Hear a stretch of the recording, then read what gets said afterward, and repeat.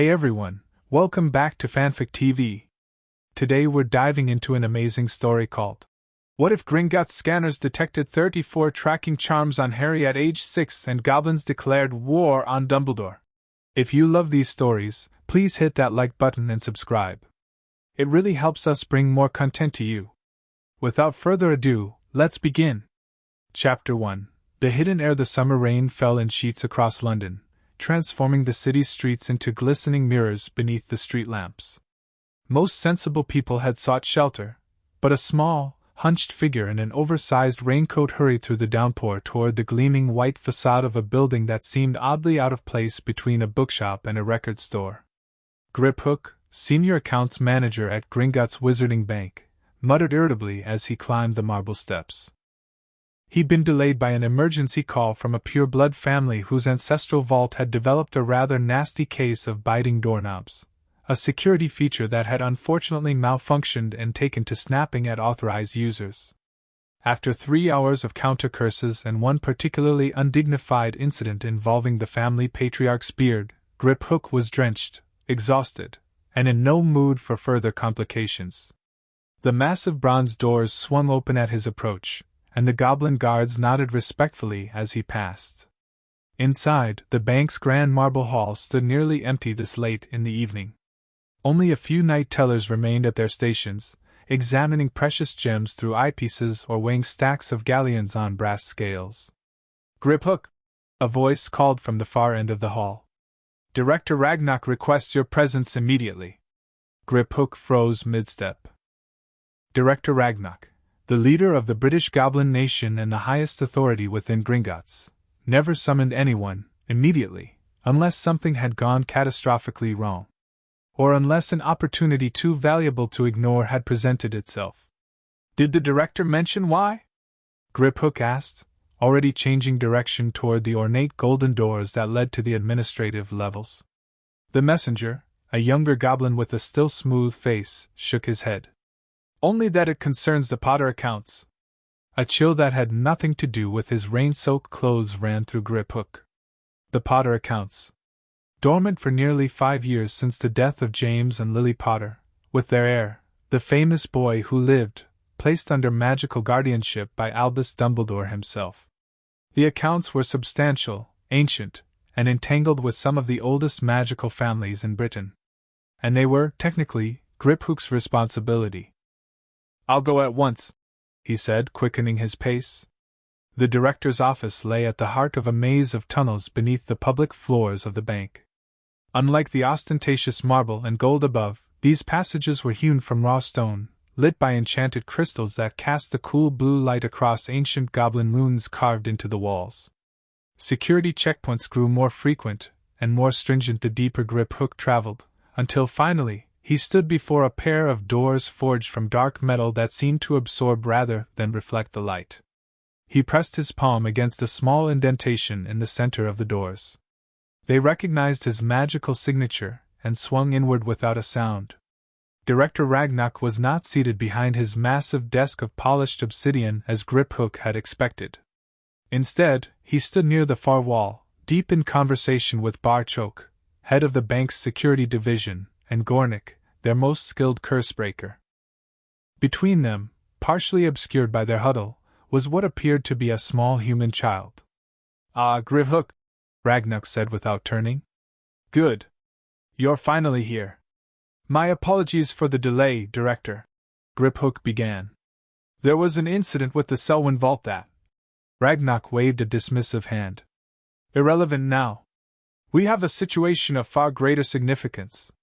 He stepped aside, revealing the child fully for the first time.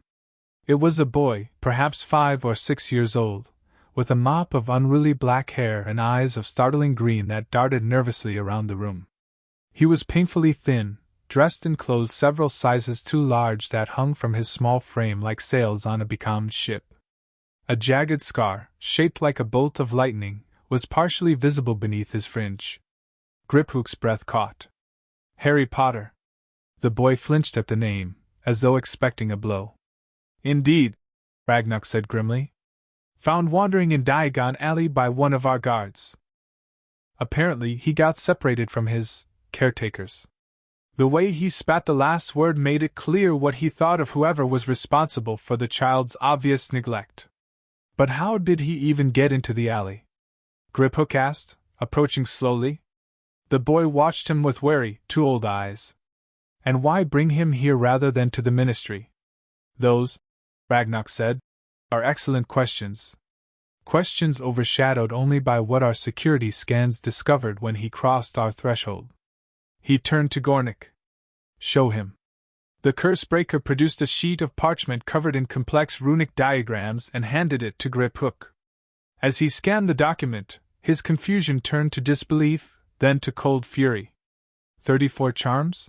He whispered, looking up at the child with new eyes. On a child of 6? Monitoring charms. Tracking charms. Magical suppressors. Health monitors. Emotional dampeners. Even compulsion webs designed to activate at certain ages. Barchok listed, ticking them off on long, gnarled fingers. Most linked directly to a single magical signature. Albus Dumbledore. Griphook read from the bottom of the parchment, where the magical signature had been identified. His grip tightened, crumpling the edge of the document. This is unprecedented. It's more than that, Ragnarok said quietly. It's a violation of the Treaty of 1612 and the Magical Guardian Accords of 1738. To place such extensive magical bindings on a child, an heir to a noble house, no less, without the knowledge or consent of Gringotts as the stewards of his inheritance. He trailed off, letting the implications sink in. Griphook glanced at the boy again. Harry Potter stood still and silent, watching their conversation with the careful attention of someone accustomed to gauging adult moods for signs of danger. That wariness alone told a story the goblin found deeply troubling. Does the child understand what's happening? He asked in gobbledygook. Not fully, Gornik replied in the same language. When we discovered the charms, we explained that he had been tagged in terms he might understand. He seemed unsurprised, merely asked if that was how they always found him when he ran. A cold knot formed in Griphook's stomach. And where exactly has he been living these past 5 years? With his mother's sister and her family, Barchok said. Muggles, in a place called Little Whinging. From what little he said, and what we've been able to determine from the monitoring charms themselves, the situation is less than ideal. Less than ideal, Ragnarok repeated with a harsh laugh. The boy is malnourished, shows signs of physical neglect, and flinches at sudden movements.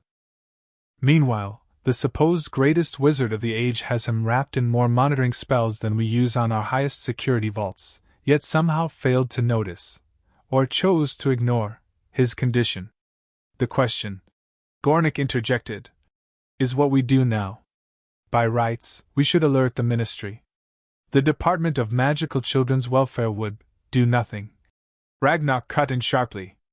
Dumbledore is Supreme Mugwump, Chief Warlock, and holds enough influence to quash any investigation before it begins. The ministry would simply return the boy to his custody, and we would lose any chance to address these violations. Griphook's mind raced through the implications, the legal precedents, the potential courses of action. Finally, he looked up, meeting Ragnarok's gaze directly. There is another option, Director. The Goblin Protection Clause of the 1738 Accords. A slow, dangerous smile spread across Ragnarok's face. Precisely what I was thinking, Griphook. Excuse me. A small voice interrupted. All 4 goblins turned, somewhat startled to hear the child speak for the first time. Harry Potter looked between them, confusion and apprehension warring on his thin face. Am I in trouble? Only if I don't get back, Uncle Vernon will be really angry, and I won't get any dinner for days, probably. The matter-of-fact way he stated this, as though going hungry was a normal and expected punishment, caused a ripple of barely suppressed fury to pass through the goblins. Ragnarok approached the boy and, in a gesture unprecedented for a goblin of his rank, knelt to meet the child's eyes. No, Mr. Potter, you are not in trouble. Quite the contrary. It seems that certain wizards have been interfering with your life in ways they had no right to do. Ways that violate ancient agreements between your kind and mine. Harry's forehead wrinkled in confusion. My kind? Wizards, Mr. Potter? You are a wizard. The boy stared for a long moment, then shook his head firmly. No, I'm just Harry. Just Harry. Uncle Vernon says there's no such thing as magic. I get in trouble when strange things happen. Ragnarok exchanged a glance with Griphook. Strange things like. Harry looked down at his oversized shoes. Like when Dudley and his friends were chasing me, and I ended up on the school roof. Or when Aunt Petunia cut all my hair off and it grew back overnight. I don't mean to do it, he added quickly. Honest. Those things happen because you are a wizard, Mr. Potter. Griphook explained gently. A young one, still growing into your power, but a wizard nonetheless. Your parents were magical too, your father from a long line of wizards, your mother a powerful witch born to non-magical parents. Harry's head snapped up, his green eyes suddenly intense. My parents? You knew my parents? I managed their accounts, Griphook said. They died protecting you from a very dark wizard when you were just a baby. They didn't die in a car crash? The question hung in the air like a thunderclap. A car crash? Barchoke repeated incredulously. That's what Aunt Petunia told me, Harry said, shrinking back slightly at the goblin's tone. That they were drunk and crashed their car, and that's how I got this. He pushed back his fringe to reveal the lightning scar. Ragnarok rose to his feet, his expression hardening into something ancient and terrible. Griphook, initiate the protocols for invoking the protection clause. Barchoke, assemble a security team. Gornick, begin preparations to remove these charms from the child. I will personally draft the formal declaration. Declaration of what, Director? Gornick asked, though his tone suggested he already knew the answer. Ragnarok's smile showed far too many teeth. War, of course. As of this moment, by the authority vested in me as Director of Gringotts and leader of the British Goblin Nation, I declare a state of formal hostility between the Goblin Nation and Albus Percival Wulfric Brian Dumbledore for violations of treaty, magical guardianship abuse, and crimes against an ancient bloodline. He turned back to Harry, his expression softening marginally. Mr. Potter, would you be willing to remain under our protection while we sort this matter out? I promise you will be safe, well-fed, and no one will punish you for accidental magic or asking questions. Harry looked around at the strange creatures who had shown him more consideration in the past hour than his relatives had in 5 years. Can I really not go back to the Dursleys? Not if I have anything to say about it. Ragnarok promised. And I have quite a lot to say on the matter. For the first time since entering Gringotts, Harry Potter smiled.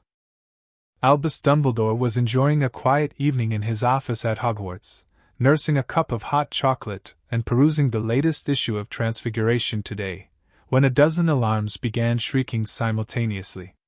He leapt to his feet, wand drawn, as various silver instruments on his desk and shelves began spinning, smoking, or emitting high-pitched wails. What in Merlin's name? He began, before the realization hit him like a stunning spell. These were the monitors tied to Harry Potter and the blood wards at Privet Drive. And they were all, impossibly, indicating the same thing. The wards had fallen, the monitoring charms were being dismantled, and Harry Potter was no longer where he was supposed to be. He lunged for the flue, throwing in a handful of powder. Arabella Figg's residence! The flames turned green, and he thrust his head into the fire. Arabella! Arabella, are you there? After a moment, an elderly woman in a dressing gown hurried into view, her hair in curlers. Albus? What's wrong? It's nearly midnight. Harry Potter. Dumbledore said urgently. When did you last see him? Arabella Figg frowned, counting on her fingers.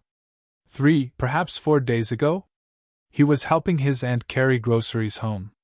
Looked thin as always, poor lamb, but nothing unusual. I need you to check on the Dursley house immediately. Tell them anything, say one of your cats is missing, whatever you must, but confirm whether Harry is there. Now? But now, Arabella. It's of the utmost importance.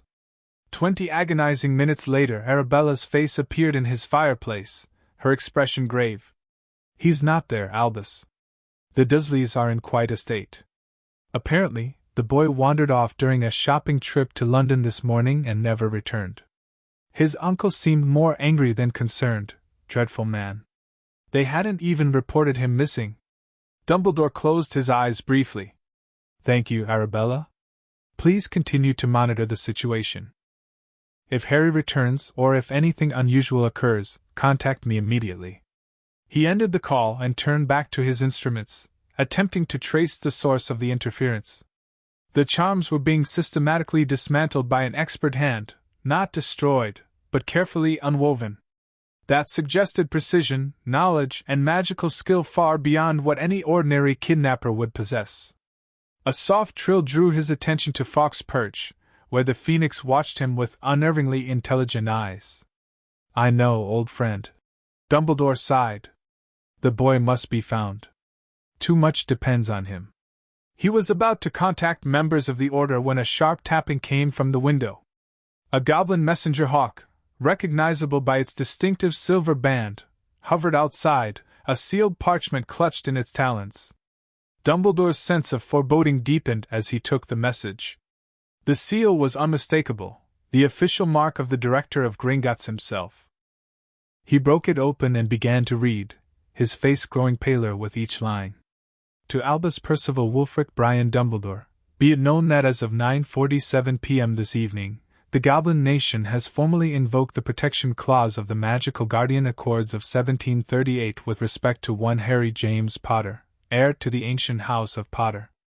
Upon his entrance to Gringotts Bank, standard security protocols detected no fewer than 34 unauthorized monitoring, tracking, and behavioral modification charms placed upon his person, all bearing your magical signature. This constitutes a direct violation of Articles 3, 7, and 9 of the Treaty of 1612, as well as Sections 12 through 17 of the aforementioned Accords, wherein no magical guardian may place bindings upon an heir without formal notification and approval of Gringotts as steward of the hereditary vaults. Furthermore, investigation has revealed evidence of neglect and mistreatment during his placement with Muggle relatives, a placement made by you without consultation of the Potter will or notification to the Wisengamot's Department of Magical Guardianship. By the authority vested in me as Director of Gringotts and leader of the British Goblin Nation, I hereby declare a state of formal hostility between the Goblin Nation and yourself personally.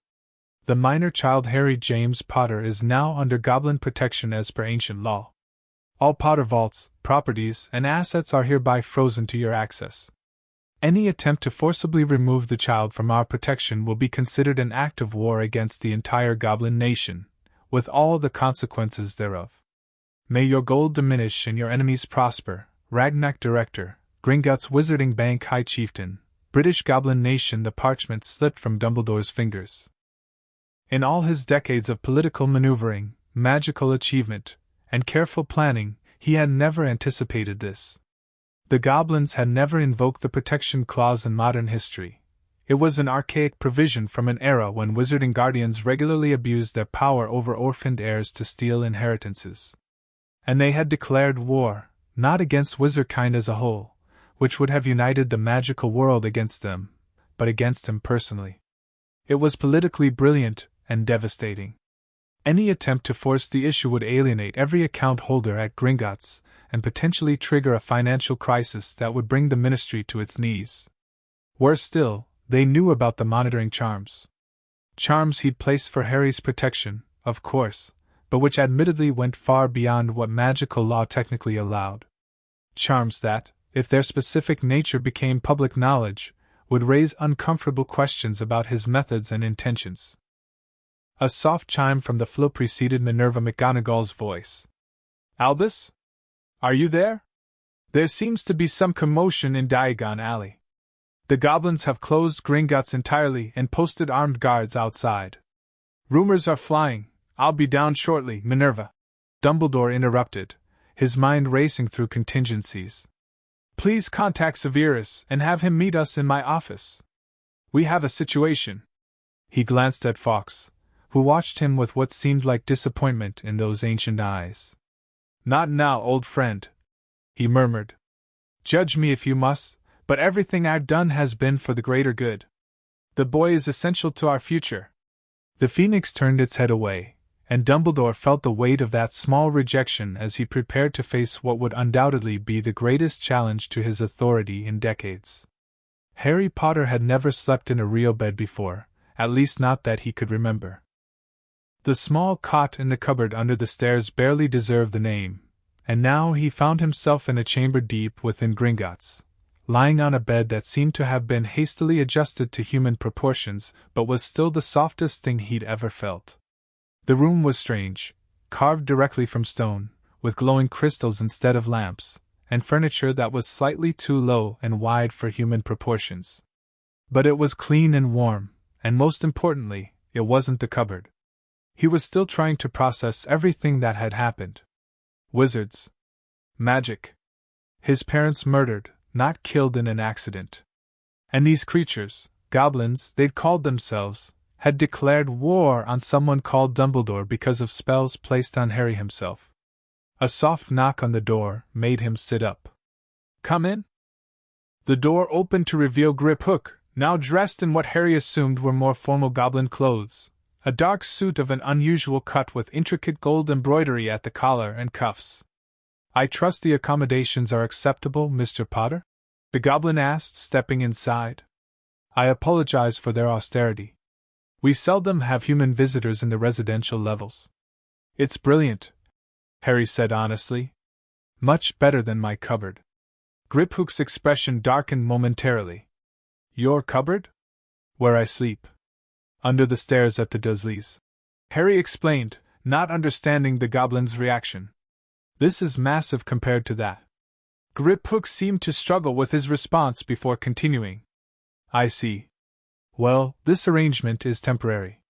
We're preparing more suitable quarters for a longer stay, should that prove necessary." He hesitated. "Mr. Potter, do you understand what's happening? Why you're here with us rather than with your relatives?" Harry considered the question seriously. "Sort of. You said someone put spells on me without permission. And that my aunt and uncle weren't supposed to have me?" He frowned. "But I don't understand why anyone would want to put spells on me. I'm nobody important." The goblin moved closer, taking a seat on a small stool near the bed. "That, Mr. Potter, is where you are quite mistaken. In the wizarding world, you are very important indeed." Over the next hour, Griphook explained, in simple terms appropriate for a 6-year-old, about Voldemort, the war that had claimed Harry's parents, and how Harry himself had somehow survived a curse that should have been unsurvivable, becoming famous as the boy who lived. "So everyone in the wizard world knows who I am?" Harry asked, wide-eyed. "Indeed. Which makes it all the more concerning that you were placed with muggles who mistreated you and kept your heritage secret," Griphook replied. "According to our records, your parents will specified several potential guardians. Your godfather, Sirius Black, was their first choice, but he was imprisoned shortly after their deaths. However, there were others, the Longbottoms, Remus Lupin, even Professor McGonagall at Hogwarts. Then why was I sent to the Dursleys? They hate magic. Hate me." Griphook's expression grew calculated. "That, Mr. Potter, is the central question. Albus Dumbledore placed you there, claiming blood protections through your mother's sister would keep you safe from the Dark Lord's remaining followers. But he never consulted the will, never informed the Ministry's guardianship department, and then proceeded to place extensive monitoring and control charms on you." "Control charms?" Harry asked, a chill running through him. "What do those do?" "Some monitor your health and location. Others track accidental magic. Some are more troubling. There are compulsion webs designed to activate as you grow older, spells that would subtly influence your thoughts, your friendships, even your career ambitions." Harry wrapped his arms around himself. "Can you get them off me?" "We're working on it," Griphook assured him. "Goblin curse breakers are the best in the world, but we must proceed carefully. Removing them improperly could harm your magic. For now, we've disconnected them from their source. Dumbledore can no longer monitor you through them." "Is that why you declared war on him?" Griphook looked surprised. "You understood that part?" Harry shrugged. I listen a lot. People don't notice me much, so I hear things. The Dursleys mostly forget I'm there unless they want something done. The Goblins studied him with new interest. A useful skill. Yes, that's part of why we've taken this stance. The Goblin Nation has a complex relationship with wizard kind. We manage their gold but are denied wand rights and full citizenship. Treaties restrict our activities, but they also provide certain protections and authorities. By invoking the Protection Clause, we've essentially claimed temporary magical guardianship over you based on evidence of mistreatment and magical tampering. It's an ancient provision rarely used in modern times, but legally binding. Harry considered this. So, what happens now? Will I live here? For the immediate future, yes.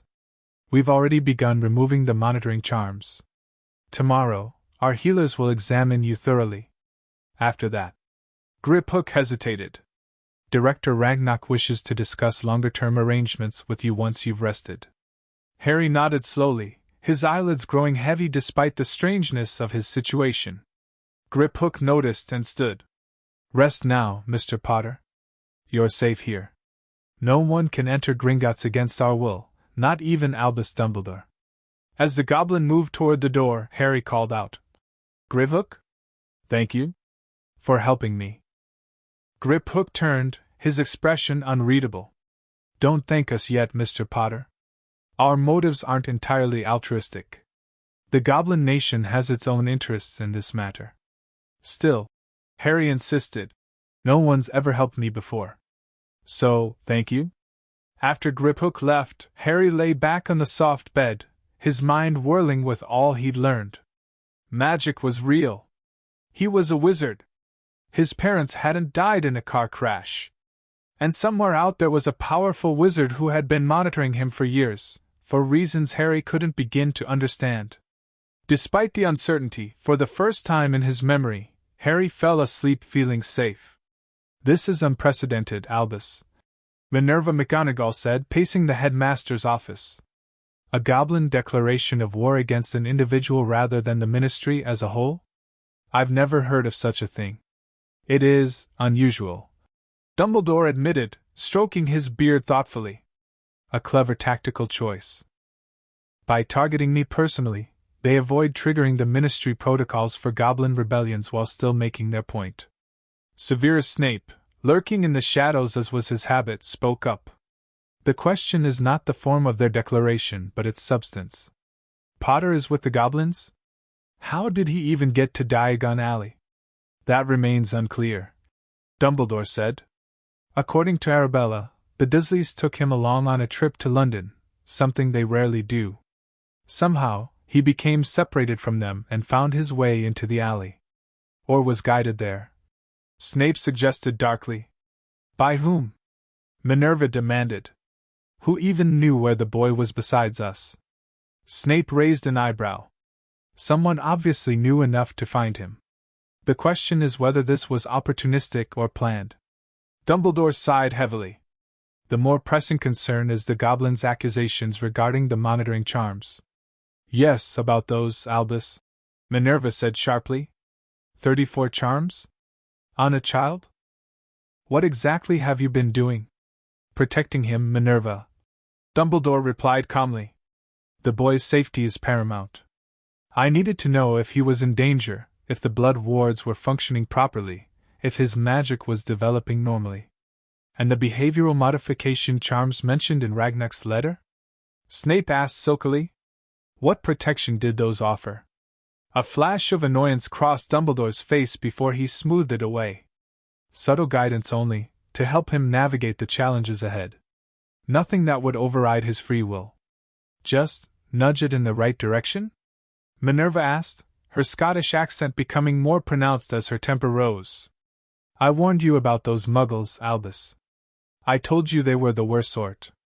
What did the goblins find that prompted this response? I suspect they're exaggerating any issues to justify their actions, Dumbledore said dismissively. The blood protection through Lily's sister was essential. Some discomfort was an acceptable trade-off for his safety.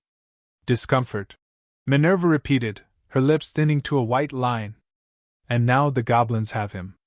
What do you intend to do? Dumbledore steepled his fingers. Carefully, Minerva. We must proceed very carefully. If I move against the goblins directly, it could trigger a full banking crisis.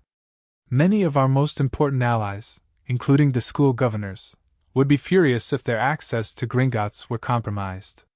So we do nothing? Snape asked incredulously. I didn't say that. Dumbledore corrected mildly. I've already contacted old friends at the International Confederation of Wizards. There are diplomatic channels, precedents to be cited, compromises to be negotiated. The goblins may have won this opening move, but the game is far from over. This isn't a game, Albus. Minerva snapped. This is a child's life. Of course. Dumbledore agreed smoothly. Which is precisely why we must ensure he returns to the protection of the Blood Wards as soon as possible.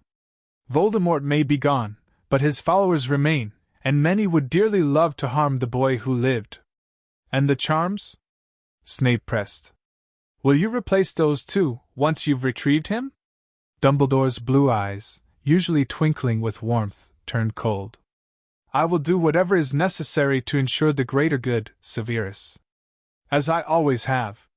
A tense silence fell over the office, broken only by the soft whirring of the few monitoring devices that hadn't been dismantled by the goblins' curse breakers. There is another concern, Snape finally said. The Dark Lord's followers. If word spreads that Potter is no longer under your protection, then we must ensure that word does not spread. Dumbledore interrupted. As far as the public is concerned, Harry Potter remains safely hidden. I've already spoken with the Prophet. They've agreed to silence on the matter in exchange for an exclusive when it's resolved. And if it isn't resolved quickly? Minerva asked. Dumbledore's expression hardened with determination. It will be Minerva. One way or another. The goblin healers were nothing like the doctors Harry had occasionally glimpsed when Aunt Petunia took Dudley for checkups. For one thing, they were barely taller than Harry himself, with long fingers that moved with surprising gentleness as they examined him. For another, they used glowing crystals, strange instruments that hummed and vibrated, and occasionally muttered words in a harsh language that made Harry's skin tingle.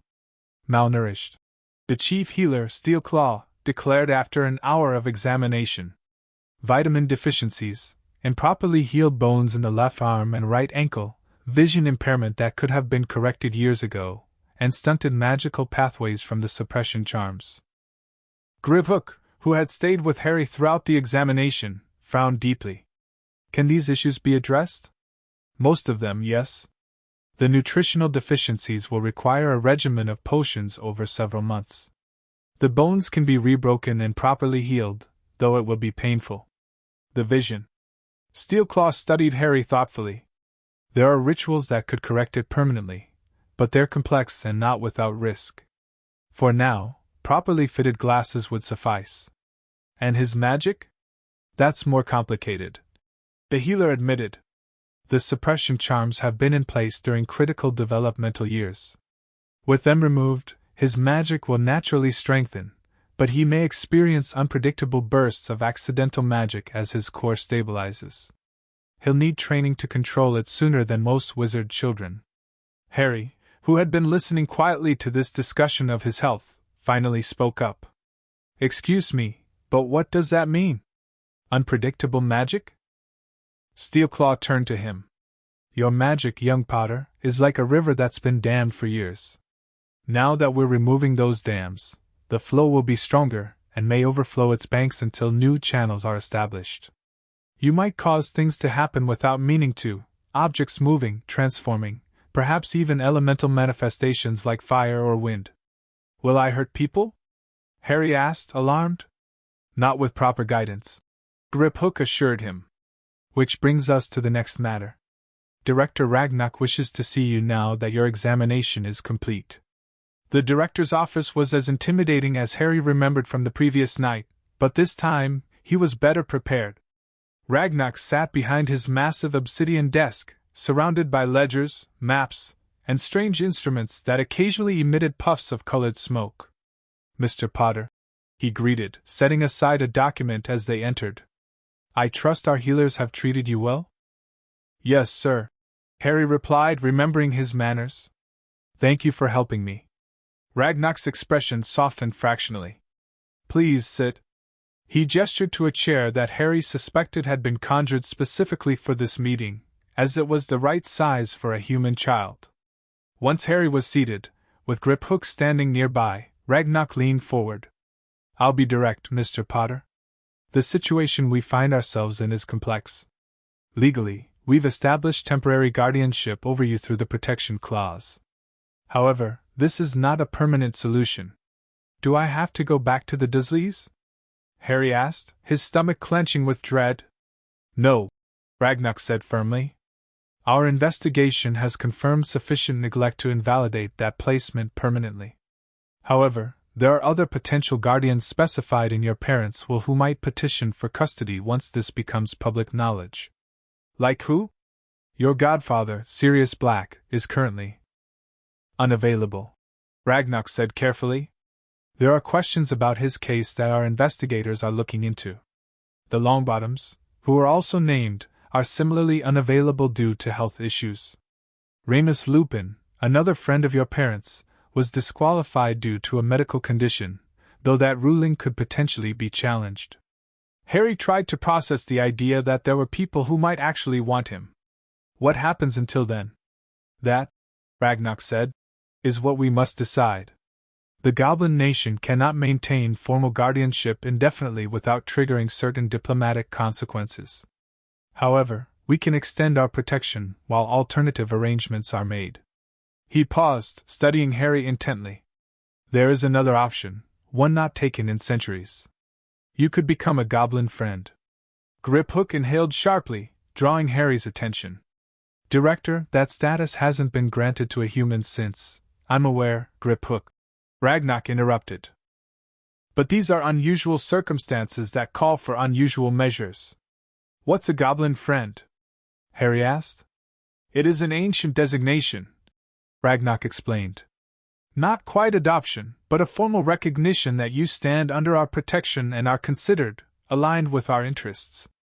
It would allow you to live among us, learn our ways, and even receive education in certain forms of goblin magic normally forbidden to wizards, all while remaining legally human and retaining your position in wizarding society. Harry's eyes widened. You would teach me magic? Goblin magic, Ragnar corrected. Different from the wand magic you will eventually learn at Hogwarts. Earlier than wizards typically begin formal instruction, but your situation demands it. Your magical core is destabilizing without the suppression charms. You need training to control it.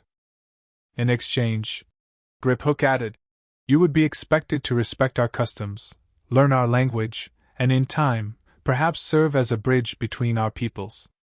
It's not a decision to be made lightly. Harry considered this. What about Dumbledore? Won't he try to take me back? Undoubtedly, Ragnar said grimly. He's already begun diplomatic maneuvering. However, as a goblin friend, you would be protected by treaties even older than the ones he's currently citing. And any move against you would be considered an act against the entire goblin nation. Why would you do this for me? Harry asked, genuinely puzzled. Griphook said you had your own interests. Ragnar smiled, showing pointed teeth. Perceptive.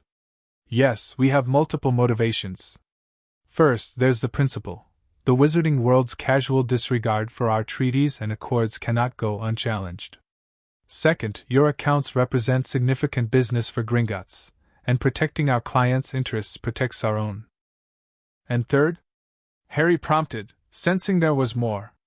Third, Ragnar admitted, there is the matter of your unique status. The boy who lived, raised with an understanding of goblin culture and sympathetic to our concerns. That represents a potentially valuable shift in relations between our peoples when you come of age and claim your inheritance. Harry appreciated the honesty. At the Dursleys, motivations were simple. They disliked him and resented his presence, but were never openly acknowledged. This straightforward admission of self-interest felt refreshingly transparent. If I become a goblin friend, he asked, would I still go to Hogwarts when I'm older? Yes, Ragnar confirmed. Your place there is assured. You would attend with a foundation in magic few of your peers would possess, and with allies few would expect. Harry thought for a long moment. The choice seemed obvious. Stay with creatures who, despite their admission of self-interest, had treated him with more care in one day than his relatives had in 5 years, or return to a world where a powerful wizard had been monitoring his every move for unknown purposes. "I'd like to be a goblin friend," he said firmly. "If you'll have me." Ragnar's smile widened. "Excellent. Griphook will serve as your primary guardian and instructor. The ritual can be performed tomorrow, after you've had another day of healing treatment." "Ritual?" Harry asked nervously. "Nothing excessive," Griphook assured him. "A formal acknowledgement of the bond between you and the Goblin Nation. Some ceremonial blood, just a few drops," he added, seeing Harry's alarm. "It will grant you certain protections and recognitions within goblin magic. Until then," Ragnar said, rising to indicate the meeting was concluding, "rest, recover, and prepare yourself, Mr. Potter. Your life is about to change dramatically." As Harry followed Griphook from the office, he reflected that his life had already changed more in the past 24 hours than in all his previous years combined. For the first time, he was looking forward to what came next. In the days that followed Harry's discovery at Gringotts, a carefully choreographed battle unfolded across multiple fronts. While Harry underwent healing treatments and prepared for the Goblin Friend ritual, Albus Dumbledore mobilized every political and legal resource at his disposal. At the Ministry of Magic, Cornelius Fudge found himself caught between conflicting pressures. On one side was Dumbledore, the most influential wizard in Britain, whose support had been crucial to Fudge's election as minister. On the other were the Goblins of Gringotts, who controlled the flow of gold that kept the ministry functioning. "This is a matter of wizard sovereignty," Lucius Malfoy argued smoothly during an emergency meeting of the Wizengamot. Regardless of one's personal feelings about Dumbledore, allowing the goblins to declare war on a wizard citizen creates a dangerous precedent. Today it's the chief warlock. Tomorrow it could be any of us who offends their sensibilities. "The treaties are clear," countered Amelia Bones, head of the Department of Magical Law Enforcement. "If the allegations regarding unauthorized charms on the Potter heir are substantiated, the Goblin's invocation of the Protection Clause is legally valid. We must investigate before taking action." "Investigate what, precisely?" demanded Bartemius Crouch Sr. "The Goblins have barred ministry officials from examining the boy. For all we know, they could be fabricating these claims to gain leverage over Wizarding Britain's most powerful figure." Fudge mopped his brow nervously. "Perhaps a compromise? If Dumbledore agrees to temporarily step down from the ICW and Wizengamot until this matter is resolved, the Goblins might be persuaded to allow a neutral third party to examine the boy." What the Wizengamot didn't know was that while they debated, events at Gringotts were already proceeding to their conclusion. The Hall of Covenant lay deep beneath Gringotts, in caverns older than the bank itself. Ancient magic permeated the stone walls, which were covered in runic carvings that pulsed with a soft, golden light. In the center of the circular chamber stood a raised dais of polished black stone, upon which rested a shallow basin of beaten silver. Harry, dressed in formal robes provided by the goblins, stood nervously at the edge of the dais. Around him, 7 goblin elders including Ragnar formed a circle, each holding a ceremonial dagger. "Are you ready, Mr. Potter?" Griphook asked quietly at his side.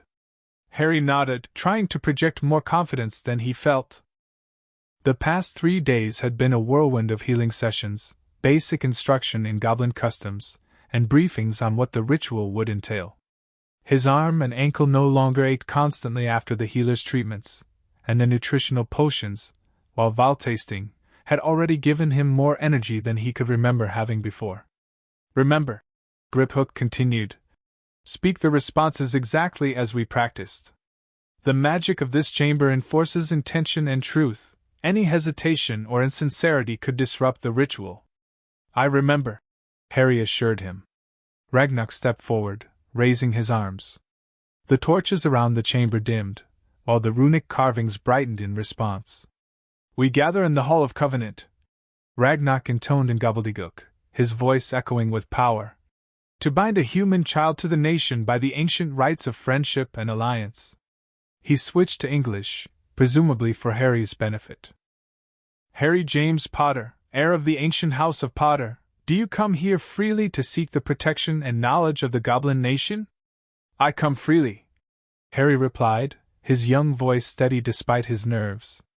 Do you acknowledge the sovereignty of Gringotts over matters of inheritance and blood-bound treasure?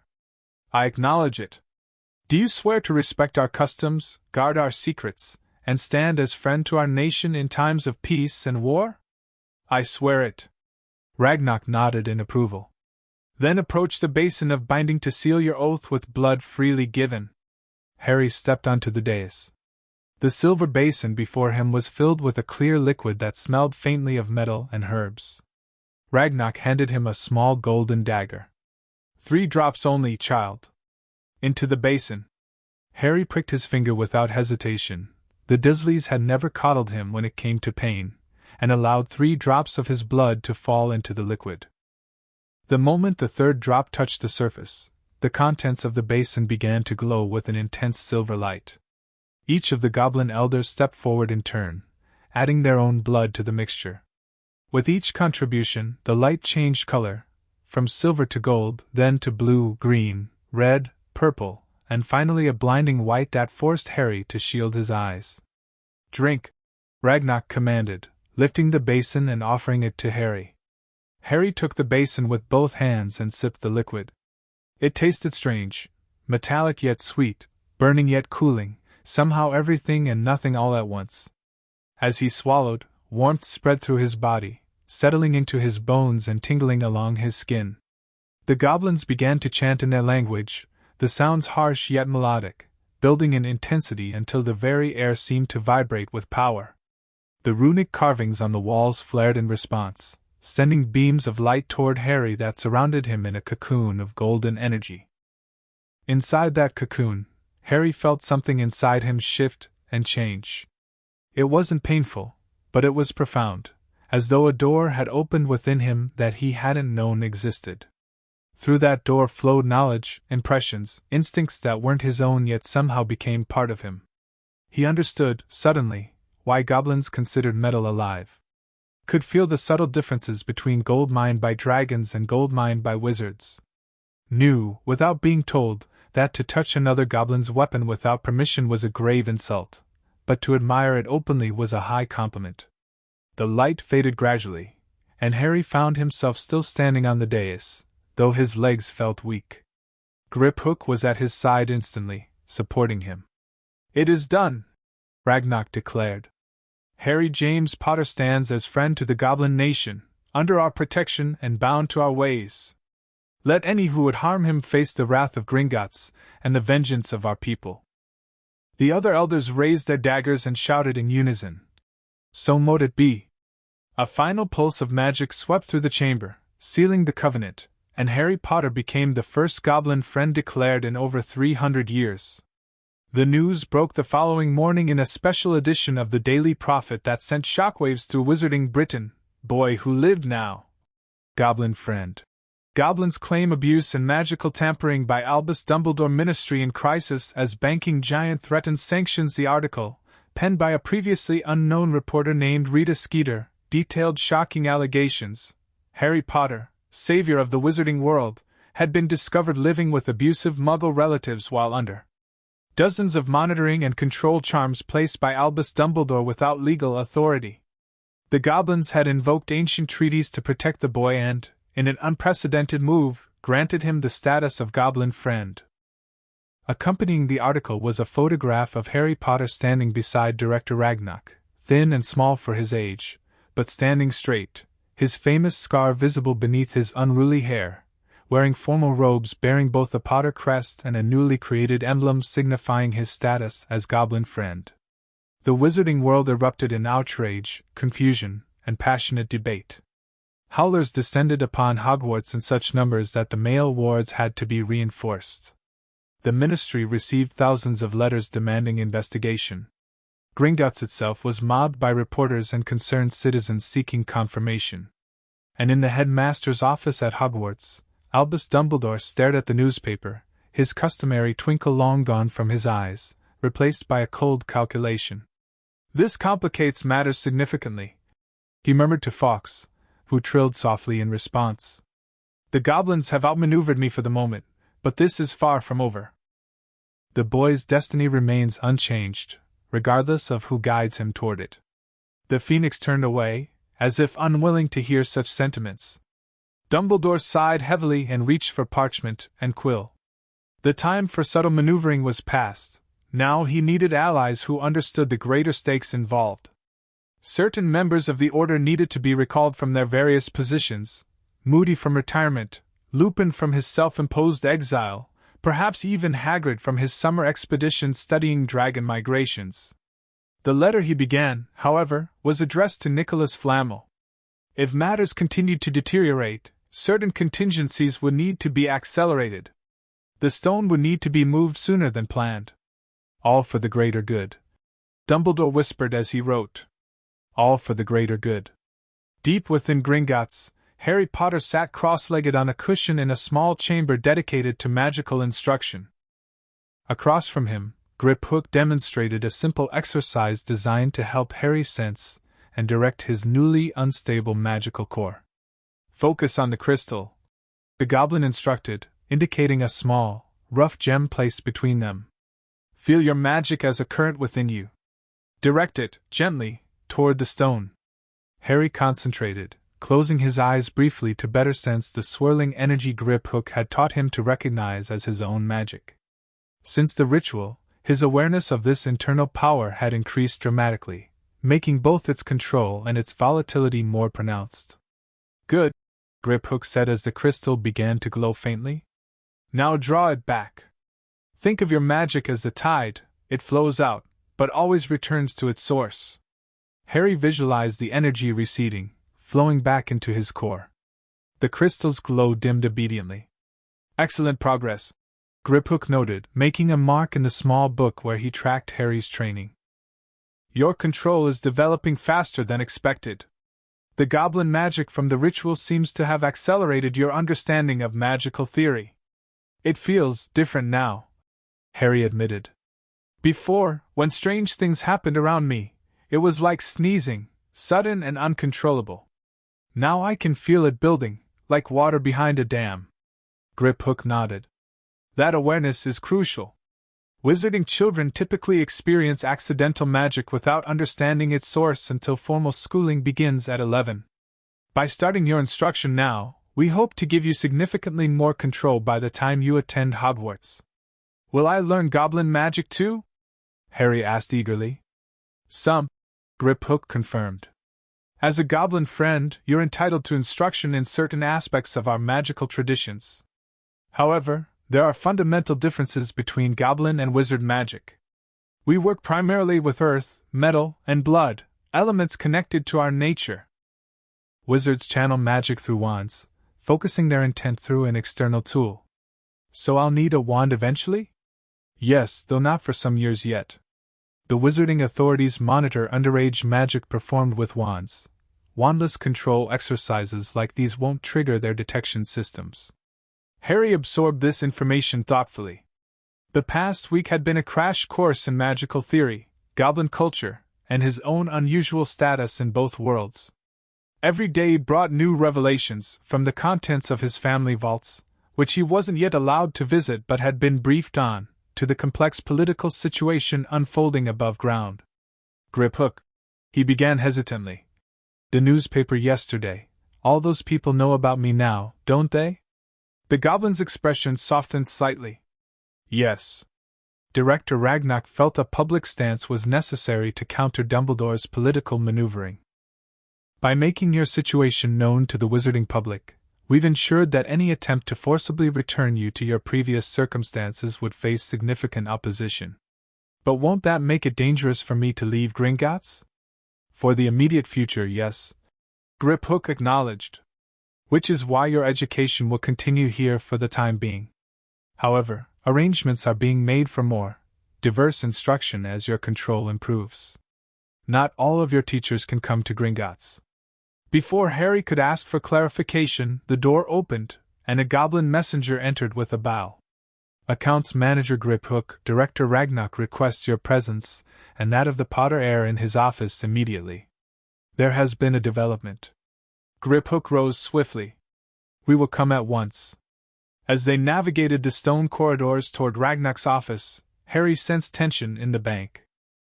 Goblins moved with greater urgency than usual, and more armed guards were visible at key junctions. What's happening? He whispered to Griphook. I'm not certain, the goblin replied. But given recent events, I suspect Dumbledore has made his next move. Ragnarok wasn't alone when they entered his office. Beside his desk stood a witch in formal robes bearing an insignia Harry didn't recognize, an M surrounded by stars. She had a stern face with lines of worry around her eyes, and her dark hair was pulled back in a severe bun. Mr. Potter, Ragnarok greeted. Allow me to introduce Madame Amelia Bones, head of the Department of Magical Law Enforcement. She has come with a formal request from the Ministry of Magic. Harry felt a flutter of panic. Were they going to take him away already? He instinctively stepped closer to Griphook. There's no need for alarm, Madame Bones said, her voice surprisingly gentle despite her intimidating appearance. I'm not here to remove you from Gringotts. I'm here because certain, concerning allegations have been made that require investigation. Regarding the tracking charms? Griphook asked sharply. Among other things. Madame Bones confirmed. The Wisengamot has authorized an independent examination of Mr. Potter's case, including verification of the charms allegedly placed on him and a review of his previous living conditions. She turned to Harry. Mr. Potter, with your permission, and that of your goblin guardians, I would like to have our department's medical examiner confirm the findings reported by the goblin healers, and our spell analysts verify the nature of the charms found on your person. Harry looked to Griphook uncertainly. It is your choice, the goblin told him. As your guardian, I advise cooperation with Madame Bones. She has a reputation for fairness, and independent verification of our claims would strengthen our position considerably. Ragnarok nodded in agreement. Madame Bones has given her magical oath that you will not be removed from Gringotts without our consent during this investigation. Harry considered this. Will it help stop Dumbledore from taking me back to the Dursleys? If what the goblins claim is true, Madame Bones said carefully, then yes, it would make it extremely difficult for anyone to return you to that situation. Child welfare laws in the wizarding world are quite strict when properly enforced. Then I agree, Harry said firmly. Madame Bones smiled slightly. Thank you, Mr. Potter. My team is waiting outside, a healer, a curse breaker, and a legal scribe to document everything officially. With your permission, Director? She added, turning to Ragnarok. The goblin pressed a small crystal on his desk, and the doors opened to admit 3 more witches and wizards, each carrying equipment appropriate to their specialties. What followed was an exhaustive examination even more thorough than what the goblin healers had conducted. The ministry healer, a kind-faced witch named Healer Stillwell, documented every scar, every poorly healed injury, every sign of malnutrition with meticulous care. The curse breaker, a weathered wizard introduced only as Patterson, used complex spells to detect and analyze the remains of the charms the goblins had already begun dismantling. Throughout it all, the legal scribe's quill scratched continuously across parchment, recording every finding in official language that would be admissible in wizarding courts. 34 separate charms, Patterson finally confirmed, lowering his wand. Most partially dismantled now, but their magical signatures remain clear enough for identification. Monitoring charms, trackers, suppressors, and yes, compulsion webs designed with activation triggers keyed to specific ages and conditions. He glanced at Madame Bones. The signature is unmistakable. Albus Dumbledore placed these personally. The healer's report was equally damning. Consistent pattern of nutritional neglect spanning years. Evidence of untreated injuries, including a spiral fracture of the left radius consistent with the arm being twisted, an injury highly unlikely to occur accidentally in a child this age. Growth stunting that will require extensive magical intervention to reverse. Madame Bones's expression had grown progressively grimmer as the evidence mounted. "Mr. Potter," she said finally, "can you tell me about your life with your relatives? In your own words?" Harry hesitated, uncomfortable with the attention of so many adults. "It was normal, I guess. For me." "What was normal?" she prompted gently. "Living in the cupboard under the stairs. Doing chores. Not asking questions. Getting punished when strange things happened around me." He shrugged, finding it difficult to articulate what had simply been his reality. "Not being wanted." The scribe's quill paused momentarily before resuming its rapid movement across the parchment. Madame Bones kept her expression professional, but her knuckles whitened as she gripped her wand. "And did anyone ever visit you there?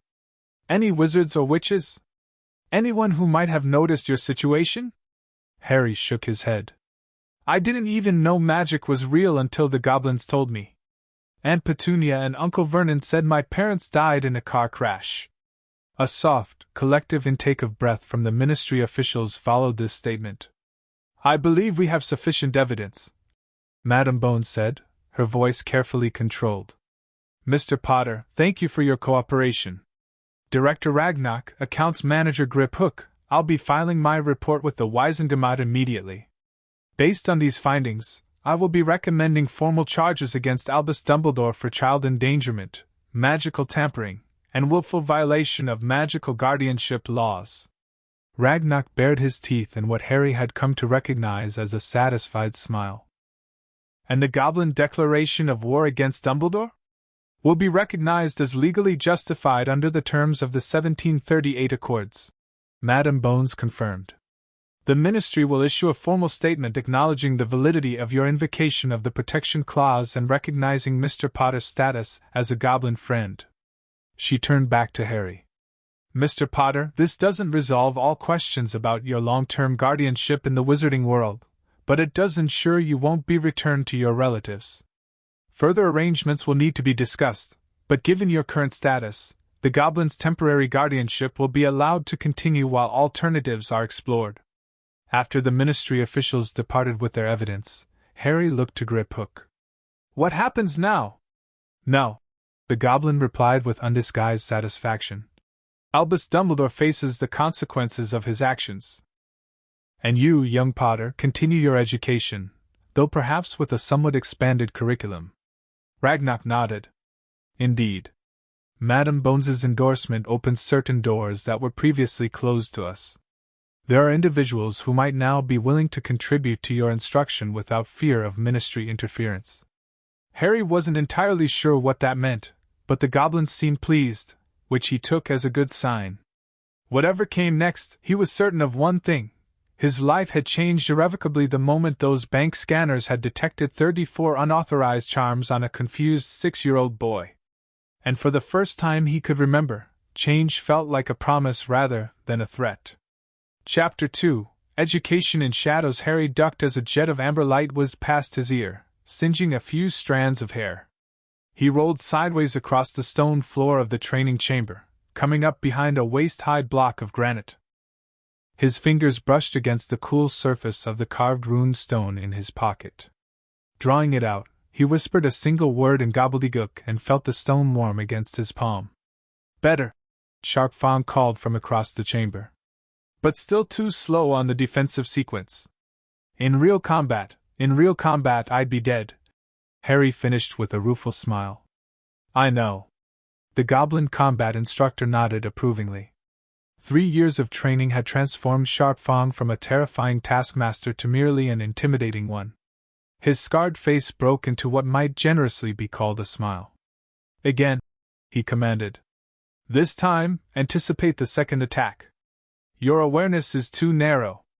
At 9 years old, Harry Potter bore little resemblance to the frightened, malnourished child who had stumbled into Gringotts 3 years earlier. He'd grown several inches, though still shorter than average for his age, despite the goblin healer's best efforts to reverse years of malnutrition. His body had shed its fragility, developing wiry strength from hours of physical training. His once baggy clothes had been replaced with practical garments of goblin make, leather trousers designed for movement, a linen shirt with protective runes sewn into the seams, and lightweight boots that made almost no sound when he moved carefully. Most striking was the change in his eyes. Behind new glasses properly fitted to his face, they held confidence and awareness that no 9-year-old should possess. Harry readied himself for another round. He'd learned early that goblins didn't believe in coddling students. Magical or physical training was conducted with an intensity that would horrify most wizarding parents. But Harry thrived under the challenge. After years of being told he was worthless, being pushed because they believed he could succeed was a revelation. This time, when Sharpfang's spell came, faster and from a different angle, Harry was ready. He activated the shield rune a half-second earlier, the translucent barrier of golden energy absorbing the attack.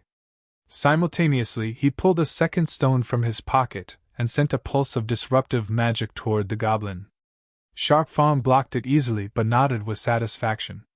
Progress. Your reaction time is improving. Not enough to actually hit you, Harry pointed out, slipping the rune stones back into his pockets. You're 9, Potter, Sharpfang said dryly.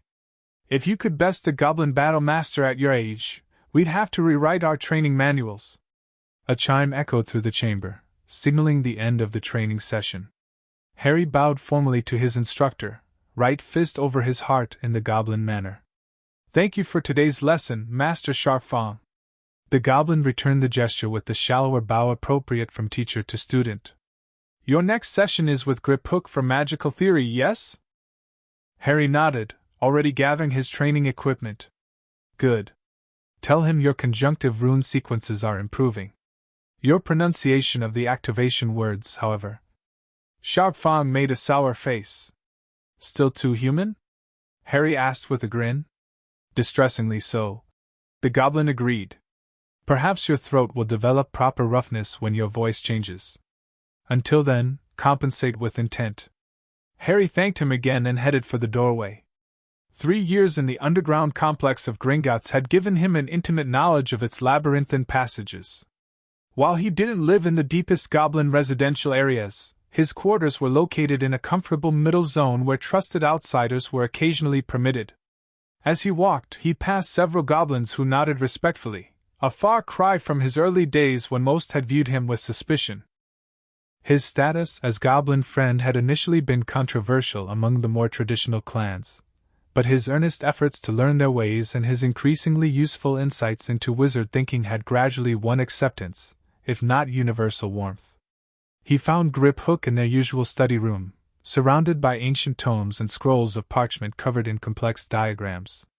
You're 3 minutes late, the goblin said without looking up. Sharpfang added a surprise element to today's defensive drill, Harry explained, sliding into his seat. Griphook finally glanced up, his sharp eyes taking in Harry's slightly singed hair. I see. Elemental variations? Directional unpredictability. He's trying to break me of anticipating attacks from the standard angles. Sensible, Griphook acknowledged. Now, we left off yesterday discussing the theoretical intersection between Goblin Earth magic and wizard transfiguration. Have you completed the comparative analysis I assigned? Harry produced a roll of parchment from his bag. I think I've identified 3 key divergence points in the underlying magical theories. The most significant is in the approach to material permanence. For the next hour, they delved into advanced magical theory that would challenge many adult wizards.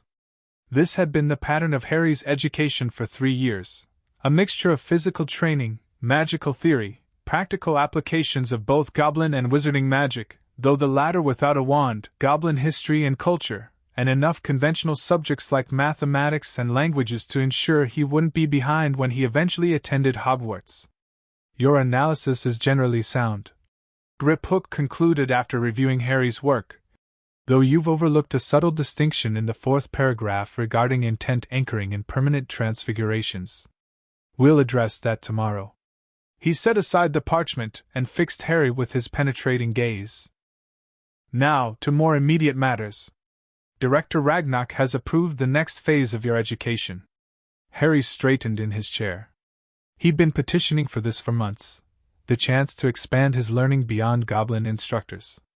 While he valued their knowledge immensely, He was acutely aware that his understanding of the wizarding world remained largely theoretical. Who? He asked eagerly. Patience, Griphook admonished. First, we must discuss security protocols. While the furor over your placement has diminished somewhat, Dumbledore has not abandoned his efforts to regain control of your guardianship. Harry's expression darkened. The years since his discovery had seen numerous legal challenges from Dumbledore, attempting to invalidate the Goblin protection or assert his authority as Harry's magical guardian. Each had been thwarted through a combination of Goblin legal maneuvering, the evidence of abuse and magical tampering gathered by Madame Bones, and strategic releases of information to the wizarding press that kept public opinion firmly on Harry's side. What's his latest approach? Harry asked. More subtle than previous attempts, Griphook admitted. He's now promoting legislation in the Wisengamot that would require all magical children to attend a safety assessment at the Ministry twice yearly, with exceptions for those attending Hogwarts, naturally. Harry snorted. Convenient. And if I failed this assessment? Then the Ministry could mandate alternative living arrangements deemed more suitable for magical development. The legislation doesn't specifically mention you, but the intent is transparent. Will it pass? Unlikely. The old families would never accept such ministry interference with their children. But it shows Dumbledore's persistence. He has not abandoned whatever plans he had for you. Harry nodded thoughtfully. He'd spent countless hours trying to understand why the headmaster had gone to such lengths to control him. The Goblins had theories, most revolving around the prophecy that had marked him for Voldemort's attention, but the full truth remained elusive. So what precautions will we take for these new teachers? He asked, returning to the original topic. Unbreakable vows of secrecy regarding your location and training. Restricted knowledge of your overall education plan. And meetings will occur in secure locations outside Gringotts. We've established several appropriate safe houses. Who are they? Harry asked again. Griphook allowed himself a small smile. 4 individuals, to start. A charms mistress who will begin preparing you for eventual wand work. A potions instructor who has agreed to teach you the fundamentals of brewing. A wizard specializing in defense against the dark arts to complement Sharpfang's combat training. And, he paused for effect, a metamorphmagus to help you manage your public appearances. Harry's eyebrows shot up at the last one. A metamorphmagus? But I'm not, of course not. Griphook agreed.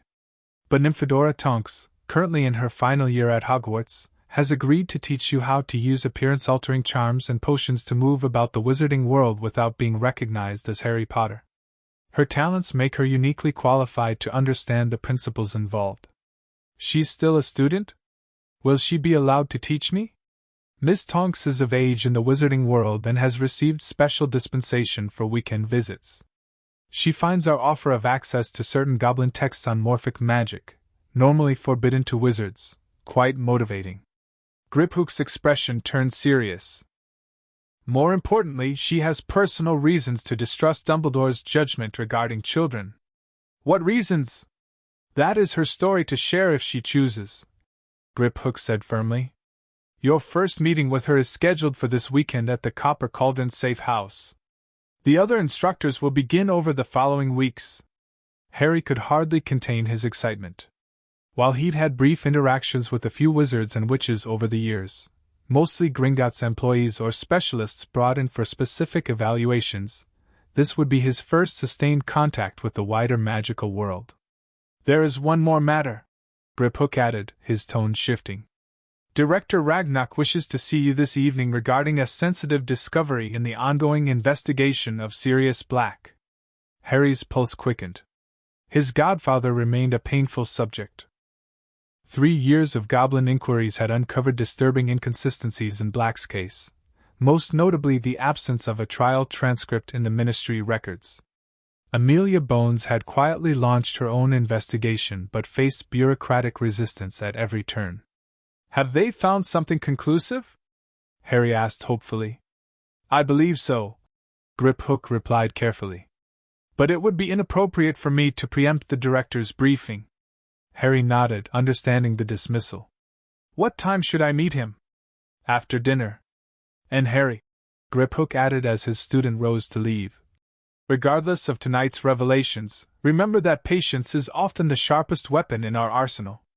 Albus Dumbledore sat in his office at Hogwarts, contemplating the silver devices on his desk. Once, they had monitored Harry Potter's location, health, and magical development. Now they sat silent and useless, severed from their target 3 years ago by goblin curse breakers. 3 years. 3 years of setbacks, political damage, and carefully laid plans left in tatters.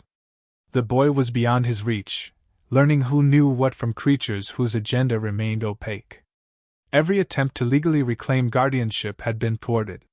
Even his position as Supreme Mugwump had been temporarily suspended pending the outcome of the child welfare case against him. A soft knock at the door interrupted his brooding. "Enter," he called. Minerva McGonagall stepped into the office, her expression carefully neutral. Their relationship had cooled considerably since the revelations about Harry Potter's treatment, though she remained professionally loyal as his deputy headmistress. "The Board of Governors has concluded their quarterly meeting," she reported. "They've approved the budget for the coming year, with the stipulation that any expenditures over 100 galleons require their advance approval." Dumbledore sighed. Another petty restriction on his authority, the latest in a long series of such erosions. "And the staffing request for an assistant potions professor?" "Denied," McGonagall said. "Lucius Malfoy convinced them that it would be an unnecessary expense." "Of course he did," Dumbledore murmured. Lucius had been particularly aggressive in capitalizing on Dumbledore's political vulnerability, using it to strengthen his own influence over the board and, by extension, Hogwarts itself. "There is some positive news," McGonagall offered.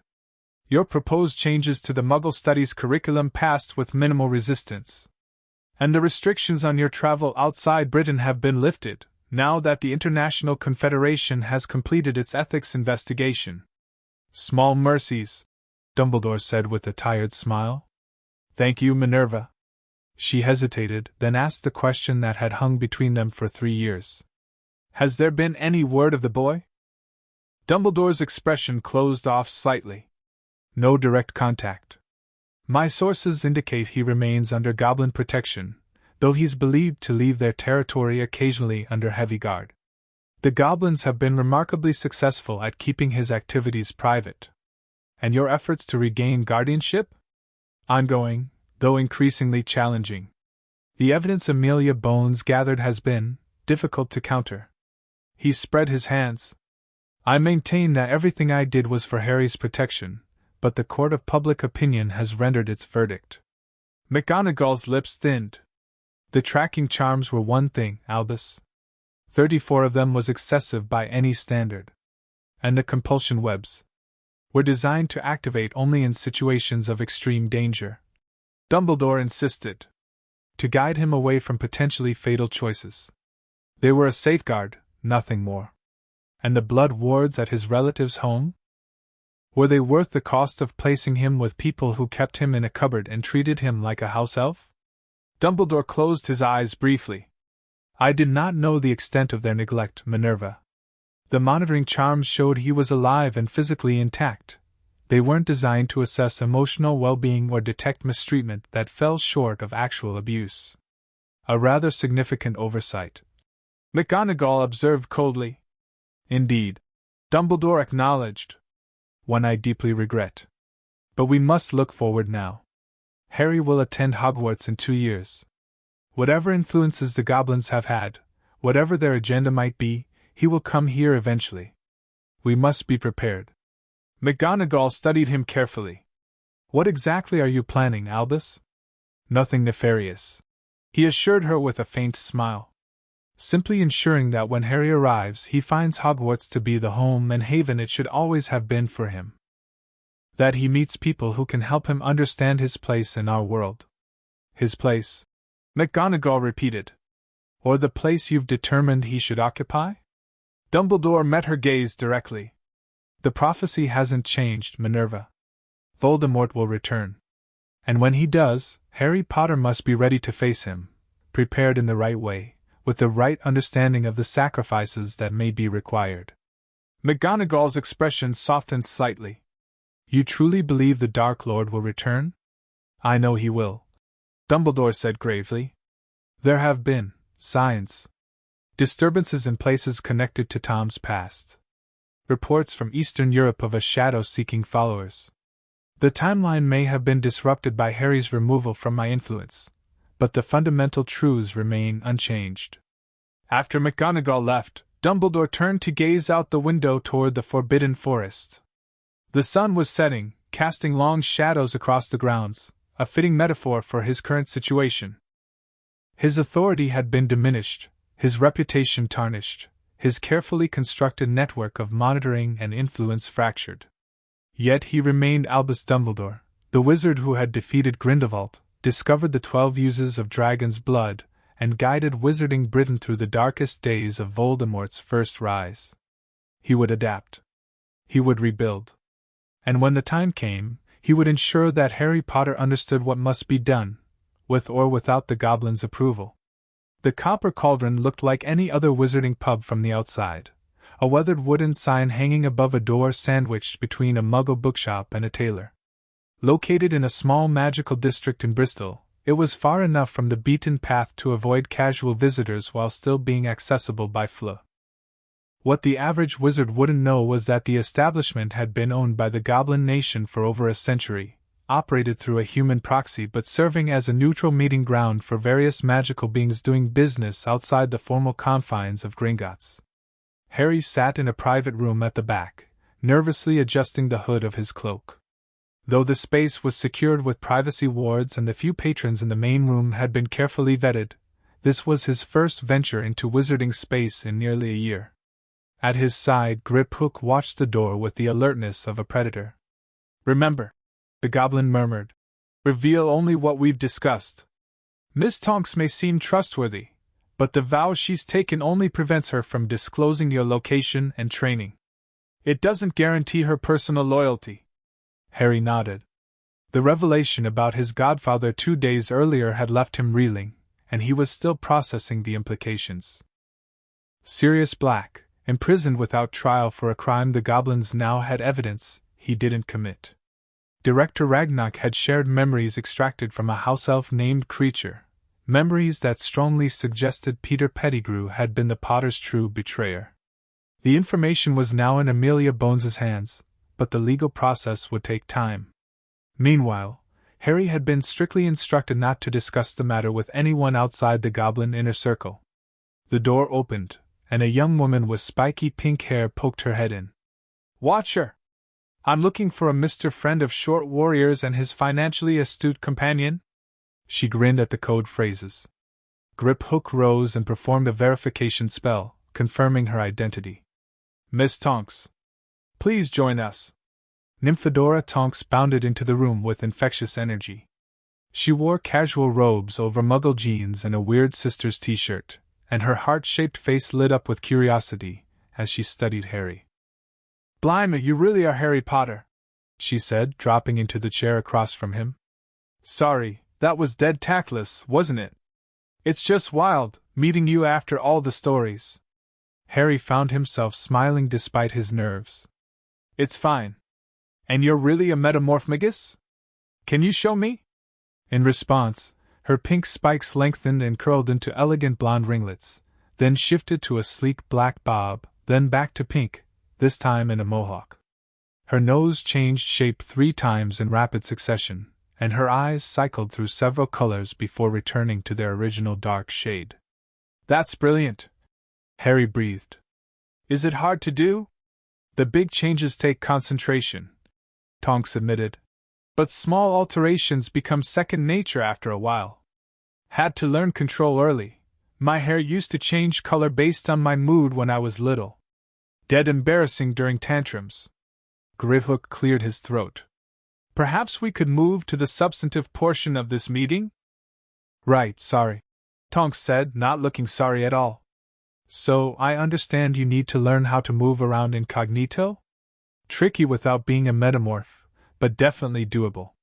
For the next hour, She explained various magical and non-magical techniques for altering one's appearance. Simple glamour charms for minor changes like hair or eye color. More complex disguise potions for temporary but comprehensive transformations. Even muggle methods like hair dye and colored contact lenses for situations where magical detection might be a concern. Harry absorbed it all eagerly, asking questions that revealed his quick understanding. Tonks seemed impressed by his grasp of magical theory, which far exceeded what she'd expected from a 9-year-old. "The goblins have taught you well," she commented after he correctly identified the limitation of a particular glamour charm. Most 7th years at Hogwarts couldn't have spotted that interaction issue. Harry has received an unconventional education, Griphook said carefully. One that prioritizes understanding magical principles over rote spellcasting. Must be nice. Tonks sighed. Hogwarts is brilliant and all, but sometimes it feels like we're just learning the what without enough of the why behind magic.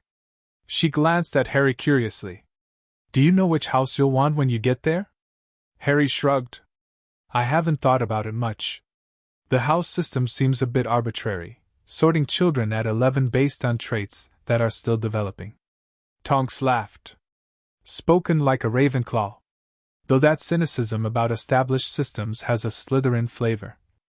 I'm curious, Harry said, seizing the opportunity to learn more about Hogwarts from a student's perspective. What's it really like? Beyond what the books say. Tonks launched into animated descriptions of castle life, the moving staircases, the ghosts, the feasts in the Great Hall, and the unique personalities of the different professors. Harry found himself hanging on every word, building a mental image of the place he would eventually attend. And then there's Snape, the potions master, Tonks was saying. Brilliant with potions, absolutely dreadful with children. Favors Slytherin shamelessly and seems to have a personal vendetta against Gryffindor. Severus Snape? Harry asked, recalling the name from Goblin briefings about his parents' contemporaries. That's him. Why? You know him? Only by reputation, Harry said carefully. He was at school with my parents. Tonks looked uncomfortable suddenly. Ah. Well, that might explain some things. He's not fond of mentioning your father, from what I've heard. But listen, don't stress about it. By the time you get to Hogwarts, you'll be prepared. And if you need anything once you're there, my cousin Dora will still be around, 4th-year Hufflepuff, can't miss her, she'll probably have purple hair by then. Harry blinked in confusion. I thought you were Dora. Nymphadora. Tonks wrinkled her nose. Call me Tonks, please. Nymphadora is what my mother calls me when she's cross. And no, Dora's my second cousin once removed or something like that. Her mum and my mum are cousins. Black family connections very tangled. At the mention of black, Harry tensed slightly. Griphook shot him a warning glance. The Blacks? Harry asked, trying to sound merely curious. Are they related to Sirius Black? Tonks's expression clouded. Yeah. He's my mum's cousin, actually. Bit of a sore subject in our family. Mum never believed he could have done what they said, turned on his best friend, your dad. She said Sirius would have died first. She shrugged uncomfortably. But they caught him red-handed, so... Harry bit his tongue to keep from blurting out what he now knew. Instead, he nodded noncommittally and changed the subject. As the meeting wound down, Tonks produced a small wooden box. Before I forget, your homework. Standard appearance-altering potions kit. Nothing too complex, but it'll let you practice the techniques we discussed. I've included instructions for each one. Thank you, Harry said sincerely. This has been really helpful. Tonks grinned. Next time, we'll work on movement and mannerisms. Dead giveaway for most disguises. People focus so much on changing their face that they forget how distinctive their walk or gestures might be. After she left, Griphook gave Harry an approving nod. You handled the black question well. It was a natural point of curiosity that wouldn't raise suspicion. She doesn't know he's innocent, Harry said quietly. Few do, at this point. But if Madame Bones's investigation proceeds as we hope, that may soon change. Griphook studied Harry's expression. You're eager to meet him. It wasn't a question, but Harry nodded anyway. He's my godfather. The last real connection to my parents. He hesitated. Do you think he'll want to be involved in my life? After Azkaban, after everything. Griphook considered the question with typical goblin frankness. Black's mental state remains unknown after years of exposure to Dementors. However, from what we've uncovered about his character and his devotion to your parents, I believe he would want to know you, once he's recovered enough to do so safely. Harry accepted this assessment. The goblins had never sugar-coated difficult truths for him, something he'd come to value over empty reassurances. Come, Griphook said, rising. We have time for a brief visit to Flourish and Blots before returning to Gringotts. Your charms instructor left a reading list, and we should acquire the materials before your first session next week. Under a mild glamour charm that dulled his famous scar and altered his eye color, Harry followed Griphook out into Diagon Alley, drinking in the sights and sounds of the wizarding world that would one day be his to navigate freely. The following weeks established a new rhythm to Harry's education. While goblin instruction continued to form the foundation of his daily routine, his horizons expanded dramatically with the addition of his wizarding teachers. Charms came most naturally to him, perhaps because of his innate magical sensitivity developed through goblin training. Mistress Atherton, a retired charms professor from Beaux Batons, marveled at his ability to understand the theoretical underpinnings of spells he wouldn't be able to cast properly until he had a wand. Your wandless control exercises have given you an advantage most young wizards lack, she told him after he successfully explained the principle behind the levitation charm. They learn the incantation and wand movement by rote, then channel magic through their wands without truly understanding what they're doing. You're working backward, understanding first, implementation later. Potions proved more challenging, primarily because it demanded precision Harry was still developing. Master Winters, a gruff American wizard who had taught at Ilvermorny before retiring to Britain, was demanding but fair. Stir clockwise 3 more times, gently, then let it simmer for exactly 47 seconds, he instructed as Harry worked on a basic pepper-up potion. Potions is unforgiving, Potter. Unlike charms or transfiguration, you can't correct a mistake with a quick counter-spell. One slip and your cauldron becomes a weapon. Defense against the dark arts lessons with Mr. Garrick, who never offered a first name, complemented Sharpfang's combat training perfectly. While the goblin focused on direct conflict tactics and aggressive defense, Garrick emphasized recognition, analysis, and strategic response to magical threats. The best defense is awareness, he repeated often, training Harry to identify signs of dark magic and recognize common curses from their effects. By the time spells are flying, you've already lost your greatest advantage. Most intriguing were the regular sessions with Tonks, who proved to be not just knowledgeable about disguise but a welcome connection to everyday wizarding life. She brought gossip from Hogwarts, news from wizarding wireless programs Harry had never heard, and a refreshing irreverence that balanced the often serious tone of his other lessons. You're getting better, she praised after Harry successfully maintained a simple disguise through an entire mock interaction. The voice modulation still needs work. You slipped back to your natural pitch when I surprised you, but the posture and gestures held perfectly. It's harder than I expected, Harry admitted, releasing the glamour with relief. Keeping everything consistent while still focusing on the conversation. Practice makes perfect, Tonks said cheerfully. By the time you get to Hogwarts, you'll be able to disappear into a crowd whenever famous Harry Potter gets too overwhelming. Between lessons, Harry continued his research into magical theory, goblin culture, and increasingly, his own family history. The goblins had provided access to the Potter family records stored in their vaults, and he spent hours poring over journals, photographs, and legal documents that painted a picture of his heritage. He learned that the Potters had been respected wand makers before pivoting to potions innovation in his grandfather's generation. That his family had consistently supported magical creature rights, sometimes at political cost. That his parents had been not just brave fighters against Voldemort, but bright, talented individuals with dreams beyond the war that had claimed them. One rainy afternoon, Griphook found him in the small library attached to his quarters, surrounded by old photographs. "Your mother on her wedding day," the goblin observed, looking at the image Harry was studying. Harry nodded. Lily Potter née Evans twirled in her wedding gown, laughing as James tried to dip her dramatically, and nearly lost his balance. They looked impossibly young and happy. "They were only 20 when they married," Harry said quietly. 21 when they had me. And dead by 22. Griphook settled into a chair nearby. "The war forced many to live accelerated lives. Your parents accomplished more in their brief time than many do in decades.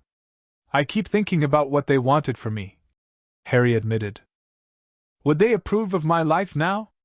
Living with goblins, learning magic most wizards never see, separated from the world they knew?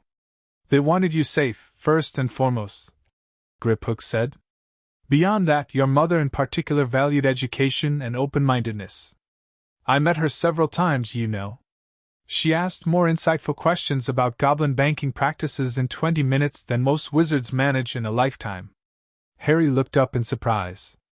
"You never told me that." Griphook shrugged. "It didn't seem relevant until you were old enough to appreciate the context. She was unusual among wizard kind. Treated us as beings worthy of respect rather than creatures providing a service. And my father?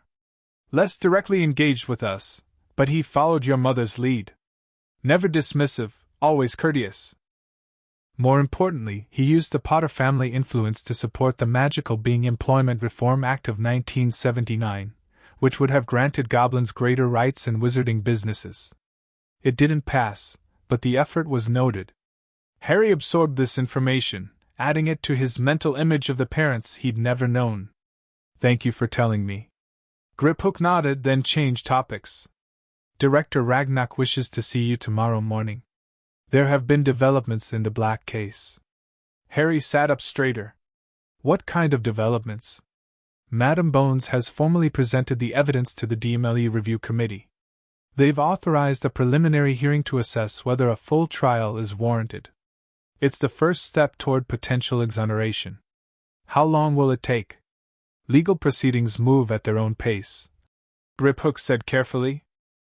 "However, with Madam Bones personally involved and the evidence as compelling as it is, we anticipate movement within months rather than years."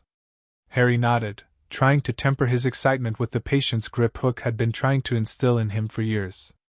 "What does Director Ragnock want to discuss specifically?" "Contingency planning. If Black is exonerated, he would have a legal claim to your guardianship as your named godfather. The Goblin Nation needs to establish parameters for such a transition that protect both our interests and your well-being." "You think he'll want custody?" Harry asked, the familiar uncertainty surfacing again. Griphook's expression softened marginally. "Based on what we've learned of Sirius Black, and the lengths to which he went to avenge your parents, I believe he will want to be part of your life. However, after years in Azkaban, he will need healing and time before he could assume full guardian responsibilities." "And the goblin friend status? Would that be affected?" "No," Griphook assured him. "That bond exists independently of your legal guardianship. Black could become your guardian in the eyes of wizarding law without altering your standing among us." Harry relaxed slightly. Whatever happened with Sirius Black, he wouldn't lose the foundation the goblins had helped him build. "I should warn you," Griphook added, "that once Black's case becomes public, Dumbledore will almost certainly attempt to insert himself into the process. His political capital has been rebuilding gradually, and he may see this as an opportunity to regain influence over you." Harry's expression hardened. 3 years hadn't diminished his wariness regarding the headmaster. "He'll try to control Sirius, you mean? Use his condition to manipulate him." "A reasonable assessment," Griphook agreed. "Which is why tomorrow's meeting is important. We must prepare for all possibilities." After the goblin left, Harry returned to the photographs, lingering on one showing his parents with 2 other men, one tall and aristocratically handsome with laughing eyes, the other smaller with a kind, scholarly face. Sirius Black and Remus Lupin, according to the notation on the back. His father's best friends. His godfather and, what? Almost uncle? For the first time, Harry allowed himself to imagine a future that included these connections to his parents. Not replacing the life he'd built with the goblins, but expanding it. The thought both excited and terrified him. In the visitors' waiting room at St. Mungo's Hospital for Magical Maladies and Injuries, a thin man with prematurely graying hair sat clutching a copy of the Daily Prophet. The headline blared across the front page. Sirius Black T.O. receive new hearing evidence of possible innocence emerges after 9 years. Peter Pettigrew's death called into question. Remus Lupin had read the article so many times the newsprint was beginning to smudge beneath his fingers. His hands trembled slightly as he set the paper aside and checked the clock again. Still 10 minutes before his appointment with Healer Strout. The past week had been a blur since Amelia Bones had contacted him personally to inform him of the developments in Sirius's case. Evidence extracted from the Black family house elf. Questions about whether Pettigrew had actually died that day. The possibility, still remote but no longer impossible, that the friend he believed a traitor for 9 years might actually be innocent. And then there was Harry. The article mentioned him only briefly, noting that the boy who lived currently under the protection of the Goblin Nation following his removal from Muggle relatives in 1986 could potentially be reunited with his godfather should Black be exonerated. 3 lines of text that had upended Remus's carefully constructed isolation. He'd respected Dumbledore's instructions to keep his distance from Harry after James and Lily died. Accepted the argument that his lycanthropy made him an unsuitable guardian, that the blood protection through Lily's sister was the safest option. Swallowed his misgivings about Petunia Disley, whom Lily had rarely mentioned without a grimace. Then had come the shocking revelations of 1986, Harry discovered at Gringotts, covered in monitoring charms, showing signs of neglect. The Goblin declaration of war against Dumbledore personally. The public outcry. And still, Remus had stayed away, paralyzed by guilt, uncertainty, and the deeply ingrained habit of deferring to Dumbledore's judgment. But now, if Sirius was innocent, if he could be cleared and healed and given custody of Harry, everything changed. Mr. Lupin? A Medowitch appeared in the doorway. Healer Strout will see you now. He followed her through the corridors of the Janus Thickey ward, where the hospital's long-term residents lived. They stopped outside a private room with magical wards shimmering faintly around the door. He's been informed of your visit, the Medowitch said. But please understand, his condition remains fragile. 9 years with the Dementors. She trailed off, her professional demeanor cracking slightly. I understand, Remus said quietly. I just need to see him. She nodded and tapped the wards with her wand, creating an opening. 30 minutes, no more. Healer Strout will join you after the first 10 to assess his response. The room beyond was simple but comfortable, clearly designed for healing rather than mere containment. Sunlight streamed through enchanted windows that showed a peaceful countryside scene despite the ward's actual location deep within the hospital. And there, sitting in a chair by the window, was Sirius Black. Remus barely recognized his old friend. The handsome, vibrant young man he remembered had been replaced by a gaunt figure with hollow cheeks and dull eyes. Sirius's once lustrous black hair hung in limp strands around his face, streaked with premature gray. His skin had the pallor of someone long deprived of sunlight. Padfoot? Remus said softly. Sirius's head turned slowly.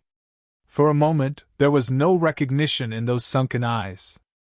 Then, gradually, a spark kindled. Moony? The voice was a rasp, as though long disused. Is it really you? Remus moved forward carefully, settling into the chair opposite his friend. It's me. I'm here. Sirius stared at him with desperate intensity, as if trying to convince himself Remus was real. They told me you might come. That they'd found evidence. That, Peter. They're reopening your case. Remus confirmed gently. Amelia Bones herself is leading the investigation.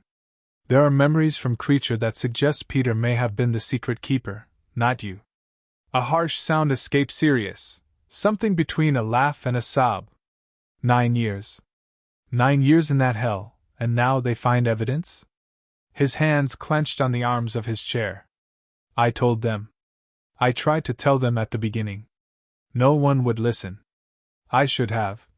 Remus admitted, shame washing over him. I should have questioned it. Known you could never have betrayed James and Lily. I'm sorry, Sirius. So sorry. Sirius's expression softened. You thought what everyone thought. What they wanted everyone to think. His focus seemed to sharpen suddenly. Harry. Where's Harry? Is he safe? Remus hesitated, uncertain how much Sirius had been told about the developments of the past 3 years. He's safe. He's with the goblins. Goblins? Sirius repeated incredulously. As succinctly as possible, Remus explained what had happened: Harry's discovery at Gringotts, the tracking charms, the evidence of neglect, and the unprecedented status of goblin friend that had been granted to him. Sirius listened with growing agitation. Dumbledore put him with Lily's sister? Against their explicit wishes? And then covered him in monitoring charms like some kind of experiment? Anger seemed to bring him more fully into focus, burning away some of the fog that had surrounded him since Remus entered. And where were you during all this? Where was everyone who should have been watching out for him? The accusation stung, but Remus accepted it as his due. I believed Dumbledore knew best. That the blood protection was worth whatever discomfort Harry might experience. I was wrong. Discomfort. Sirius spat. They kept him in a cupboard, Remus. A cupboard. He slumped back in his chair, the brief surge of anger seemingly depleting his limited energy. At least the goblins took action. More than the rest of the wizarding world did. They've educated him. Remus offered. From what little information has emerged, he's received exceptional training in both goblin and wizarding magic. He's healthy, intelligent, and apparently quite advanced for his age. Sirius absorbed this, something like hope flickering in his eyes. When can I see him? If they clear me, when they clear me, I'm his godfather. I should be caring for him. That's part of why I'm here. Remus said carefully. Healer Strout estimates your recovery will take at least 6 months, possibly longer. The goblins have indicated they're open to a gradual transition of guardianship once you're declared fit. But they, and Madame Bones, want to ensure any arrangement serves Harry's best interests. Of course it should. Sirius agreed immediately. James and Lily named me his guardian, but they'd want whatever's best for him now. He leaned forward intently. Have you seen him? Spoken to him? Remus shook his head regretfully. No. The goblins control access to him very carefully. I've submitted a request through Gringotts, but haven't received a response yet. Sirius nodded slowly, processing this. 9 years? He murmured again. He was just a baby when I saw him last. Now he's, what, 9? Almost 10. Remus confirmed. Does he know about me? About us, the Marauders? I don't know, Remus admitted. The goblins have given him access to Potter family records, according to the limited reports available. Those would include information about your friendship with James, certainly. Their conversation was interrupted by the arrival of Healer Strout, a motherly witch with a kind but no-nonsense manner. She checked Sirius's vital signs with a few quick wand movements, and asked some simple questions to assess his mental clarity. Good, she pronounced. This interaction is proving beneficial, Mr. Black. Your magical core is showing stronger coherence than this morning. She turned to Remus. You may continue for the remainder of your allotted time, but watch for signs of fatigue. After she left, Sirius asked more questions about Harry, his interests, his abilities, what was known about his life with the goblins. Remus shared what little public information existed, acutely aware of how much remained unknown about the boy's day-to-day life. I need to get better, Sirius said with sudden determination. Properly better, not just functional. Harry deserves that. And I need to understand what the goblins have done for him, not just barge in and disrupt everything.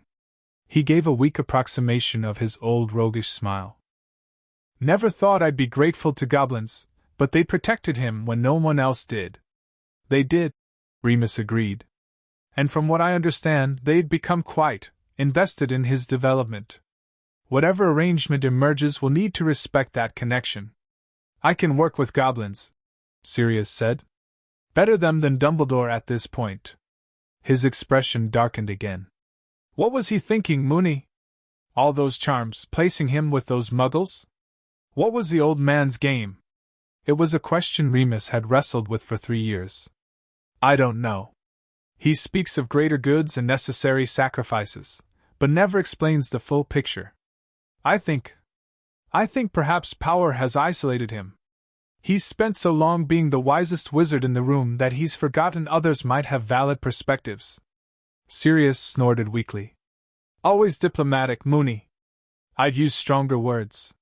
He shifted in his chair, wincing slightly. Will you come again?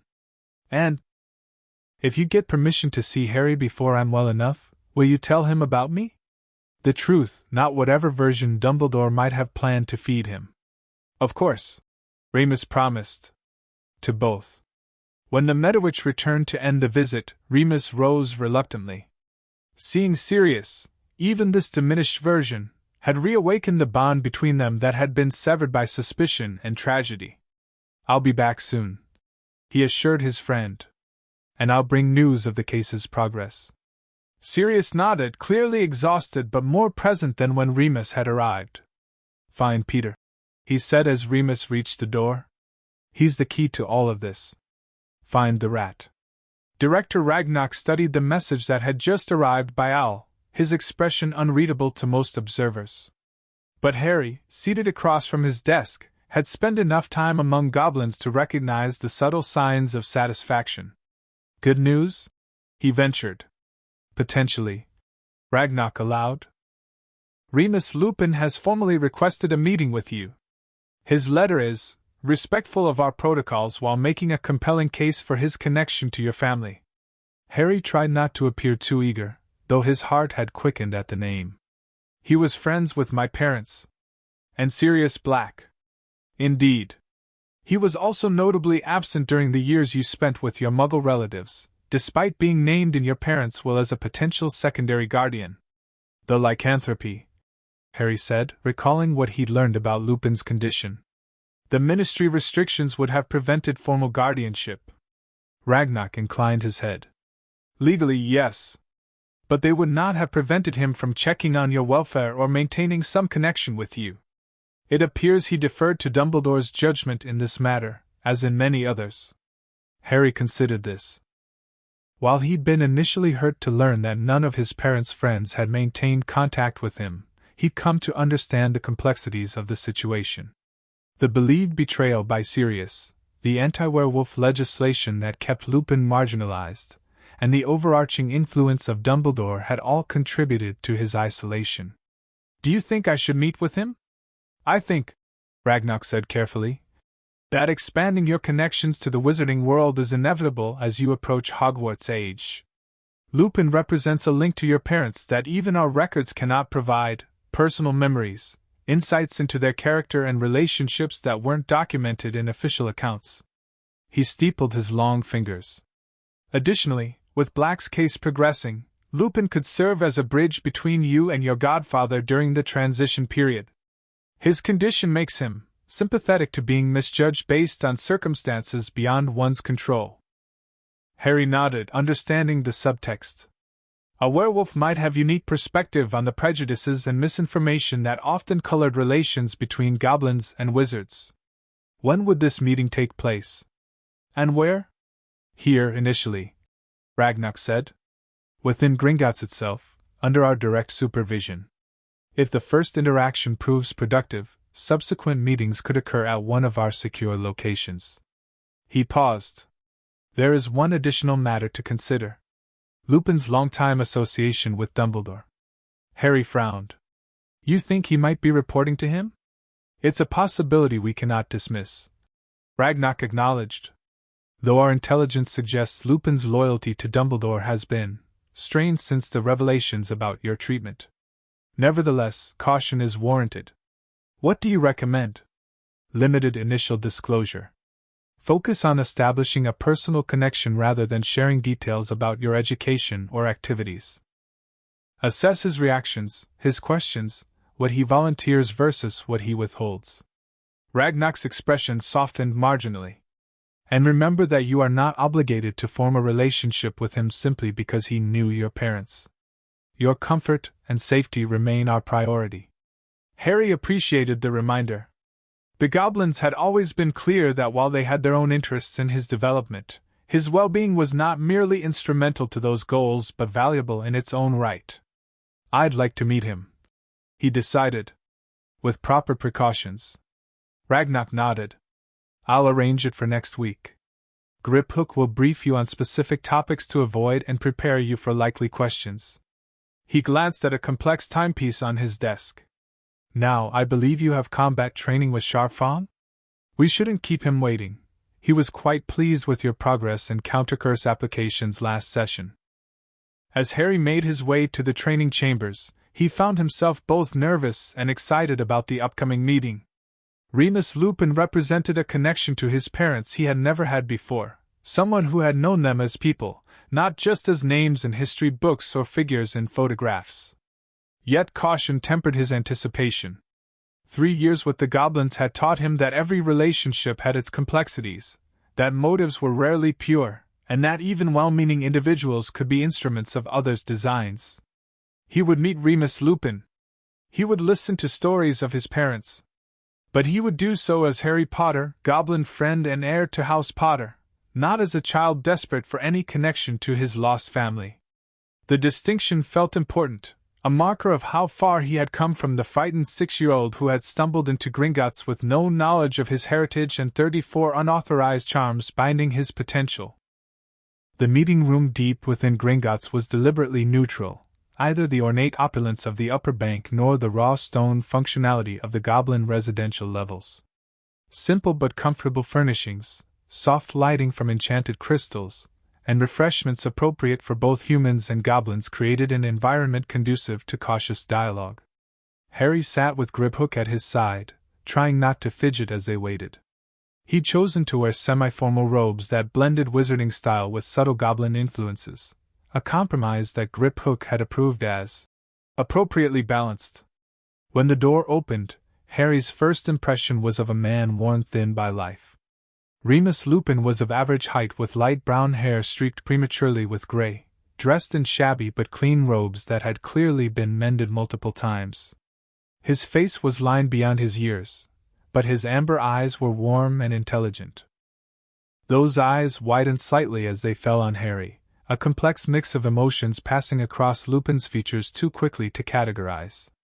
"Harry," he said softly, and something in his voice, reverence perhaps, or wonder, made Harry sit up straighter.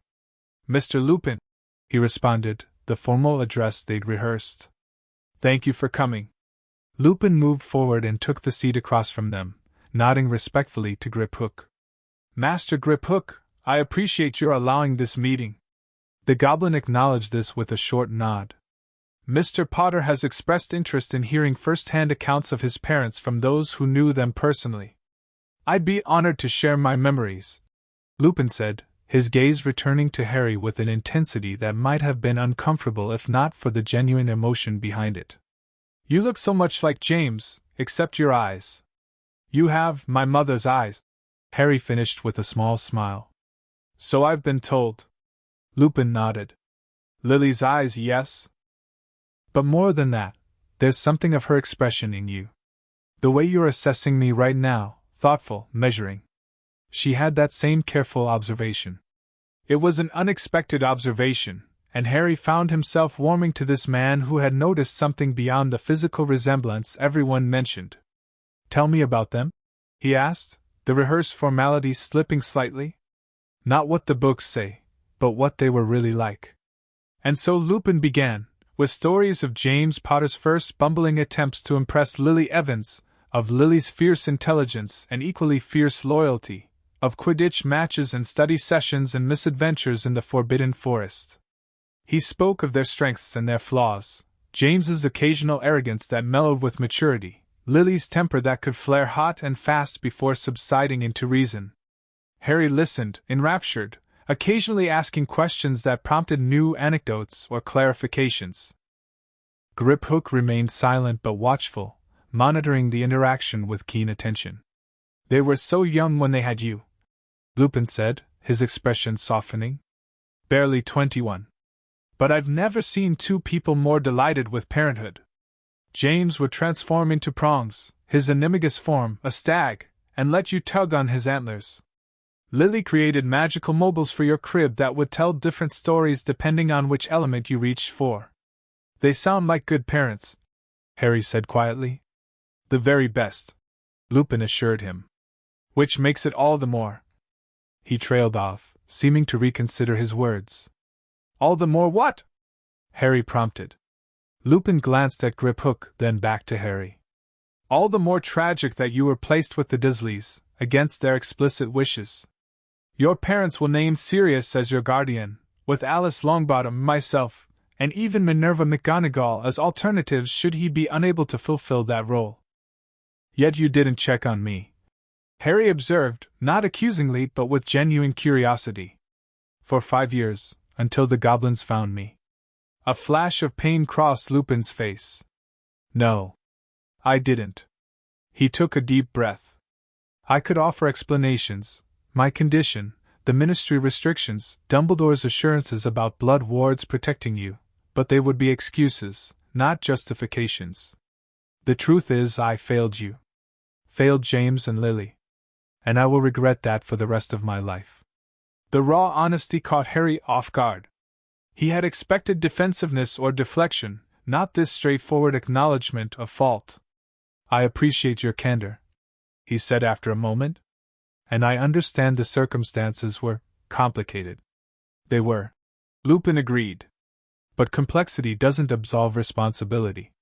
He hesitated. May I ask, how have you been these past 3 years? Are you happy here with the goblins? It was a loaded question, carefully phrased. Harry considered his answer. I've been well educated, he said finally. Respected. Allowed to develop my abilities without artificial limitations. The Goblin Nation has honored its commitment to protect me while preparing me for my eventual place in both worlds. He met Lupin's gaze directly. Yes, I'm happy here. It's the only real home I've known. Relief visibly washed over Lupin's features. I'm glad. When the news first broke, there was concern in some quarters about a wizard child being raised by goblins. Cultural differences, educational methods, that sort of thing. He smiled wryly. But looking at you now, poised, articulate, thoughtful, it's clear those concerns were misplaced. Griphook stirred for the first time. The Goblin Nation takes its responsibilities seriously, Mr. Lupin. Mr. Potter's education has included all subjects necessary for his successful integration into wizarding society when the time comes, alongside our own magical traditions. I believe it, Lupin said sincerely. Though I imagine Dumbledore has a different perspective. The headmaster's perspective carries little weight in Gringotts, Griphook replied coolly. Harry sensed the conversation approaching more sensitive territory and gently redirected it. You've visited Sirius Black, I understand? How is he? Lupin's expression shifted to something more complex. Recovering slowly. 9 years in Azkaban, it's left deep scars, physical and mental. But he's receiving excellent care at St. Mungo's, and his condition improves weekly. He leaned forward slightly. He asks about you every time I visit. Wants to know everything I can tell him, which isn't much. And the case? The hearing? Scheduled for next month, Lupin confirmed. Madame Bones has assembled compelling evidence, not just creatures' memories, but inconsistencies in the original arrest report, testimony from Muggles that was obliterated after initial collection, magical residue analysis from the scene that wasn't presented at the time. His mouth tightened. There was never an actual trial, you know. Just a summary hearing before the Wizengamot during the chaos after Voldemort's fall, then straight to Azkaban. Harry nodded, having learned this from the Goblin investigators. Do you think he'll be cleared? Yes, Lupin said without hesitation. The evidence is too strong to ignore, especially with Madame Bones personally championing the review. The question is what happens next. His recovery will take time, and there's the matter of you. My guardianship, Harry supplied. Exactly. As your named godfather, Sirius would have a legal claim, but everyone involved, Sirius included, recognizes that an immediate transfer wouldn't serve anyone's interests, least of all yours. Harry glanced at Griphook, who gave him a subtle nod of permission to discuss this limited aspect of future plans. The Goblins have proposed a transitional arrangement, Harry explained. One that would recognize Sirius's rights while allowing time for his recovery, and for us to build a relationship gradually. I would remain primarily under Goblin protection until I attend Hogwarts, with increasing contact with Sirius as his condition permits. Relief washed over Lupin's features. That sounds remarkably sensible. Sirius mentioned something similar but wasn't sure if it was wishful thinking on his part. He smiled wryly. He's determined to honor your parents' wishes while respecting what the Goblins have done for you. I think, he said, I'm not going to mess up the first good thing that's happened to the kids since James and Lily died. Something warm bloomed in Harry's chest at that. The idea that his godfather, still largely a stranger, would prioritize Harry's stability over his own desires spoke to a character he might someday trust. Would you? Harry began, then hesitated. Would you continue to visit him?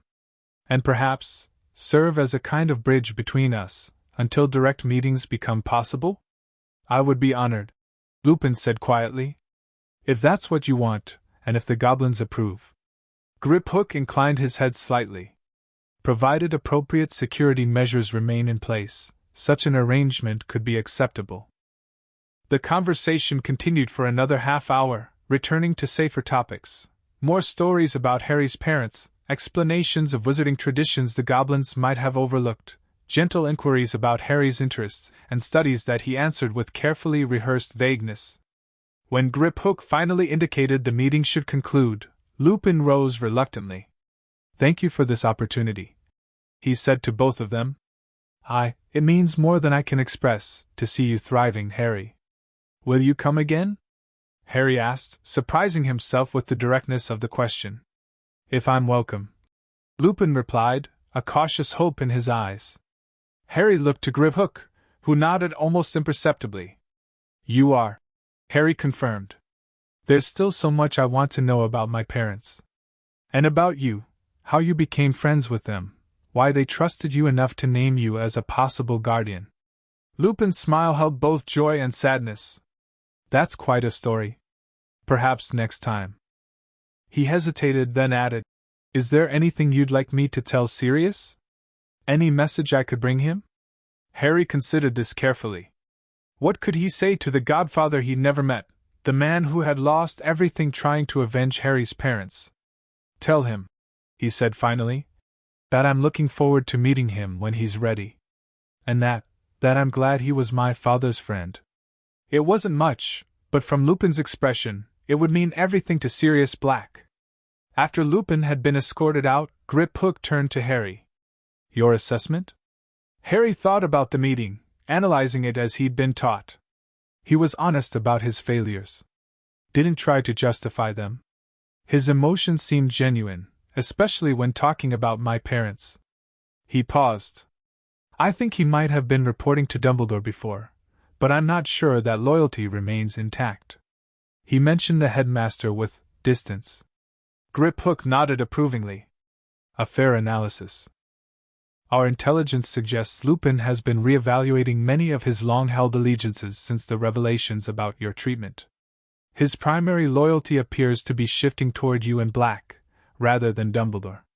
You think we can trust him? Within parameters. The Goblin hedged. I would not yet share details of your Goblin magical training or our long-term strategic planning. But as a connection to your parents and a bridge to your godfather? Yes, I believe he can serve those roles trustworthily.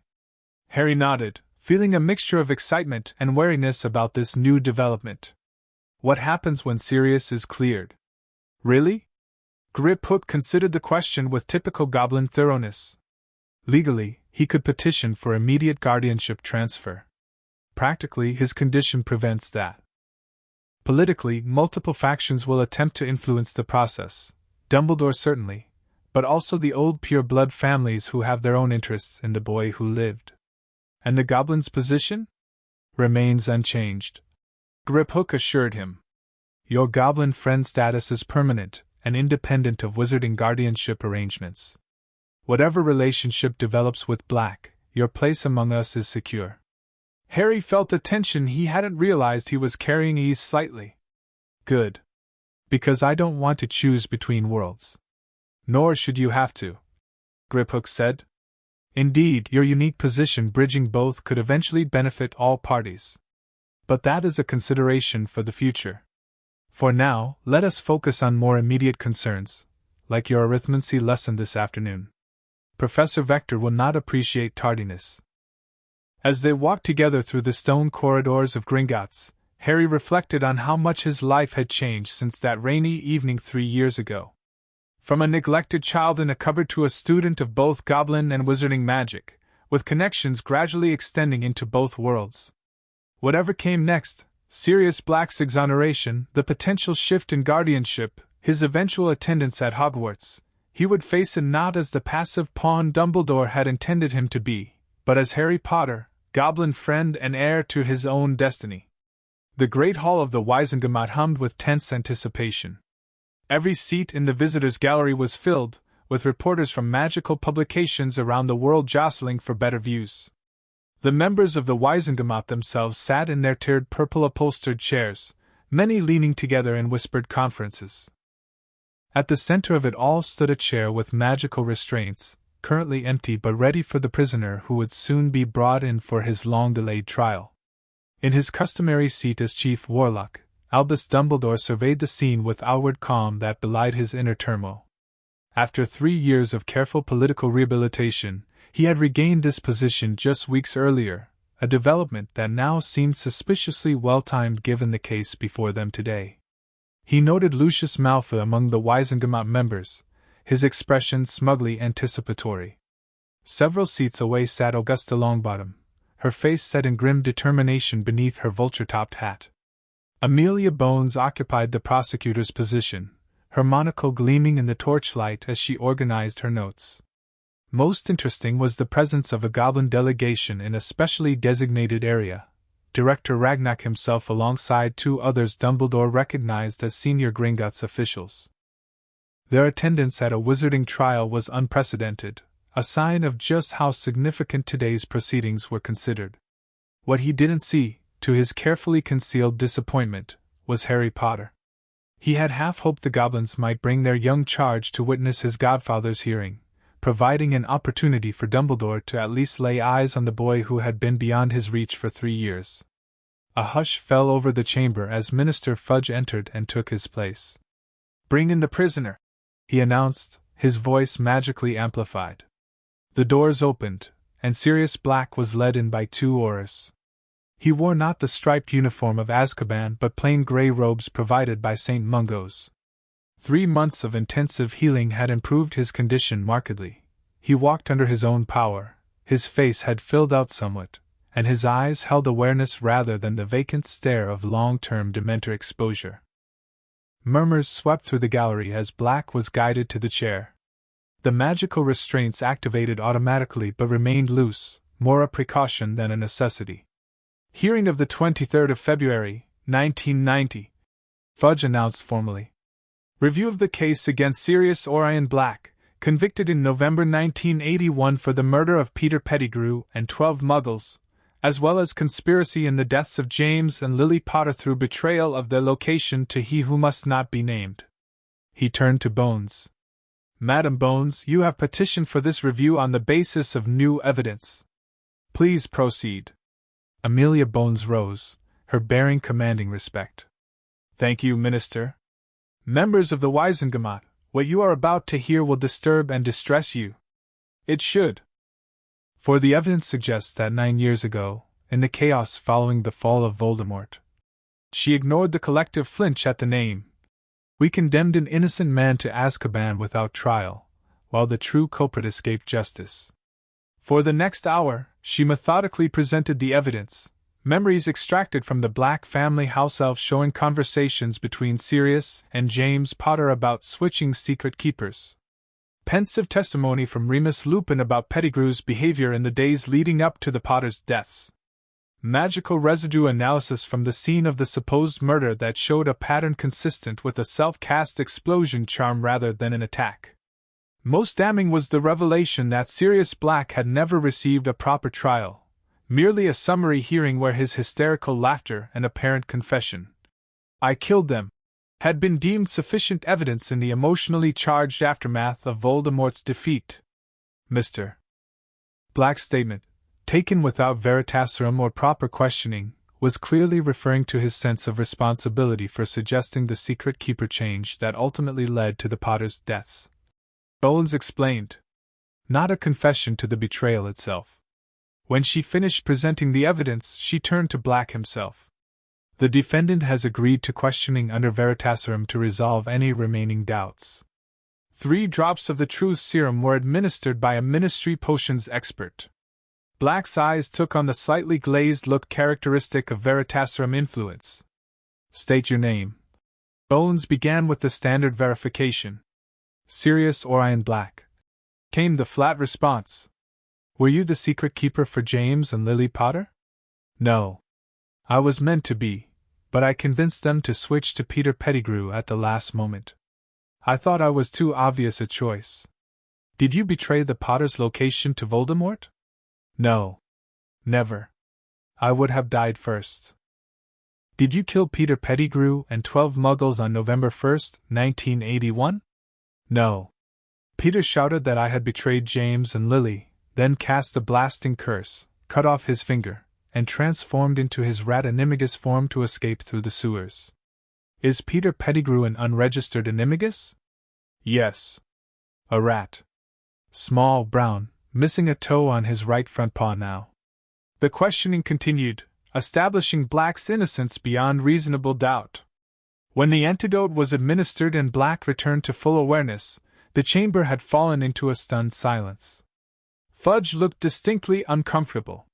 In light of this evidence, does any member wish to speak before we vote on the motion to exonerate? Dumbledore rose smoothly. If I may, Minister. All eyes turned to him, many curious about how the Chief Warlock would position himself given his complicated history with both Black and Harry Potter. The evidence presented today is compelling and disturbing. Dumbledore began. It suggests not merely a miscarriage of justice in one man's case, but systemic failures in our legal processes during a turbulent time. While we cannot undo the suffering Mr. Black has endured, we can acknowledge our collective error and commit to ensuring such a travesty never occurs again. He turned toward Sirius, his expression grave. I myself bear responsibility, as I was Chief Warlock when Mr. Black was sent to Azkaban without proper trial. For that failure of oversight, I offer my sincere apology.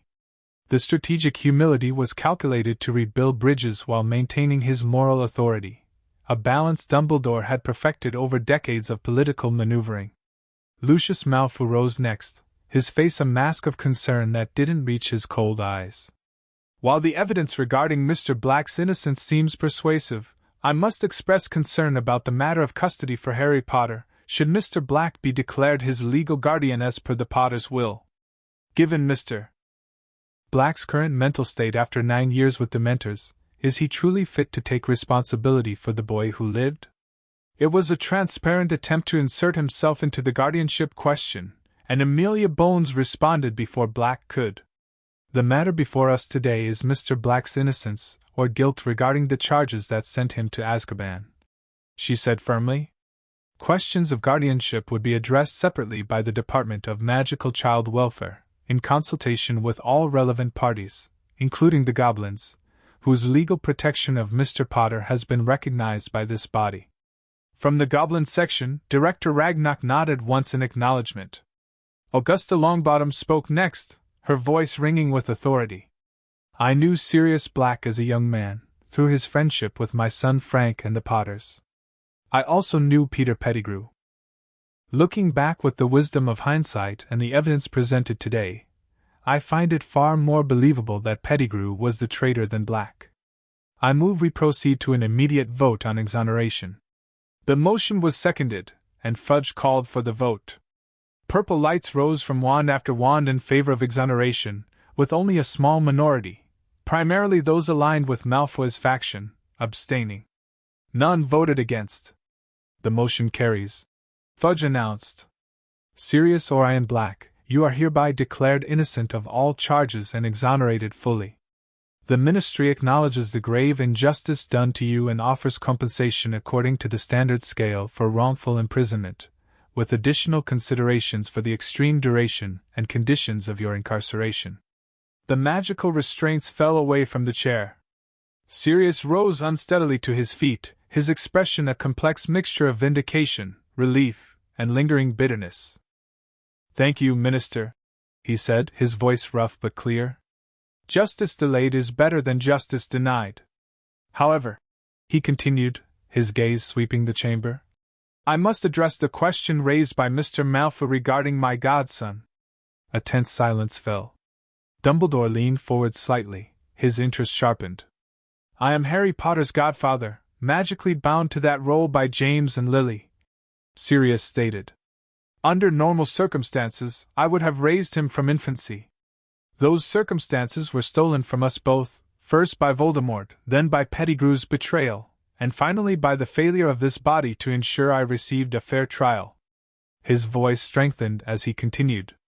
However, I recognize that Harry is no longer an infant but a nearly 10-year-old boy with established relationships and educational needs. I also acknowledge that my own recovery remains incomplete. Therefore, I have been in communication with Gringotts regarding a transitional guardianship arrangement that would allow me to gradually assume my responsibilities while respecting Harry's current situation. Murmurs of surprise rippled through the chamber. Dumbledore's eyes narrowed fractionally. This was an unexpected development, suggesting Black had been in contact with the Goblins earlier than he'd realized. Director Ragnarok rose from the Goblins section. The Goblin Nation confirms this communication. Upon Mr. Black's full exoneration and medical clearance, we are prepared to implement a graduated transition plan that serves both Mr. Potter's interests and Mr. Black's rights as godfather. Mr. Potter will maintain his status as Goblin friend regardless of guardianship arrangements. Dumbledore stood once more. As headmaster of Hogwarts, which young Harry will presumably attend in due course, I would be most interested in participating in discussions regarding this transition plan. The boy's educational preparation for Hogwarts is, naturally, a concern of mine. It was a reasonable-sounding request that would give him access to information about Harry's current education and potentially influence over his future placement. But Sirius was prepared. With all due respect, Headmaster, he replied coolly, Harry's educational preparation is well in hand. When the time comes for him to attend Hogwarts, he will be more than adequately prepared. Until then, his guardianship arrangements are a matter for myself, the Department of Magical Child Welfare, and the Goblin Nation, as per the agreements already recognized by the Wizengamot. The rebuff was polite but unmistakable. Dumbledore inclined his head in acknowledgement, concealing his frustration behind a benign smile. Of course. I merely offer my assistance should it be required. With the formal business concluded, the session adjourned. As the chamber began to clear, Sirius found himself approached by Remus Lupin, who had been sitting quietly in the visitors' gallery. Congratulations, Padfoot, Remus said quietly, embracing his friend. It's finally over. Not over, Sirius corrected, returning the embrace. Just beginning. How soon can I see him, Moony? Have they said? Soon, Remus promised. The goblins want to prepare him properly, and your healers insist on a few more weeks of recovery before any emotionally significant meetings. But soon. Across the chamber, Albus Dumbledore watched the reunion with outward benevolence that masked careful calculation. The pieces on the board had shifted dramatically today. Black's exoneration, his apparent alliance with the goblins regarding Harry, the public rehabilitation of his image, all represented significant challenges to Dumbledore's long-term plans. Yet challenges could become opportunities, with proper handling. Perhaps Black's traditional antipathy toward dark magic and dark wizards could be useful in guiding Harry toward the necessary confrontation with Voldemort. Perhaps the man's loyalty to James Potter could be redirected toward ensuring James's son fulfilled the prophecy as Dumbledore understood it must be fulfilled. The Goblin Alliance was more troubling. Director Ragnarok was no fool, and Goblin interests rarely aligned perfectly with wizarding ones. What had they taught the boy during these crucial formative years? What worldview had they instilled? How much did Harry know about the prophecy, about his connection to Voldemort? As Dumbledore made his way from the chamber, nodding politely to those who greeted him, his mind was already constructing new approaches, alternative paths to the same necessary end. Harry Potter would come to Hogwarts in less than 2 years. Whatever influences had shaped him until now, Dumbledore would have 7 years to prepare him for his destined role. Adjustments would be required, certainly, but adaptation had always been Dumbledore's strength. The greater good demanded nothing less. Harry stood in the center of the ritual chamber, surrounded by 7 goblin elders including Director Ragnarok and Griphook. Circles of runic inscriptions covered the floor, glowing with a soft, golden light that illuminated the otherwise dark space. "Focus," Griphook instructed. "Feel the earth beneath the stone, the metal within the mountain. Draw the energy up through the runes into your core." Harry closed his eyes, extending his magical senses as he'd been taught. After nearly 4 years of training, he could perceive the complex layers of magic around him, the ancient goblin enchantments woven into Gringotts' very foundations, the pulse of power flowing through the runic circles, the distinct magical signatures of each goblin present. Slowly, carefully, he drew energy from the earth below, channeling it through the runic pathways and into his own magical core. It was like drinking from a waterfall. Too much at once would overwhelm him, but a controlled flow strengthened and expanded his capacity. The runes brightened as the energy transfer intensified. Harry felt his magic responding, expanding, integrating the earth-based power in a way that would have been impossible without years of specialized training. "Enough," Ragnarok commanded after several minutes. "Complete the circuit." Harry reversed the flow, sending energy back into the earth in a controlled release. The runes dimmed gradually until only a faint glow remained, marking the completion of the ritual. "Excellent," Ragnarok pronounced. "Your control has improved dramatically. Few wizards could channel earth magic so effectively, especially at your age." "Indeed," Sharpfang agreed, studying Harry with critical approval. "His core stability has increased approximately 30% since we began these sessions last year." The ritual was part of Harry's advanced training as a goblin friend, one of many specialized techniques he'd learned that were normally forbidden to wizards. Unlike wand-based magic, which drew primarily on a wizard's internal core, goblin earth magic tapped into external sources of power, creating a symbiotic relationship between caster and environment. "How do you feel?" Griphook asked as the other goblins began to depart. "Stronger," Harry said thoughtfully. "More connected somehow. Like I can sense the boundaries between my magic and the world around me more clearly." Griphook nodded in approval. "That awareness is crucial. It will help you maintain your unique magical balance once you begin formal wand work at Hogwarts."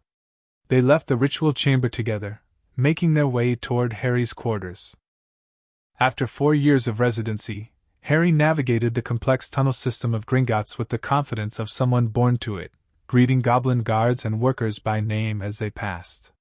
"Sirius will be visiting tomorrow," Griphook reminded him. "His first time at Gringotts since his medical clearance was approved."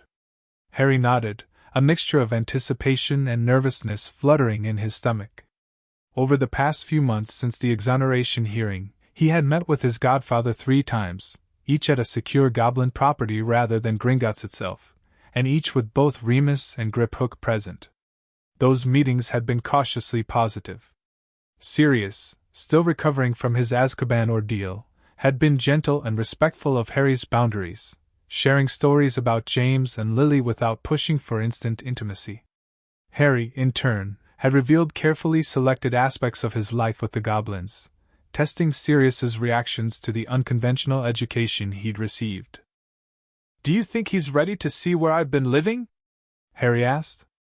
Gringotts can be overwhelming for wizards who aren't used to it. His recovery has progressed well, Griphook acknowledged. And he has demonstrated unexpected adaptability regarding your situation. Director Ragnarok believes this next step in the transition plan is appropriate. They reached Harry's quarters, a suite of rooms that had expanded over the years to include a bedroom, study, small library, and practice area for magical exercises.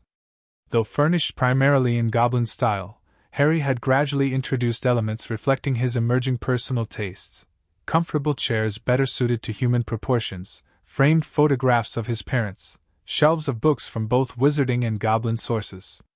What exactly will happen tomorrow?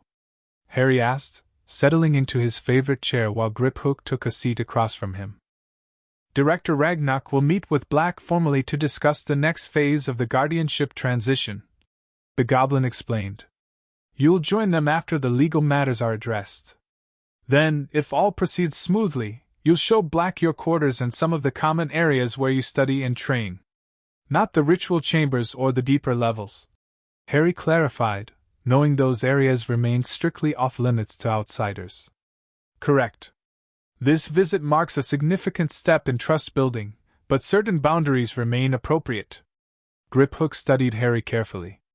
How do you feel about the accelerating transition? Black's recovery has progressed faster than initially projected. Harry considered the question honestly. His relationship with Sirius remained new and tentative, warm but not yet close, with the shadow of their separated years always present. Yet he couldn't deny the connection he felt to the man who had been his father's best friend, who looked at Harry sometimes with a mixture of joy and grief that spoke of genuine feeling. I'm ready for the next steps, he said finally. Sirius has been patient and respectful. He hasn't pushed to replace what I have here, just to add something new. He glanced around his quarters. I'm not ready to leave Gringotts entirely, but visits to Sirius's home, longer periods together. I think that would be good. Griphook nodded, seemingly satisfied with this response. The transitional plan always anticipated gradual increases in time spent with Black, leading to a shared guardianship arrangement by the time you attend Hogwarts. His progress makes this timeline feasible. And my status as Goblin friend remains unchanged, Harry confirmed. Permanently, Griphook assured him. That bond transcends legal guardianship arrangements. You will always have a place among us, Harry Potter, regardless of where you make your primary residence in the coming years. The use of his given name, rare from Griphook, who typically maintained formal address, emphasized the sincerity of the statement. Harry felt a rush of gratitude toward the Goblin who had been his primary guardian, teacher, and guide for 4 transformative years. Thank you, he said simply. For everything. Griphook acknowledged this with a slight inclination of his head, uncomfortable with emotional displays in the typical Goblin manner. Your advanced binding rune sequence still requires refinement, he said, changing the subject. Perhaps we should review it before tomorrow's visit? Harry grinned, recognizing the deflection but accepting it. Of course. I've been experimenting with a modification to the tertiary anchor point that might improve stability. As they delved into the technical discussion, Harry reflected on how much his life had changed since that rainy evening when he first encountered Gringotts. From a frightened, malnourished child with no knowledge of his heritage to a confident young wizard straddling 2 worlds, preparing to bridge yet another gap with his godfather's entry into his life. Tomorrow would mark another step in that evolution, not an ending of his time with the Goblins, but an expansion of his connections to the world beyond Gringotts. The world he would soon need to navigate as both Harry Potter, the boy who lived, and as a Goblin friend with unique abilities and perspectives. It was a daunting prospect, but one he faced with the confidence born of 4 years of intensive preparation. Whatever came next, Sirius's increased role in his life, his eventual attendance at Hogwarts, the inevitable confrontation with Dumbledore's plans for him, Harry would meet it not as the weapon or tool others had intended him to be, but as himself. And that, perhaps, was the greatest gift the Goblins had given him, the freedom to define himself beyond others' expectations. Chapter 3: Approaching Destiny's, the silver blade whistled through the air, missing Harry's ear by mere millimeters as he twisted away. He dropped into a crouch, palm pressed to the rough stone floor, and whispered a single word in gobbledygook. The rune etched into his signet ring flared with golden light, sending a pulse of energy into the ground. Sharp Fang's eyes widened as the stone beneath his feet rippled like water. The goblin battlemaster leaped aside just as the floor solidified into jagged spikes where he'd been standing. "Impressive," he growled, his sharp teeth gleaming in a predatory smile. "Using the environment rather than direct confrontation. You're finally thinking like a goblin." Harry didn't waste breath responding. 5 years of combat training had taught him that conversation was a luxury afforded only to those with secure positions. Instead, he rolled sideways, came up behind a stone column, and pressed his hand to the carved symbols barely visible in its surface. Ancient magic responded to his touch, and the column trembled. Sharp Fang noticed too late. The stone writhed and extended, wrapping around the goblin's sword arm like a constrictor. For 3 heartbeats, it seemed Harry had achieved the impossible, immobilized the battlemaster, before Sharp Fang snarled a harsh word of his own. The stone binding shattered into glittering dust. "Enough," called Director Ragnarok from the edge of the training arena. "Most impressive, Mr. Potter." Harry straightened, bowing formally to Sharp Fang before turning to acknowledge the director. At almost 11, he cut a striking figure, still smaller than average for his age, but moving with the controlled grace of someone far older. His black hair, now reaching his shoulders, was pulled back in the traditional style of goblin apprentices, revealing the famous lightning scar. "You've mastered the basic ward-triggering sequences," Ragnarok observed, approaching with Griphook at his side. "Few wizards of any age could activate Gringotts' defensive systems so effectively. Few wizards would be permitted to try," Harry pointed out with a small smile. Sharp Fang grunted in agreement as he sheathed his blade. "True enough. And none without centuries of trust building behind them." He fixed Harry with an evaluating stare. "Your combat readiness has progressed beyond our initial projections. You're prepared for Hogwarts, at least in terms of self-defense." It was high praise from the battlemaster, and Harry felt a flush of pride. After 5 years of intensive training, he had earned the respect of even the most traditional goblins, those who had initially opposed his presence in their domain. "Your Hogwarts letter arrived this morning," Griphook announced, producing a heavy parchment envelope bearing the school's distinctive seal. "As anticipated." Harry accepted the letter with a nod of thanks. Though this moment had been planned for and discussed extensively, actually holding the invitation to Hogwarts, the connection to his parents' world, to the path his life would have naturally taken without Voldemort's intervention, felt momentous. "Thank you," he said, tucking the envelope into his pocket unopened. "I'll read it in my quarters later." Ragnarok nodded approvingly at his restraint. "Wise. We have more pressing matters to discuss first. Your godfather has arrived for the weekly meeting, and there are several significant decisions that must be finalized before the school year begins." Harry followed the goblins from the training arena, noting how the guards they passed stood straighter as Ragnarok approached. After 5 years living among the Goblin Nation, Harry had developed an intimate understanding of their hierarchies and subtle status indicators. Director Ragnarok rarely personally involved himself in the affairs of wizards. That he continued to do so for Harry spoke volumes about the importance they placed on their unique arrangement. They found Sirius Black waiting in one of Gringotts' more comfortable conference chambers, along with Remus Lupin. Both men rose as Harry entered. "There's my godson," Sirius said with a warm smile. Straight from combat training, by the look of it. The years since his exoneration had transformed Sirius from the gaunt, haunted shell who had emerged from Azkaban into a man who, while still bearing the marks of his ordeal, had regained much of his vitality. His black hair, now streaked with distinguished silver, was neatly trimmed, and his aristocratic features had filled out. The hollow look had faded from his gray eyes, replaced by a lively intelligence and the occasional flash of his old mischievous spirit. Harry returned the smile, crossing the room to clasp his godfather's hand in the formal greeting they'd established, a compromise between wizarding and goblin customs. Master Sharpfong was evaluating my progress. Final assessment before Hogwarts. And? Remus asked, his amber eyes warm with interest. He says I'm ready. At least for self-defense. High praise indeed, Sirius remarked. Considering I've seen that goblin look at fully trained aurists like they're particularly disappointing flobberworms. The relationship between Harry and his godfather had developed gradually over the past 2 years, evolving from cautious initial meetings to a comfortable rapport built on mutual respect. Unlike many adults in the wizarding world, Sirius had never tried to separate Harry from his goblin connections or dismiss the unconventional education he'd received. Instead, he'd worked to understand it, sometimes even participating in lessons to better appreciate Harry's unique magical foundation. Shall we begin? Ragnarok suggested, taking his seat at the head of the conference table.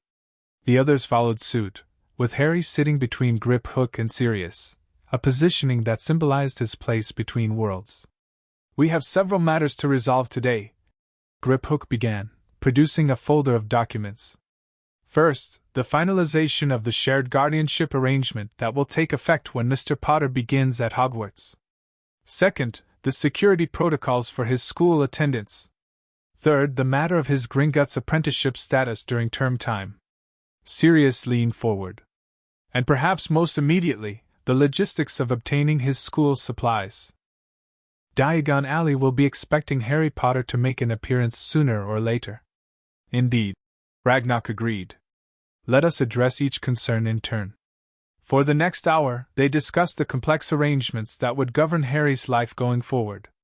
The guardianship agreement was straightforward. Sirius would hold legal authority in the wizarding world, while Harry would maintain his status and residence with the goblins during holidays unless he chose otherwise. More intricate were the security measures for his time at Hogwarts. The monitoring charms Dumbledore originally placed on you were illegal and invasive, Griphook explained. But some form of protection, while you're beyond our direct oversight, is prudent. We've developed these. He placed a small wooden box on the table and opened it to reveal several pieces of goblin-crafted jewelry, a signet ring bearing the Potter crest, a simple leather wristband, and what appeared to be an ordinary pendant on a silver chain. Each contains protective enchantments, he continued. The ring carries wards against mind-affecting magic, Imperius, Obliviate, even passive legilimency attempts. The wristband monitors your health and can alert both us and Mr. Black to any serious injury or illness. The pendant serves as an emergency port key, activated by a password in gobbledygook, that will bring you directly to a secure location within Gringotts. Sirius studied the items with approval. Excellent precautions, and subtle enough not to draw attention. Dumbledore will recognize them as goblin-made, of course, but can hardly object to protective items given to a goblin friend by his guardians. What about my continued training? Harry asked. I can't simply abandon 5 years of goblin magical education because I'm learning wand magic at Hogwarts. We've addressed this as well, Remus said, producing a small hand mirror from his pocket. This is a paired communication device. I'll keep its twin. Twice weekly, at prearranged times, we can speak through it for continued instruction in the magical theories you've been studying. And during holidays, Ragnarok added, you'll resume your formal apprenticeship hours at Gringotts. Your status remains unchanged, the first human goblin friend in 3 centuries, and the youngest apprentice cursebreaker in our records. Harry nodded, relieved. The arrangement addressed his primary concern, that attending Hogwarts would mean abandoning the unique magical foundation he'd developed under goblin tutelage. Now, to the matter of school supplies. Griphook continued. Mr. Potter must visit Diagon Alley to purchase a wand, robes, books, and other required items. Given his profile, this presents security challenges. I can use the appearance-altering techniques Tonks taught me, Harry suggested. A simple disguise for the general shopping, then perhaps a brief strategic appearance as myself to satisfy public curiosity. Precisely what we were thinking. Sirius agreed. A controlled introduction to the wizarding public on our terms, rather than a circus atmosphere throughout your shopping. We should also consider, Remus added carefully. How to handle the inevitable meeting with Albus. He'll certainly make an appearance once word spreads that Harry Potter is in Diagon Alley. A tense silence fell at the mention of Dumbledore. Despite 5 years of political maneuvering, the headmaster had never abandoned his efforts to gain influence over Harry. His attempts had become more subtle over time, working through intermediaries, promoting legislation that would increase school authority over students, even reaching out to Sirius directly with seemingly benign offers of assistance with Harry's transition to wizarding life.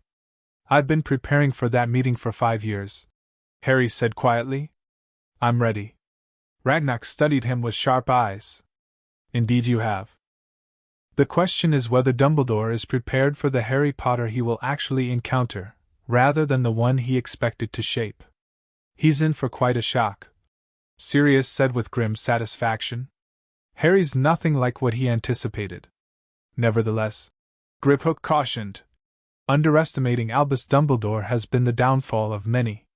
He is patient, adaptable, and utterly convinced of his own rightness. When his original plans for Harry were disrupted, he didn't abandon them, he revised them. Harry nodded, acknowledging the warning. I know. That's why we've spent so much time analyzing his likely approaches and preparing appropriate responses. He turned to Sirius. When should we plan this excursion to Diagon Alley? Next week would be ideal, his godfather suggested. The initial rush after letters are sent will have died down, but it's still early enough not to be crowded with last-minute shoppers. Agreed, Ragnar said. We will provide a security detail, discreet but effective. Curse breaker teams positioned strategically throughout the alley, monitoring for threats. With the major decisions settled, the meeting concluded. As the others gathered their documents, Sirius caught Harry's eye. Fancy having dinner at Grimmauld Place tonight? He asked. Creature's been experimenting with those goblin recipes you showed him. The results are interesting. Harry smiled at the mention of the Black family house elf. His relationship with Creature had been unexpected. The ancient elf had initially viewed him with suspicion, but after learning that Harry had been raised with respect for magical beings and could speak some elvish phrases taught by the Gringotts elves, Creature had gradually warmed to him. I'd like that, Harry agreed. I should change first and read my Hogwarts letter properly.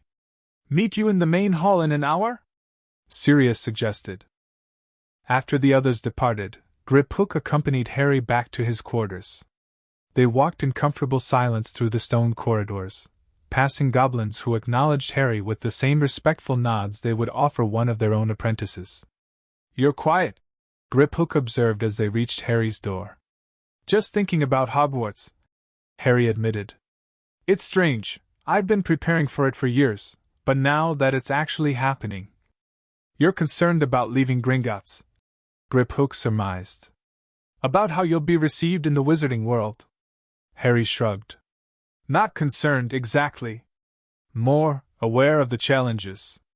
I'll be navigating between worlds in a way few have ever attempted. The goblins see me one way, wizards will see me another, and somewhere in between is the actual Harry Potter. Griphook studied him with an expression that, after 5 years, Harry could recognize as affectionate despite its severity. That awareness itself demonstrates why you will succeed. Most wizards never question the single perspective they are raised with. He gestured toward the door. Read your letter. Prepare for your dinner with Black.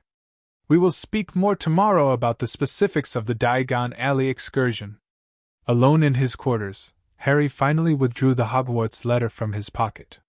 The heavy parchment felt significant in his hands, a tangible connection to the world his parents had inhabited, to the life he might have had without Voldemort's intervention.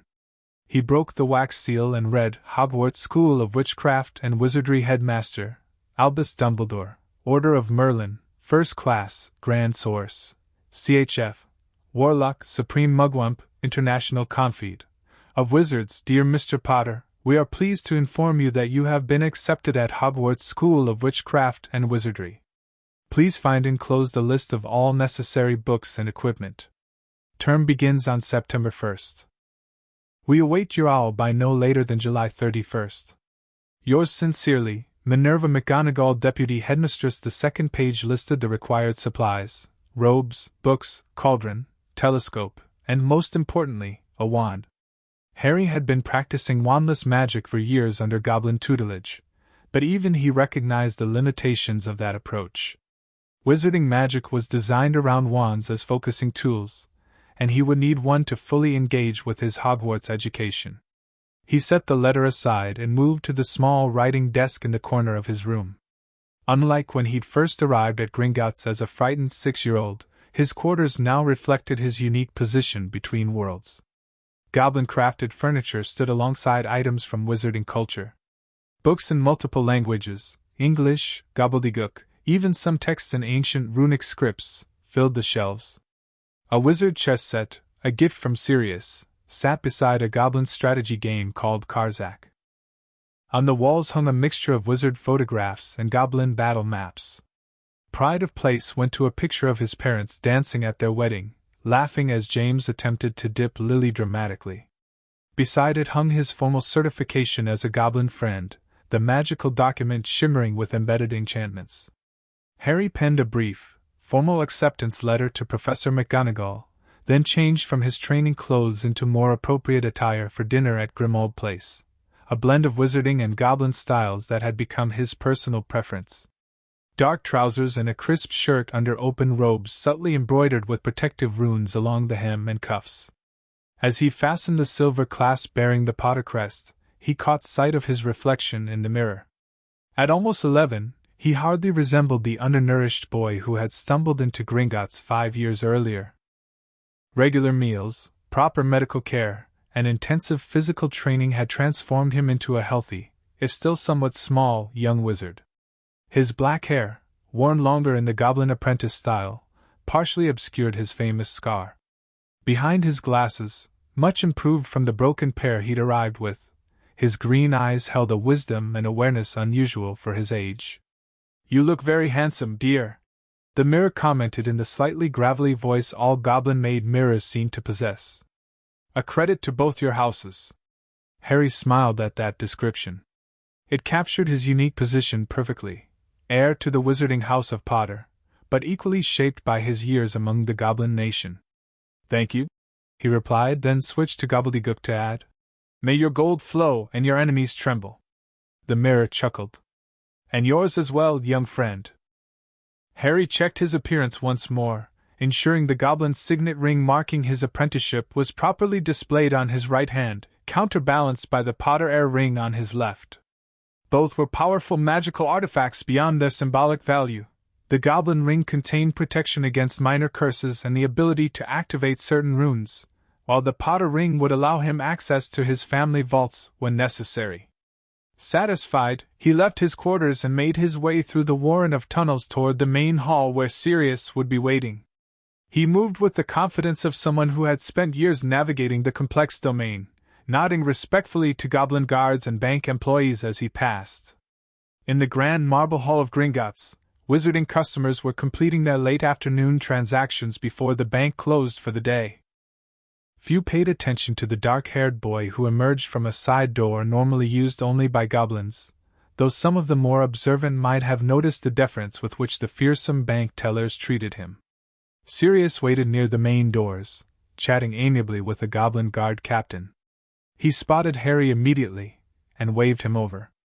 "Ready for dinner?" he asked.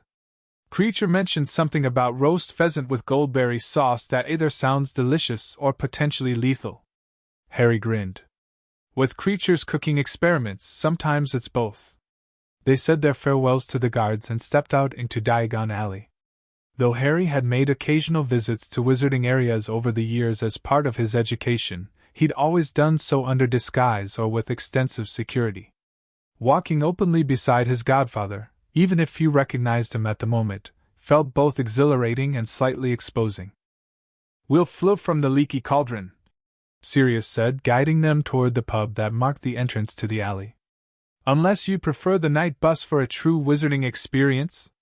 Harry shuddered, recalling his one encounter with the violently unpredictable wizard transportation. "Flo is fine, thanks. I've had enough authentic wizarding experiences to last until Hogwarts at least." Sirius laughed. Can't blame you there. Though seeing Stan Shunpike's face when he realized who he'd nearly launched through the windshield was priceless.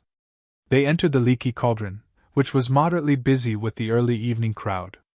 Tom the barkeeper nodded to Sirius, who was a regular customer, but his eyes widened slightly as they fell on Harry. Is that? He began, but Sirius smoothly guided Harry toward the fireplace. Evening, Tom. Just passing through to use your flu. Put it on my tab, would you? Before the barkeeper could respond or alert other patrons, Sirius had tossed flu powder into the flames and sent Harry spinning toward Grimmauld Place, following close behind.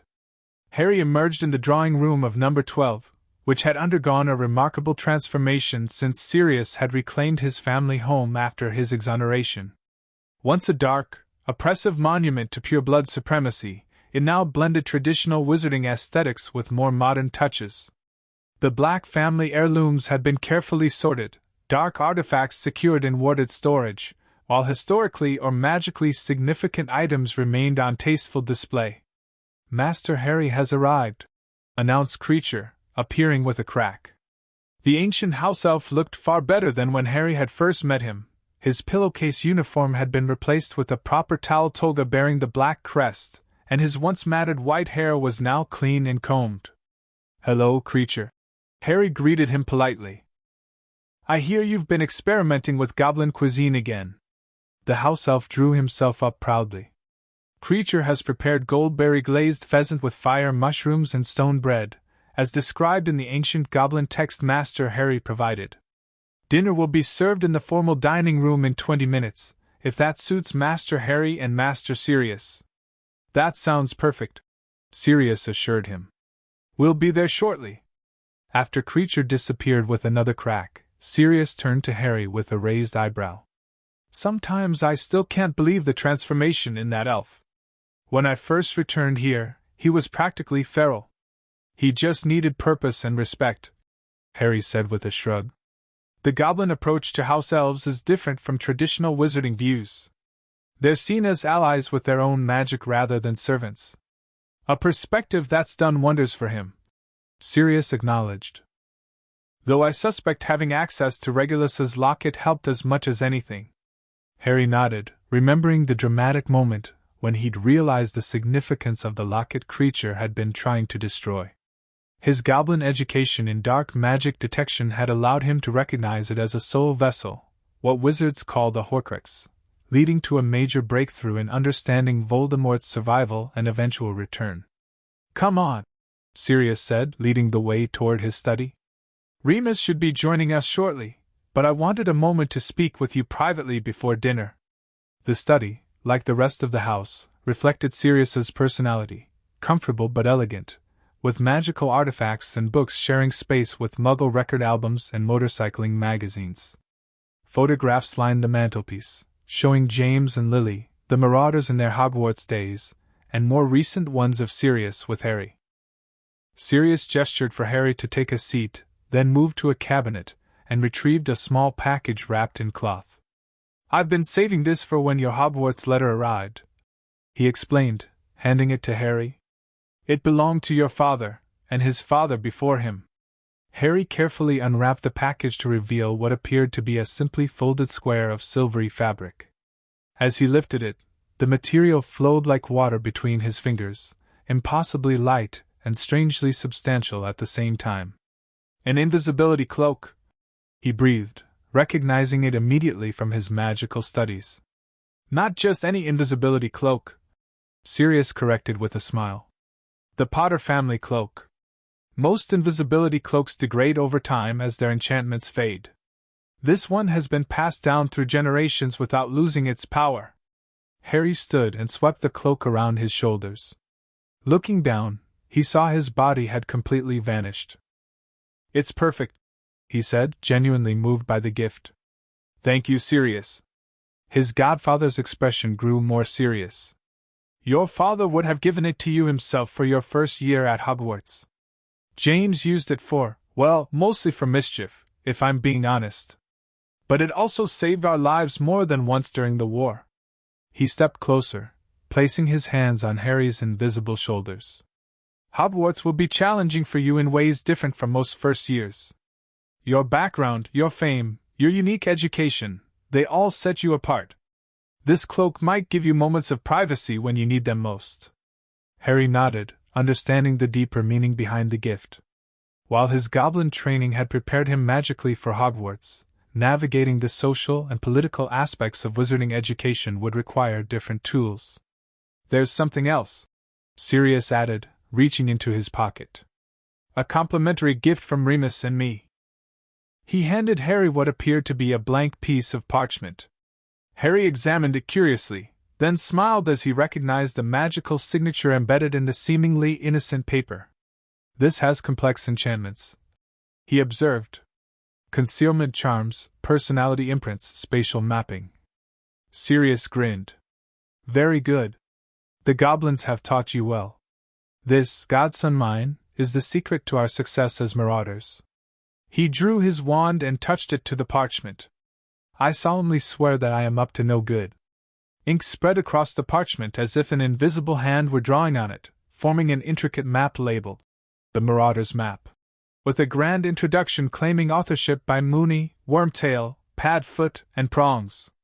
"It shows every corridor, classroom, and secret passage in Hogwarts," Sirius explained, watching Harry's amazed expression.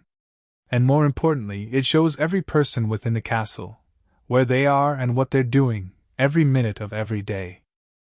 Harry studied the map with newfound appreciation, recognizing the magical complexity behind its seemingly simple appearance. "This is incredible. You made this while you were students?" "It took us most of our 5th and 6th years," Sirius confirmed. "James and I handled the spatial charms, Remus worked out the identification enchantments, and Peter—" His expression darkened momentarily. "Well, he contributed too, though we've modified it since to remove some of his magical signature." Harry understood the complicated emotions surrounding Peter Pettigrew. Though the traitor had never been captured, evidence of his betrayal had been conclusively established during Sirius's exoneration hearings. The man who had sold Harry's parents to Voldemort remained at large, a fact that troubled both Sirius and the goblins for different but complementary reasons. "To clear the map, just tap it and say mischief managed," Sirius demonstrated, causing the ink to fade until the parchment appeared blank once more. "Keep it secret. It would be confiscated instantly if certain staff members knew you had it." "Thank you," Harry said again, carefully folding both the map and the invisibility cloak. "These mean a lot to me, not just for their magical properties, but because they connect me to my father." Sirius's expression softened. "That's exactly why we wanted you to have them. Your parents would be so proud of you, Harry. Different as your upbringing has been from what they planned, you've grown into a young man they would recognize, brave, principled, and thinking for yourself." The moment was interrupted by Creature announcing Remus's arrival and dinner being ready. As they made their way to the dining room, Harry felt a profound sense of connection, to his parents through their legacy, to Sirius and Remus who had become family, and to the Goblin Nation that had shaped his development. Hogwarts would present new challenges, new relationships, and inevitably, new conflicts. But for the first time in his life, Harry was approaching a major transition with solid foundations on all sides. Diagon Alley hummed with the energy of the late summer shopping season. Families with Hogwarts-bound children crowded the narrow street, moving between Flourish and Blotts, Madame Malkin's, the apothecary, and other specialized shops. The late August sunshine cast a golden glow over the scene, enhancing the magical atmosphere. Near the entrance to the Leaky Cauldron, an unremarkable boy with mousy brown hair and hazel eyes emerged accompanied by a nondescript middle-aged wizard. They attracted no attention as they moved purposefully through the crowd, just another student and parent on their school's shopping expedition. "Your glamour is holding perfectly," Remus murmured as they navigated around a cluster of excited first-years outside quality Quidditch supplies. "How does it feel?" "Stable," Harry replied quietly. "The anchoring rune makes all the difference. Tonks was right about that." The disguise was a combination of magical techniques Harry had refined over years of training with Nymphadora Tonks. A basic glamour charm modified with goblin stability enchantments, anchored by a small rune stone in his pocket. Unlike standard wizard glamours, which could be detected by certain security spells, this hybrid approach registered as a natural magical aura to most detection methods. "Let's get the most crucial item first," Remus suggested, guiding them toward a narrow shop with a simple sign reading Ollivanders, makers of fine wands since 382 BC. The interior of the wand shop was exactly as Harry had heard described, dusty, narrow, and filled with thousands of slender boxes stacked from floor to ceiling. The air tingled with latent magic from so many wands in close proximity. "Good morning," came a soft voice from the shadows. Garrick Ollivander stepped into view, his wide, pale eyes shining like moons in the dim shop. "Remus Lupin. Cypress and unicorn hair, 10¼ inches. Excellent for defensive magic, as I recall. Your memory is as impressive as ever, Mr. Ollivander," Remus acknowledged with a smile. The wand maker turned his unsettling gaze to Harry. "And this is, interesting." His head tilted slightly. "The glamour is well crafted, but wands respond to the wizard beneath such concealments." A knowing smile played across his lips. "I've been expecting you, Mr. Potter." Harry wasn't particularly surprised that Ollivander had seen through his disguise. Wand makers were known for their unique magical perception. "Good morning, sir," he replied politely. "A most unusual upbringing you've had," Ollivander observed, circling Harry with evident curiosity. "Raised by goblins, trained in their magic, yes, I can sense it in your core. Fascinating. Most fascinating." He stopped abruptly. "Your wand arm?" "I'm ambidextrous," Harry said, "though I favor my right slightly." This seemed to delight the wand maker. "Excellent! Adaptability in magic is valuable. Hold up both arms, please." Ollivander's measuring tape sprang to life, measuring the distance between Harry's eyes, the circumference of his head, the length from elbow to fingertip on both arms, and dozens of other seemingly random dimensions. Meanwhile, Ollivander himself moved among the shelves, pulling down boxes with muttered observations. "Your mother's wand was willow, 10¼ inches. Swishy. Excellent for charm work," he remarked as he assembled a collection on the counter. "Your father favored mahogany, 11 inches. Pliable. Powerful and excellent for transfiguration." He returned with an armful of boxes. "Now, Mr. Potter, magic raised among goblins. This presents a unique challenge, a wizard core shaped by non-wizarding influences. Let us see." The wand-fitting process proved more complex than Harry had anticipated.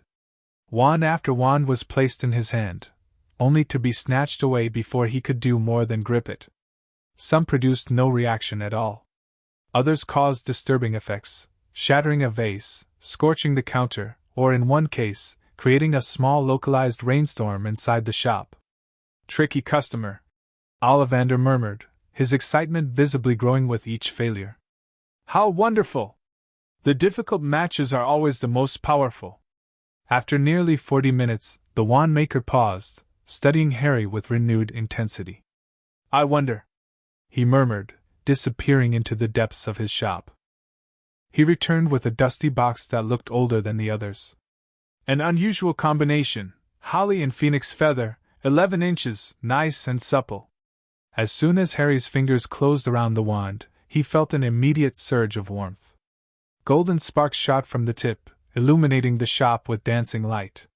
The sensation was different from goblin magic, more focused, like a laser compared to the broader earth energy he was accustomed to channeling. "Curious," Ollivander whispered, watching the display with wide eyes. "Most curious indeed." "What's curious?" Harry asked, already suspecting the answer based on what the goblins had taught him about magical resonance. "I remember every wand I've ever sold, Mr. Potter. The phoenix whose tail feather resides in your wand gave another feather, just one other. It is curious that you should be destined for this wand when its brother gave you that scar." Despite having anticipated this connection, Harry felt a chill. "Voldemort's wand." Ollivander flinched at the name but nodded. "The wand chooses the wizard, Mr. Potter." I believe we can expect great things from you. After all, he who must not be named did great things, terrible, yes, but great. Remus shifted uncomfortably at this assessment, but Harry maintained his composure, studying the wand with new appreciation for its significance. Thank you for explaining, Mr. Ollivander. May I ask, does this connection have any magical implications I should be aware of? The wand maker seemed surprised by the question, clearly not what he expected from an 11-year-old. Indeed. Brother wands share a special bond. They will not work properly against each other in direct combat. There are other, deeper connections that manifest differently depending on the wizards involved. He peered at Harry curiously. Your goblin teachers have prepared you well if you're asking such questions. After paying 7 galleons for the wand, they left Ollivander's and continued their shopping expedition. Madame Malkin's for robes, Flourish and Blotts for textbooks, the apothecary for potions ingredients. At each stop, Harry maintained his disguise while Remus handled most of the interactions, allowing them to complete their purchases efficiently without drawing attention. Just the familiar left, Remus noted as they checked items off the supply list. The magical menagerie or the owl emporium? The emporium, Harry decided. A post owl would be practical for Hogwarts. As they made their way toward Elop's Owl Emporium, Harry remained alert to their surroundings. Throughout the shopping trip, he'd been aware of the goblin security team positioned strategically around the alley, identifiable to his trained eye by subtle signals but invisible to most wizards. The plan called for him to maintain his disguise until all essential shopping was complete, then make a brief public appearance as himself before returning to Gringotts. Inside the Owl Emporium, Harry found himself drawn to a striking snowy owl who regarded him with unusual intelligence. This one, he said immediately, approaching her cage. The shopkeeper looked surprised. She's beautiful but temperamental. Hasn't let anyone touch her since she arrived. When Harry extended his finger toward the cage, however, the owl leaned forward to nibble it gently in apparent approval. Well, I'll be, the shopkeeper murmured. Seems she's been waiting for you, young man. After purchasing the owl and necessary supplies, they stepped back into the sunlight of Diagon Alley. Time for the change? Remus asked quietly. Harry nodded. Let's head toward Florian Fortescue's as planned. I'll make the switch in the alley beside it. They moved casually toward the ice cream parlor, ducking into the narrow passage beside it. Hidden from direct view, Harry carefully deactivated the anchoring rune while Remus kept watch. The glamour dissolved gradually, revealing his true appearance, the black hair, green eyes, and distinctive lightning scar that would immediately identify him to any wizard or witch. Ready? Remus asked. Harry straightened his shoulders and nodded. Let's get this over with. They emerged from the alley, Harry now openly himself, carrying his owl's cage and several packages. For perhaps 30 seconds, they moved unnoticed through the crowd, and then it happened. Look! It's Harry Potter! The cry came from a small red-headed boy about Harry's age, standing with what appeared to be his large family outside Flourish and Blotts. Heads turned, conversations halted, and a ripple of recognition spread through the alley. Harry had prepared for this moment, practicing with both Sirius and the goblins how to handle his first public appearance in the wizarding world. He maintained a calm, pleasant expression as people began to approach, some calling greetings, others simply staring. Mr. Potter! Such an honor! Is it really him? He looks so ordinary. Harry! Harry! Can I shake your hand? Remus stayed close, providing a buffer as Harry acknowledged the greetings with polite nods but continued walking purposefully toward Florian Fortescue's. As planned, Sirius was waiting there, his presence adding another layer of protection while reinforcing the public narrative that Harry had been living under his godfather's guardianship. Quite a reception, pup, Sirius murmured as Harry reached him. How are you holding up? Fine so far, Harry replied. Though I'd rather finish this part quickly. They took a table outside the ice cream parlor, a strategic location that allowed Harry to be visible to the curious public while remaining in a controlled environment. Sirius ordered ice cream for all 3 of them, creating the appearance of a normal family outing. The crowd maintained a respectful distance, though many people found excuses to walk past their table, stealing glances at the famous boy who lived. Children were less subtle, openly pointing and whispering behind their hands. Mr. Potter. A photographer from the Daily Prophet approached, camera in hand. Could we get a picture for tomorrow's edition? First sighting of the boy who lived preparing for Hogwarts. This too had been anticipated. Harry gave a measured smile and nodded. Just one, please. The photographer snapped several shots of Harry with Sirius and Remus, carefully excluding the snowy owl and school supplies from the frame as requested.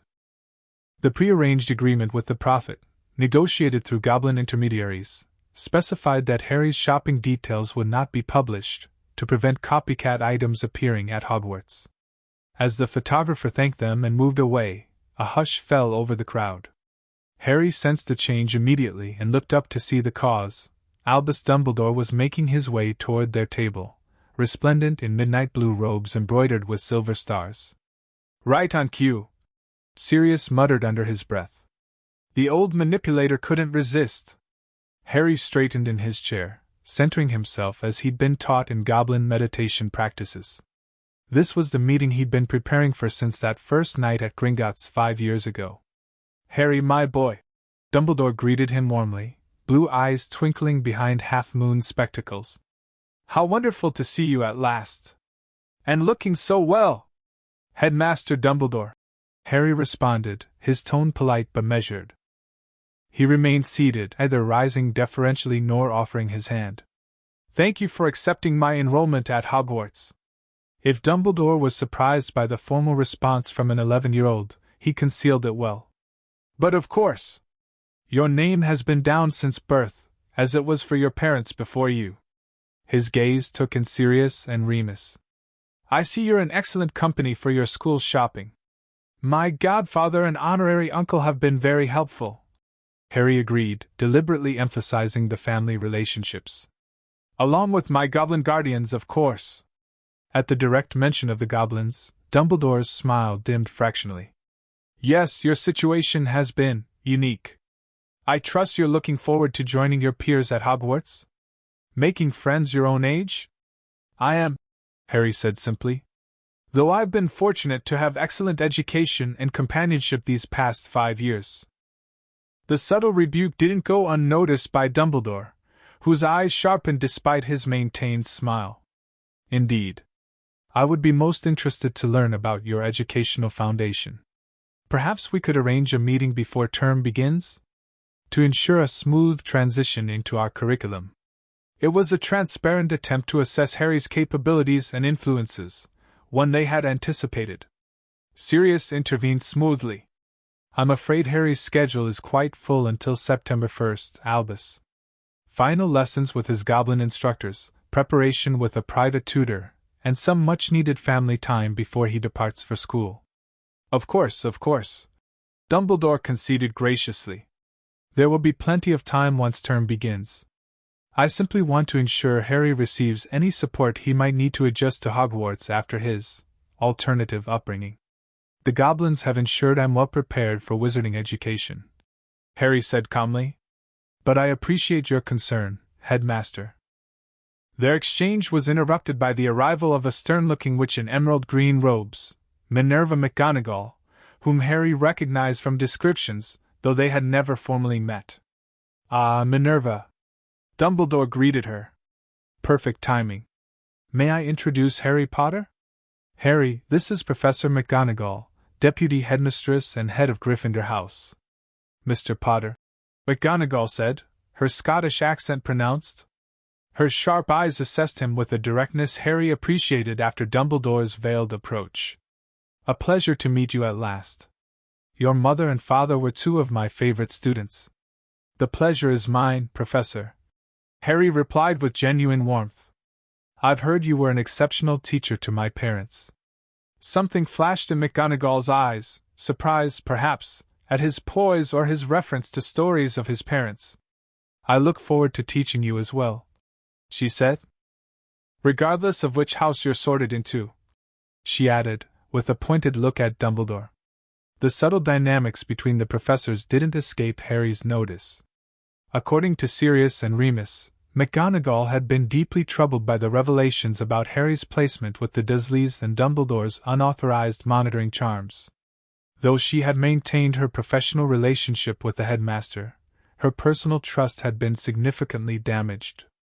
"Speaking of houses," Dumbledore said lightly, "have you given thought to where the Sorting Hat might place you, Harry? Your parents were both Gryffindors, of course." It was a seemingly innocent question that actually probed for insights into Harry's personality and values. "I understand all 4 houses have their virtues," he replied diplomatically. "The hat will place me where I belong." Dumbledore's eyes twinkled. "Wisely said. Though between us, I've always thought you would make an excellent Gryffindor." Courage and daring seemed to run in your blood. Before Harry could respond, Sirius interjected, "I'm sure Harry will excel wherever he's placed. The hat considered me for Slytherin before putting me in Gryffindor, and I turned out reasonably well despite Azkaban's best efforts." His casual reference to his wrongful imprisonment hung in the air like a quiet rebuke. "Indeed," Dumbledore acknowledged, his smile never faltering. "Well, we shouldn't keep you from enjoying your ice cream.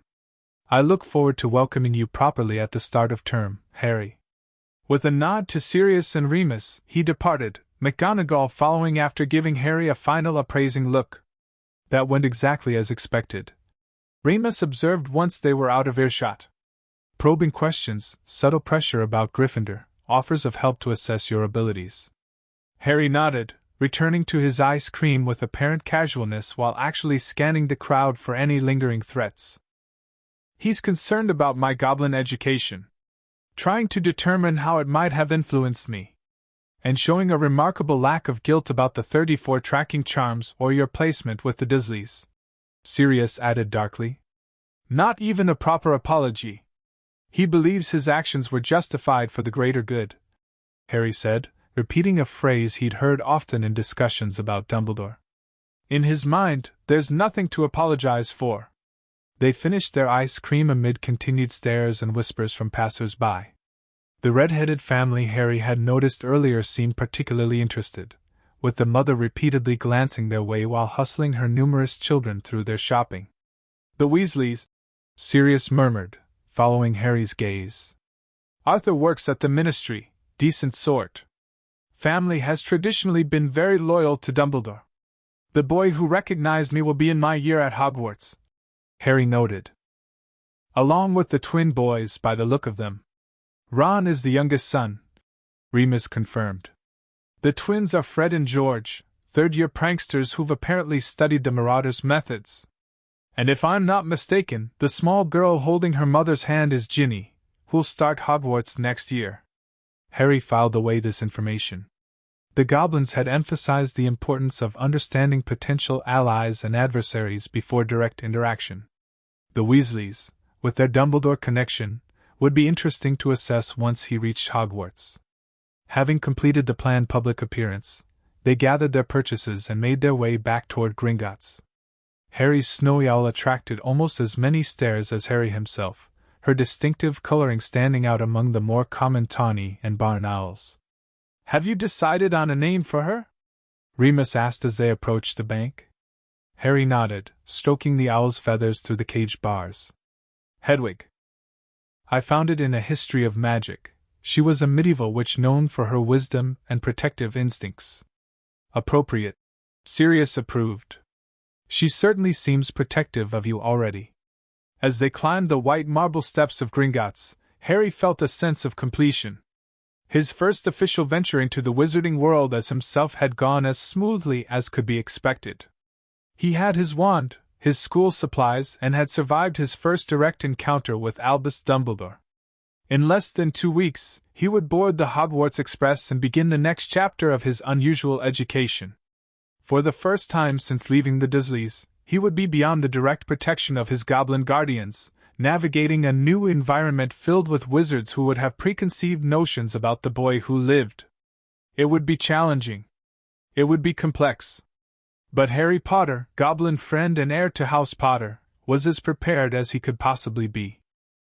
Deep beneath Hogwarts Castle, in a chamber few knew existed, Albus Dumbledore stood before an ancient mirror framed in gold, its surface reflecting not his own image, but that of a blood-red stone held in his wrinkled hand. The mirror of Ariste, normally used to reveal one's deepest desire, now served a more practical purpose, housing and protecting the Philosopher's Stone. "Is it secure, Albus?" asked Nicholas Flamel, the ancient alchemist who had created the stones centuries earlier. Though he appeared to be a man in his late 60s, his eyes held the wisdom of over 600 years of life. "As secure as magic can make it," Dumbledore confirmed, stepping back from the mirror. "The stone will appear only to one who wishes to find it but not use it. A paradox that should prove impossible to circumvent." Flamel nodded, though concern lingered on his features. "And the additional protections? The challenges you mentioned?" "Each of my chosen staff members has contributed a guardian enchantment," Dumbledore explained. "A series of obstacles that would challenge even accomplished wizards, yet remain theoretically surmountable by someone with particular qualities." The alchemist's eyes sharpened. "The Potter boy." Dumbledore inclined his head slightly. "A possibility I must consider. If my suspicions prove correct, Voldemort will seek the stone to restore himself. Harry's connection to him may draw the boy into the conflict, ready or not." "And you believe he is ready?" Flamel asked skeptically. "After 5 years beyond your influence, raised by creatures whose agenda remains opaque? I encountered young Harry in Diagon Alley earlier today," Dumbledore said, stroking his long beard thoughtfully. "He was not what I expected. Poised, articulate, guarded. The goblin influence is evident in his manner, formal, cautious, strategic in his responses. Hardly typical traits for an 11-year-old wizard," Flamel observed. "Indeed not. The boy I met bears little resemblance to the pliable child I had hoped to gradually prepare for his destiny." Dumbledore sighed heavily. "The goblins have trained him well in their ways, but I wonder if they've prepared him for what he must eventually face."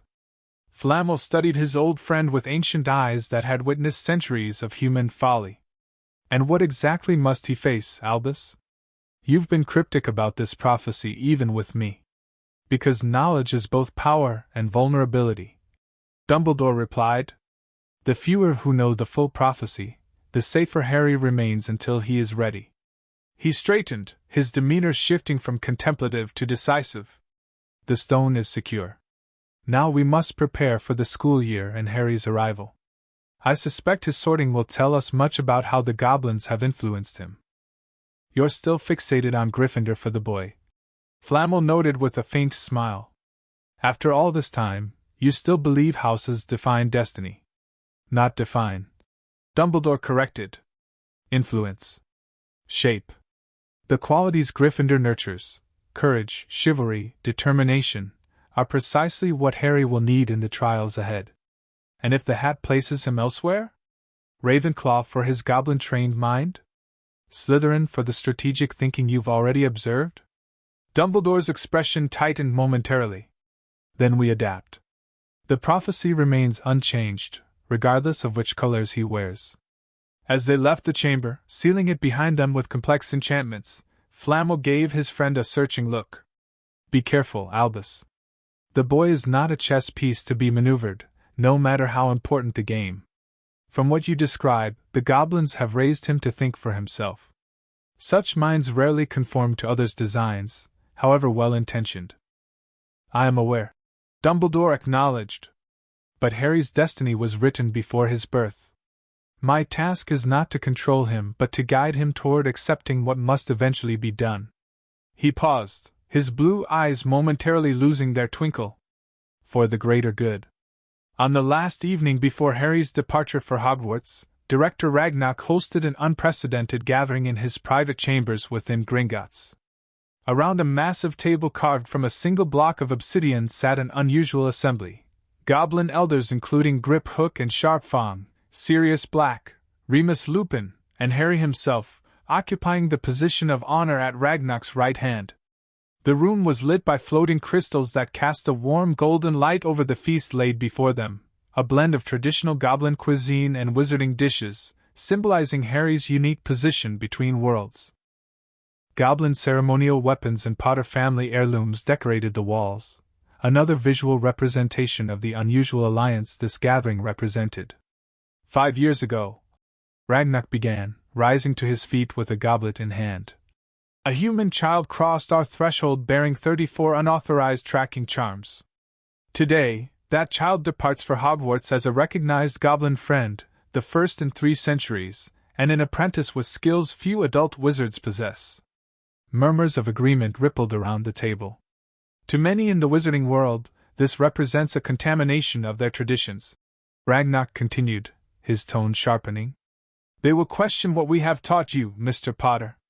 They will attempt to undo our influence, and reshape you according to their expectations. Harry nodded, acknowledging this reality he had long prepared for. Let them try, Ragnar declared with a fierce grin that displayed his pointed teeth. For what they fail to understand is that goblin education is not about indoctrination, but illumination. We have not taught you what to think, but how to recognize manipulation, evaluate evidence, and make strategic decisions based on your own judgment rather than others' expectations. He raised his goblet higher. To Harry Potter. May your gold multiply, your enemies tremble, and your path remain your own. To Harry Potter. Echoed around the table as everyone drank. When the toast concluded, Griphook spoke next. As your primary guardian these past 5 years, I have watched you grow from a frightened child into a capable young wizard with 1 foot in each world. Your achievements in goblin magic have exceeded our projections, particularly in earth channeling and metallurgy. Sharpfang nodded in gruff agreement. Your combat readiness is acceptable for a wizard your age. Remember your training. Awareness before action, strategy before strength, and when necessary, decisive force without hesitation. Sirius grinned at the Goblin Battlemaster's characteristically stern assessment. What Sharpfang means, in less martial terms, is that you're as prepared as any first year could possibly be. His expression grew more serious. But Hogwarts will test you in ways different from your goblin training. Social dynamics, wizard politics, and the expectations that come with your name will present challenges no amount of combat readiness can fully prepare you for. Which is why, Remus added, we've emphasized adaptability in your preparation. The communication mirror will allow us to stay in regular contact, but ultimately, you'll need to navigate many situations based on your own judgment. Harry looked around at the unusual family he had acquired, goblins who had protected and educated him, the godfather who had gradually become a true parental figure, the honorary uncle who had bridged worlds for him. The contrast with the frightened, isolated child who had stumbled into Gringotts 5 years earlier couldn't have been more stark. I'm ready, he said simply. Not because I think I know everything I'll face, but because you've all taught me how to learn, adapt, and seek help when needed. He smiled slightly. And when to recognize when someone is trying to control rather than assist me. Ragnar nodded approvingly. Well said. Now, before we conclude this gathering, there are several final matters to address. He gestured to Griphook, who produced a small wooden box. Your apprenticeship status requires certain tools. Griphook explained, opening the box to reveal several goblin-crafted items. This signet ring marks you as a junior apprentice in the Gringotts hierarchy. It contains protective enchantments and allows you to activate certain types of goblin runes.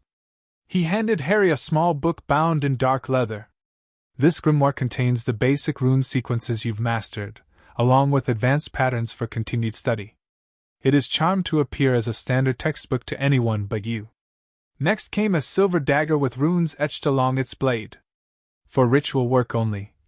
Griphook emphasized. Not combat. The blade is aligned to your magical signature, and will assist in focused spell casting when conventional wand methods are insufficient. Finally, he presented a small golden key. This opens your personal vault, separate from the Potter family vaults you'll inherit at 17. We've transferred a suitable allowance for your school years, along with certain artifacts from your family collection deemed appropriate for your current age and training level. Harry accepted each item with proper goblin formality, knowing the gifts represented far more than their practical value. They were symbols of his continued connection to the Goblin Nation during his time at Hogwarts, reminders that he remained Goblin friend regardless of where he studied. Sirius presented his gift next, a handsome trunk of dark wood with the Potter crest inlaid in gold. 7 compartments, he explained, each with expansion charms and specific security features. The 7th opens only to your magical signature and contains a secure space for your more unique possessions. Like my father's cloak and the map, Harry noted with a smile. Exactly, Sirius confirmed. Along with anything else you'd prefer nosy classmates or staff not to discover. Remus's contribution was more academic, a set of journals with sophisticated privacy charms. For recording your observations and experiences, he explained. With specific sections for continuing your studies in comparative magical theory. The final gift came from Ragnak himself, a small crystal vial containing a swirling silver-gold substance unlike anything Harry had seen before. Earth magic in its purest form, the director explained. Extracted from the deepest caverns beneath Gringotts. In moments of greatest need, when you are beyond our direct protection, break the vial and speak the words I taught you. It will provide a single surge of goblin magic, enough to activate any of the runic sequences you've learned, even within Hogwarts where such magic normally cannot function. It was an unprecedented gift, goblin magic literally bottled for use by a human. The significance wasn't lost on Harry or anyone present. I'm honored beyond words, he said, carefully securing the vial in a protective pouch. And I swear it will be used only in true necessity. With the gifts presented and the meal concluded, the gathering began to disperse. Sirius and Remus departed first, knowing Harry needed time for proper farewells to his goblin guardians. Tomorrow morning, they would escort him to King's Cross Station for his journey to Hogwarts. Alone with Ragnak and Grip Hook in the director's office, Harry prepared for his final briefing. Our intelligence suggests Dumbledore has accelerated certain plans in response to your imminent arrival at Hogwarts. Ragnak began without preamble. The Philosopher's Stone has been moved from Gringotts to Hogwarts, ostensibly for protection against an attempted theft. Harry's eyebrows rose in surprise. Nicholas Flamel allowed this? Removing his stone from goblin protection? Flamel and Dumbledore have a relationship spanning decades, Grip Hook explained. The alchemist trusts the headmaster's judgment, perhaps excessively. The stone's presence at Hogwarts creates a powerful lure, Ragnak continued. Our sources indicate increased activity among those sympathetic to the Dark Lord's cause. The timing seems convenient. Harry understood the implication immediately. Dumbledore is using the stone as bait, knowing Voldemort or his followers might seek it. His eyes narrowed. With me conveniently arriving at the same time. A test, perhaps, Grip Hook suggested. Or an attempt to force a confrontation under controlled conditions of his choosing. Either way, proceed with caution, Ragnak advised. Observe, gather information, but do not directly engage unless absolutely necessary. Your primary objective at Hogwarts remains educational, both in wizarding magic and in understanding the political landscape you will eventually need to navigate. Harry nodded, absorbing this final intelligence briefing with the seriousness it deserved. I'll maintain regular communication through the mirror and the secure post system we established. One final matter, Grip Hook said, his expression unusually hesitant. Your connection to the Dark Lord. Our healers and curse breakers have monitored the scar for years, containing the foreign magic within it, but proximity to objects connected to Voldemort may strengthen that connection. This was something they had discovered early in Harry's time with the Goblins, that his scar contained a fragment of foreign magic similar to but distinct from a traditional Horcrux. The Goblins had placed containment wards around it, preventing it from influencing Harry while they researched methods of permanent removal. The suppression runes will continue to function at Hogwarts, Ragnak assured him. But be alert for unusual dreams, unexplained headaches, or sensations of foreign emotion. Report any such occurrences immediately. I will, Harry promised. The meditation techniques have helped me distinguish between my thoughts and any external influences. A comfortable silence fell as the three considered all that had been said. 5 years of planning, training, and preparation were about to be tested in ways they could not fully anticipate. "It has been my honor," Griphook said finally, "to guide your education these past years, Mr. Potter. You have surpassed our expectations and brought credit to both your houses." "The honor has been mine," Harry replied sincerely. "You took in a lost child and gave him not just protection but purpose. Whatever happens at Hogwarts, I remain Goblin friend first and always." Ragnarok nodded, satisfaction evident in his shrewd eyes. "Then go with our blessing, Harry Potter. Learn their magic, understand their ways, but remember the perspectives we have taught you. The wizarding world sees only a fraction of magical reality. You now see more. And when the time comes," Griphook added, "that broader vision may prove decisive not just for your future, but for relations between our peoples." Harry left Gringotts before dawn the next morning, slipping out through secret passages to avoid public notice. As he emerged onto Diagon Alley in the gray pre-dawn light, he paused to look back at the imposing white building that had been his home and sanctuary for 5 transformative years. Whatever came next, Hogwarts, Dumbledore's machinations, the looming return of Voldemort that the goblins considered inevitable, Harry faced it not as the ignorant, malleable child he might have been, but as someone with unique preparation and perspective. The boy who lived would attend Hogwarts as planned. But he would do so as Harry Potter, Goblin friend, and that would make all the difference. Platform 9 3/4 bustled with activity as families bid farewell to students departing on the Hogwarts Express. Steam billowed from the Scarlet engine, enveloping the platform in a dreamlike haze that enhanced the magical atmosphere. Harry stood slightly apart from the main crowd, Hedwig's cage secured atop his trunk as he took in the scene with observant eyes. Despite the glamour charm that subtly altered his appearance, softening the distinctive lightning scar and changing his eye color from vivid green to a more common hazel, he noted several people casting curious glances his way. "Remember," Sirius murmured beside him, "you can always use the mirror if you need us. Day or night. And the secure post box for less urgent matters," Remus added. "The goblins have ensured it's tamper-proof, even against Hogwarts mail screening." Harry nodded, appreciating their concern while finding it slightly amusing.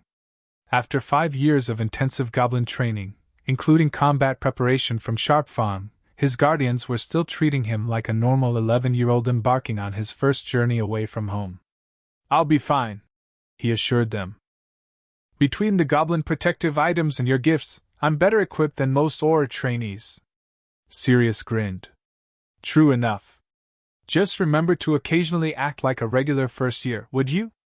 Make some friends, play exploding snap, smuggle and contraband sweets, normal kid stuff." "I'll try," Harry promised, though all three knew his experience had left him with perspectives and priorities far different from his peers. The warning whistle blew, signaling 5 minutes until departure. Around them, last hugs were exchanged, forgotten items hastily passed through windows, and final admonitions shouted to already retreating backs. "Well, this is it," Remus said with a warm smile. "Your parents would be so proud, Harry. Different as your path has been from what they might have imagined, you've become someone they would admire immensely." The words touched Harry deeply. Though he had countless photos and stories of James and Lily, the absence of their direct approval or disappointment sometimes weighed on him, especially at milestone moments like this. "Thank you," he said simply, then turned to Sirius. "Both of you. For everything." Sirius pulled him into a quick, fierce hug. "Show them what a Potter can do, pup. And remember, I know," Harry interjected with a small smile, "I'm not alone." With final farewells exchanged, Harry boarded the train, his trunk lightened by featherweight charms for easier handling. He moved purposefully through the crowded corridor, seeking an empty compartment, or one with potentially compatible companions. Near the middle of the train, he found a compartment occupied by a single girl with bushy brown hair, already dressed in her Hogwarts robes and deeply absorbed in Hogwarts, a history. She looked up as Harry paused at the door. "Do you mind if I join you?" he asked politely. The girl blinked, then gestured welcomingly. Not at all. Are you a first year too? I'm Hermione Granger. I've already tried a few simple spells just for practice, and they've all worked for me. Nobody in my family's magic at all. It was ever such a surprise when I got my letter, but I was ever so pleased, of course. I mean, it's the very best school of witchcraft there is, I've heard. I've learned all our course books by heart, of course. I just hope it will be enough. The rush of information was delivered at remarkable speed, revealing both intelligence and nervousness. Harry smiled as he stowed his trunk in Hedwig's cage. Harry. He introduced himself simply, deliberately omitting his surname for the moment. And yes, first year. That's impressive about learning the course books. I've read them too, though I wouldn't claim to have memorized them.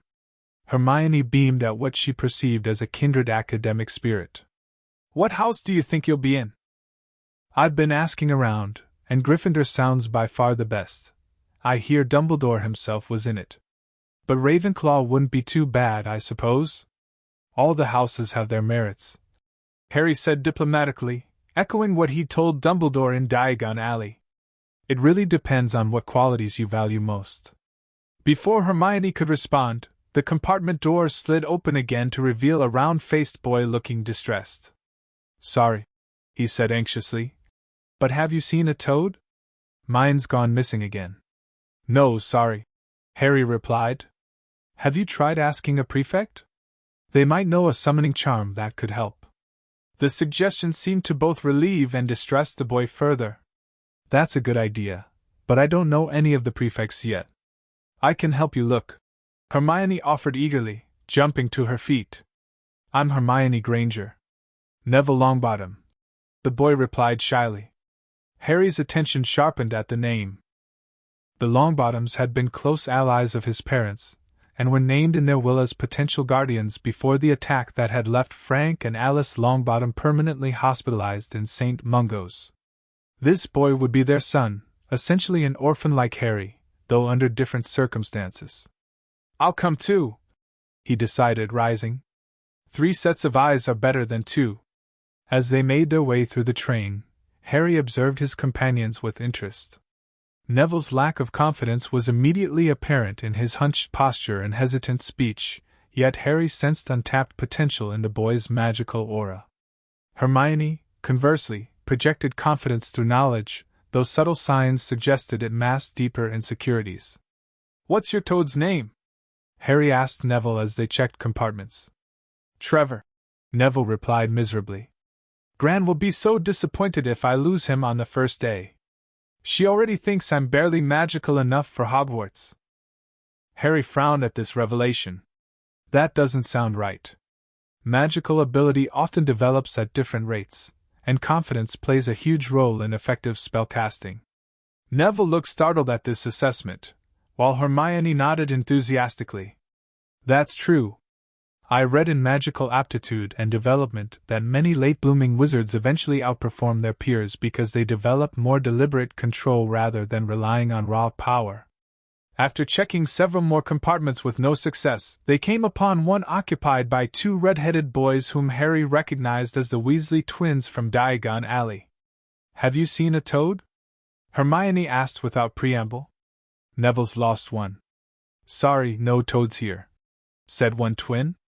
Just us troublemakers, finished the other. We could help look, though, the first twin offered. I'm Fred Weasley, and this is George. Actually, I'm Fred and he's George, corrected the second twin. Or are we? They said in unison, grinning identically. Harry studied them with amusement, noting subtle differences his goblin training had taught him to recognize, slightly different magical signatures, minute variations in speech patterns. You're Fred, he said to the twin on the left, and you're George, to the right. And I think you might know a summoning charm that could help find a toad. The twins exchanged surprised glances. He's good, Gred. Indeed he is, Forge. What's your name, O discerning one? Asked the true Fred. Harry, he replied simply. George pulled out his wand with a flourish. Well, Harry no last name, as it happens. We do know a basic summoning charm. Accio isn't taught until 4th year, but, When has that ever stopped us? Fred completed. George cleared his throat dramatically. Accio Neville's toad. For a moment nothing happened.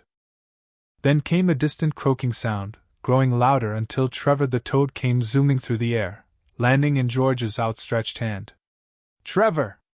Neville exclaimed with relief, accepting his pet gratefully. Thank you. Not a problem, young Longbottom, Fred said magnanimously. Always happy to assist a fellow student in toad-related emergencies.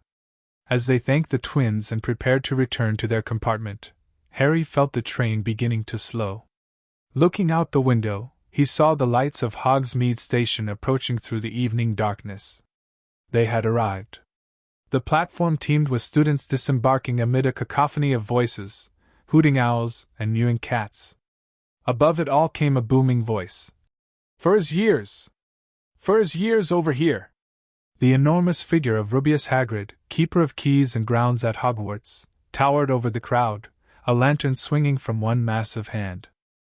Harry, Hermione, and Neville made their way toward him, joining the gathering cluster of nervous first years. Come on, follow me, any more first years? Mind your step, now!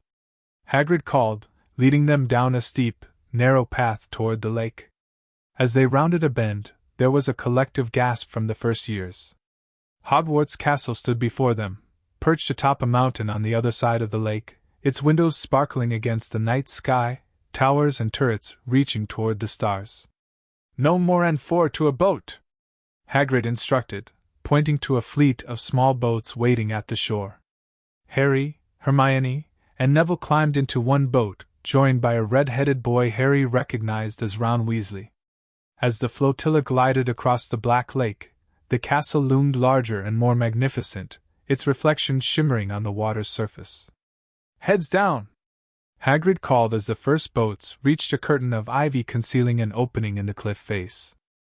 They passed through a dark tunnel until reaching an underground harbor where they clambered out onto rocks and pebbles.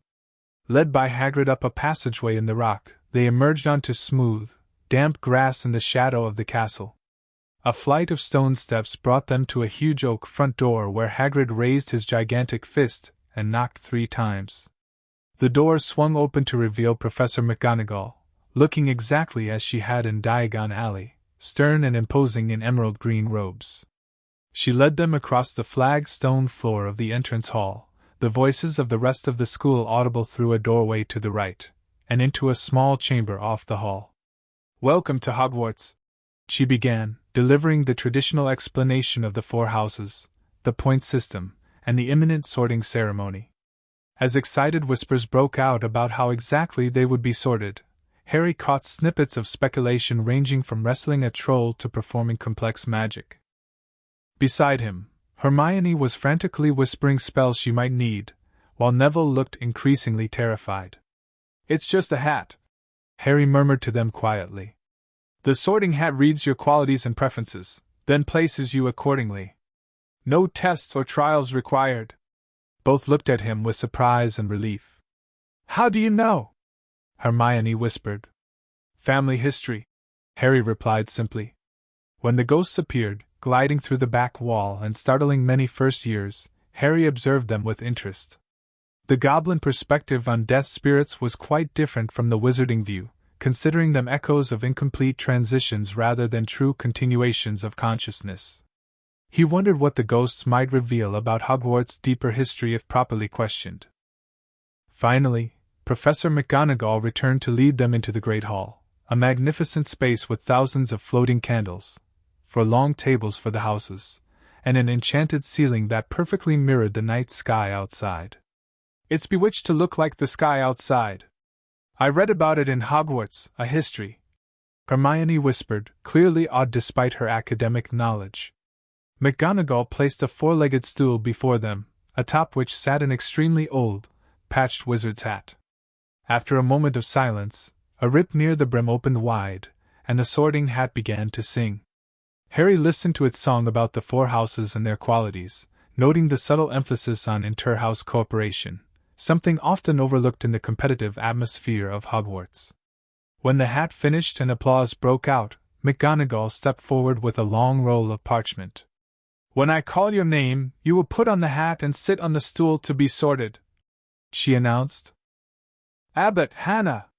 As the sorting proceeded alphabetically, Harry observed each student's placement with interest, particularly noting Hermione's assignment to Gryffindor after nearly a minute under the hat, suggesting she possessed qualities suited to multiple houses. "Longbottom, Neville!" Neville stumbled forward nervously. The hat took nearly 2 minutes with him, one of the longest deliberations yet, before finally declaring, "Gryffindor." Neville was so relieved he ran off still wearing the hat, and had to return it amid general laughter. Harry's attention sharpened as Malfoy Draco was called. This pale, pointed boy was the son of Lucius Malfoy, a figure the Goblins had identified as both a former Death Eater and a current political adversary. The hat had barely touched his head before shouting, "Slytherin!" Finally, after Perks Sally Ann was sorted into Hufflepuff, McGonagall called, "Potter, Harry!" Whispers suddenly broke out across the hall as Harry stepped forward. "Potter, did she say? The Harry Potter?" The last thing Harry saw before the hat dropped over his eyes was a hall full of people craning to get a good look at him. Then his vision was blocked by the hat's interior, and a small voice spoke in his ear. "Well, well, well," it said. "What have we here?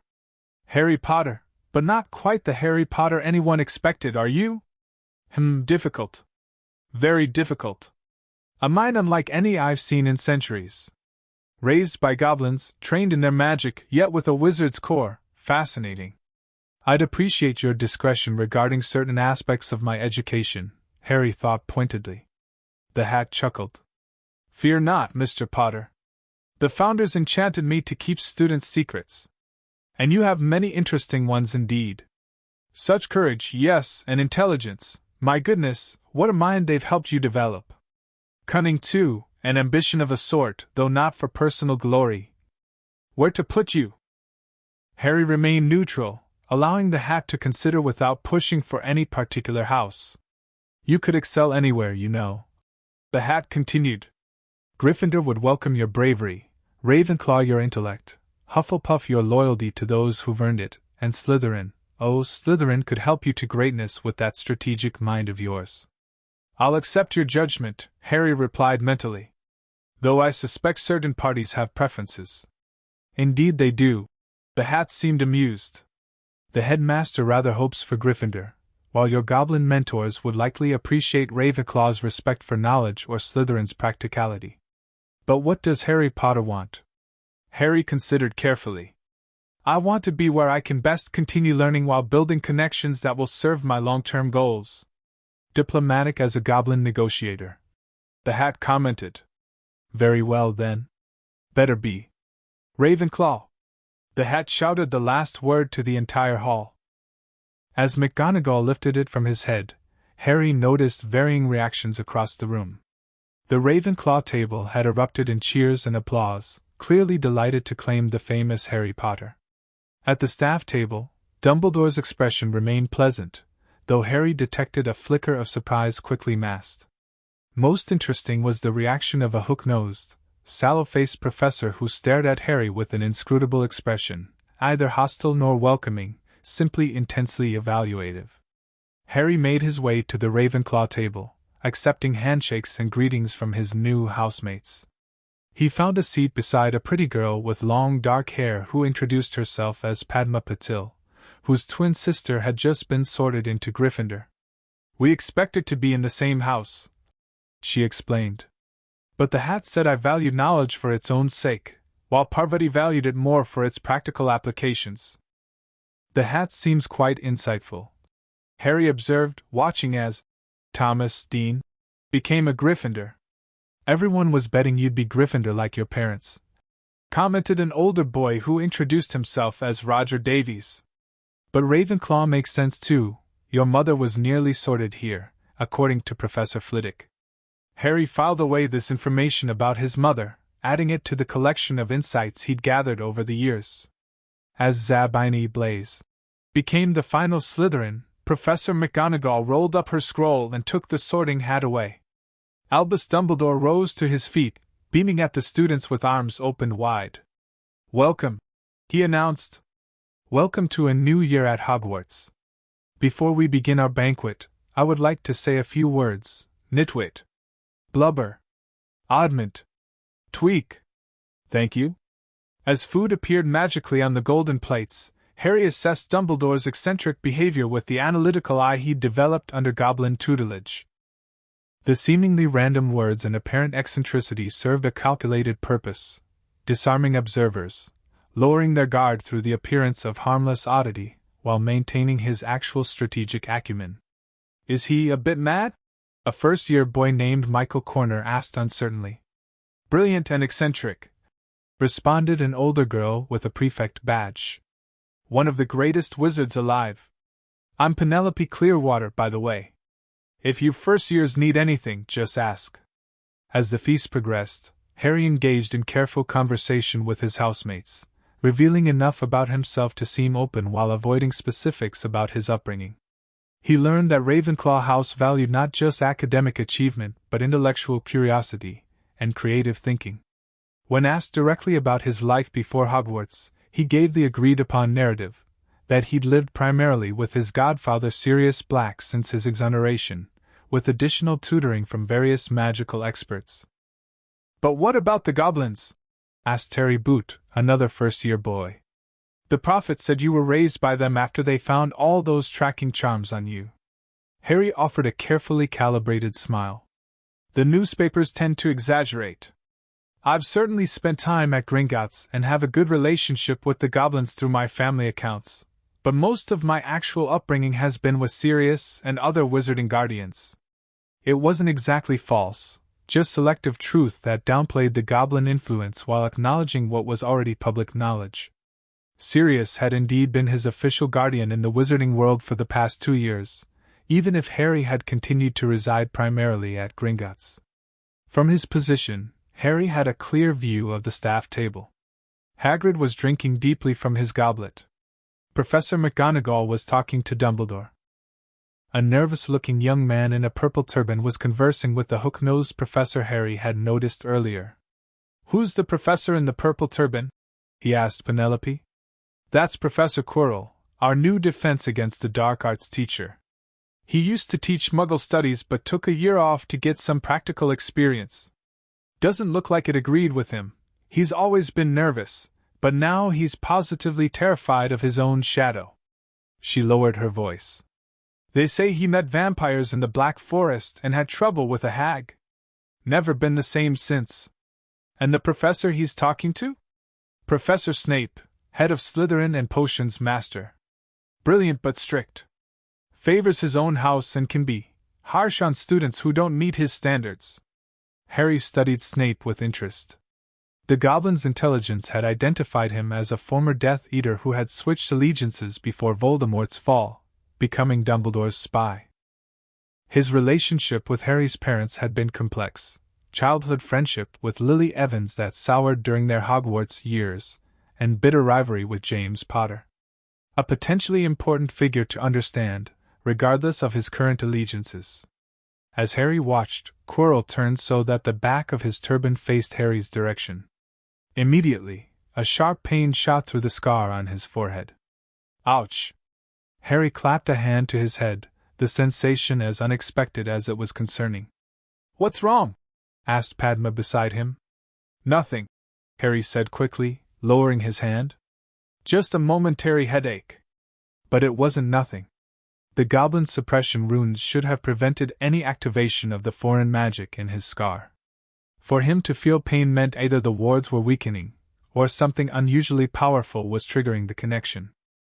As the desserts disappeared and Dumbledore rose for his start-of-term announcements, Harry half listened while mentally reviewing what the Goblins had taught him about his scar. He tuned back in as Dumbledore reached the serious portion of his speech. "The third-floor corridor on the right-hand side is out of bounds to everyone who does not wish to die a very painful death," the headmaster announced calmly. A few students laughed, but most looked unsettled. Harry's attention sharpened immediately. This would be related to the Philosopher's Stone that Ragnarok had warned him about. Announcing a forbidden area so publicly was practically an invitation to curious students. If Dumbledore genuinely wanted to keep people away from the stone, he would have used less intriguing language or simply warded the area against student access entirely. After the school song, a chaotic exercise that the goblins would have found horrifying in its lack of harmony, the students were dismissed. Penelope Clearwater led the Ravenclaw first years through the castle, up to a tower with a door bearing a bronze knocker in the shape of an eagle. Unlike the other houses with their passwords, Ravenclaw Tower required answering a riddle to gain entry. This way, Penelope explained, you learn something new every time you enter the common room, and members of other houses with sufficient wit can visit if they solve the riddle. The knocker posed its question. I speak without a mouth and hear without ears. I have no body, but I come alive with wind. What am I? After a moment of consideration, Harry answered. An echo. Well reasoned. The knocker responded, and the door swung open. The Ravenclaw common room was a wide, circular room with graceful arched windows set into the walls, offering spectacular views of the surrounding mountains. The ceiling was domed and painted with stars, which were echoed in the midnight blue carpet. Tables, chairs, and bookcases curved along the walls, and opposite the entrance stood a tall statue of Rowena Ravenclaw wearing her famous diadem. Boys' dormitories through that door, Penelope indicated. Girls through the other. Your belongings have already been brought up. The first-year boys, Harry, Terry Boot, Michael Corner, Anthony Goldstein, and Kevin Entwistle, found their dormitory at the top of a spiral staircase. 5 four-poster beds with blue hangings awaited them, their trunks already positioned at the foot of each. As the others began unpacking and chatting excitedly, Harry methodically established his space. He arranged his books on the small shelf beside his bed, placing the disguised goblin grimoire among standard first-year texts. The communication mirror went under his pillow, while the goblin-crafted jewelry items were stored in a small warded box inside his trunk's secure compartment. Is that a snowy owl? Terry asked, noticing Hedwig's cage near the window. She's beautiful. Her name is Hedwig, Harry confirmed, opening the cage to let her perch on his arm. She's very intelligent. The owl preened slightly at the compliment before hopping to the window, which Harry opened to allow her access to the Ole. As his roommates gradually settled into bed, Harry took a moment to center himself through goblin meditation techniques. His first day at Hogwarts had gone largely as expected, the sorting, the feast, the initial impressions of staff and students. But the pain in his scar was an unexpected complication that needed reporting. Once sure his roommates were asleep, Harry drew the curtains around his bed and activated the privacy wards embedded in his signet ring. Then he retrieved the communication mirror from beneath his pillow. Remus Lupin, he murmured, watching as the mirror's surface rippled like disturbed water. After a moment, Remus's face appeared in the glass. Harry! How was your first day? Which house? Ravenclaw, Harry replied with a small smile. And mostly as expected, but there's a complication. My scar hurt during the feast, when I looked at the defense professor, Quirrell. Remus's expression turned serious. The suppression runes should prevent that. Did you notice anything unusual about Quirrell? Besides being extremely nervous? Not immediately. But Dumbledore announced that the third-floor corridor is forbidden to everyone who does not wish to die a very painful death. The stone, Remus concluded. It must be there, as Ragnak suspected. Harry nodded. And my scar reacting suggests Voldemort's influence might be closer than we thought. The goblins always said he wasn't truly gone. Document everything, Remus instructed. Any more pain, unusual dreams, or strange behavior from Quirrell. We'll pass this to Sirius and the goblins immediately. After ending the communication, Harry lay back in his bed, listening to the soft breathing of his roommates. His first hours at Hogwarts had already confirmed what the goblins had prepared him for, that beneath the enchanted ceiling and floating candles, powerful currents were moving, setting the stage for conflicts to come. But he was ready. 5 years with the goblins had given him tools and perspective that Dumbledore could never have anticipated when he placed those 34 tracking charms on a defenseless child. Whatever game the headmaster was playing with the Philosopher's Stone and Voldemort's potential return, Harry would not be the passive pawn he'd been intended to be. Tomorrow, his formal wizarding education would begin. But his true education, in strategy, survival, and the complex interplay of power in the magical world, had started years ago in the stone chambers of Gringotts. And that would make all the difference in the challenges to come. The end. Thank you for watching this video. Please be sure to subscribe to our channel and like this video.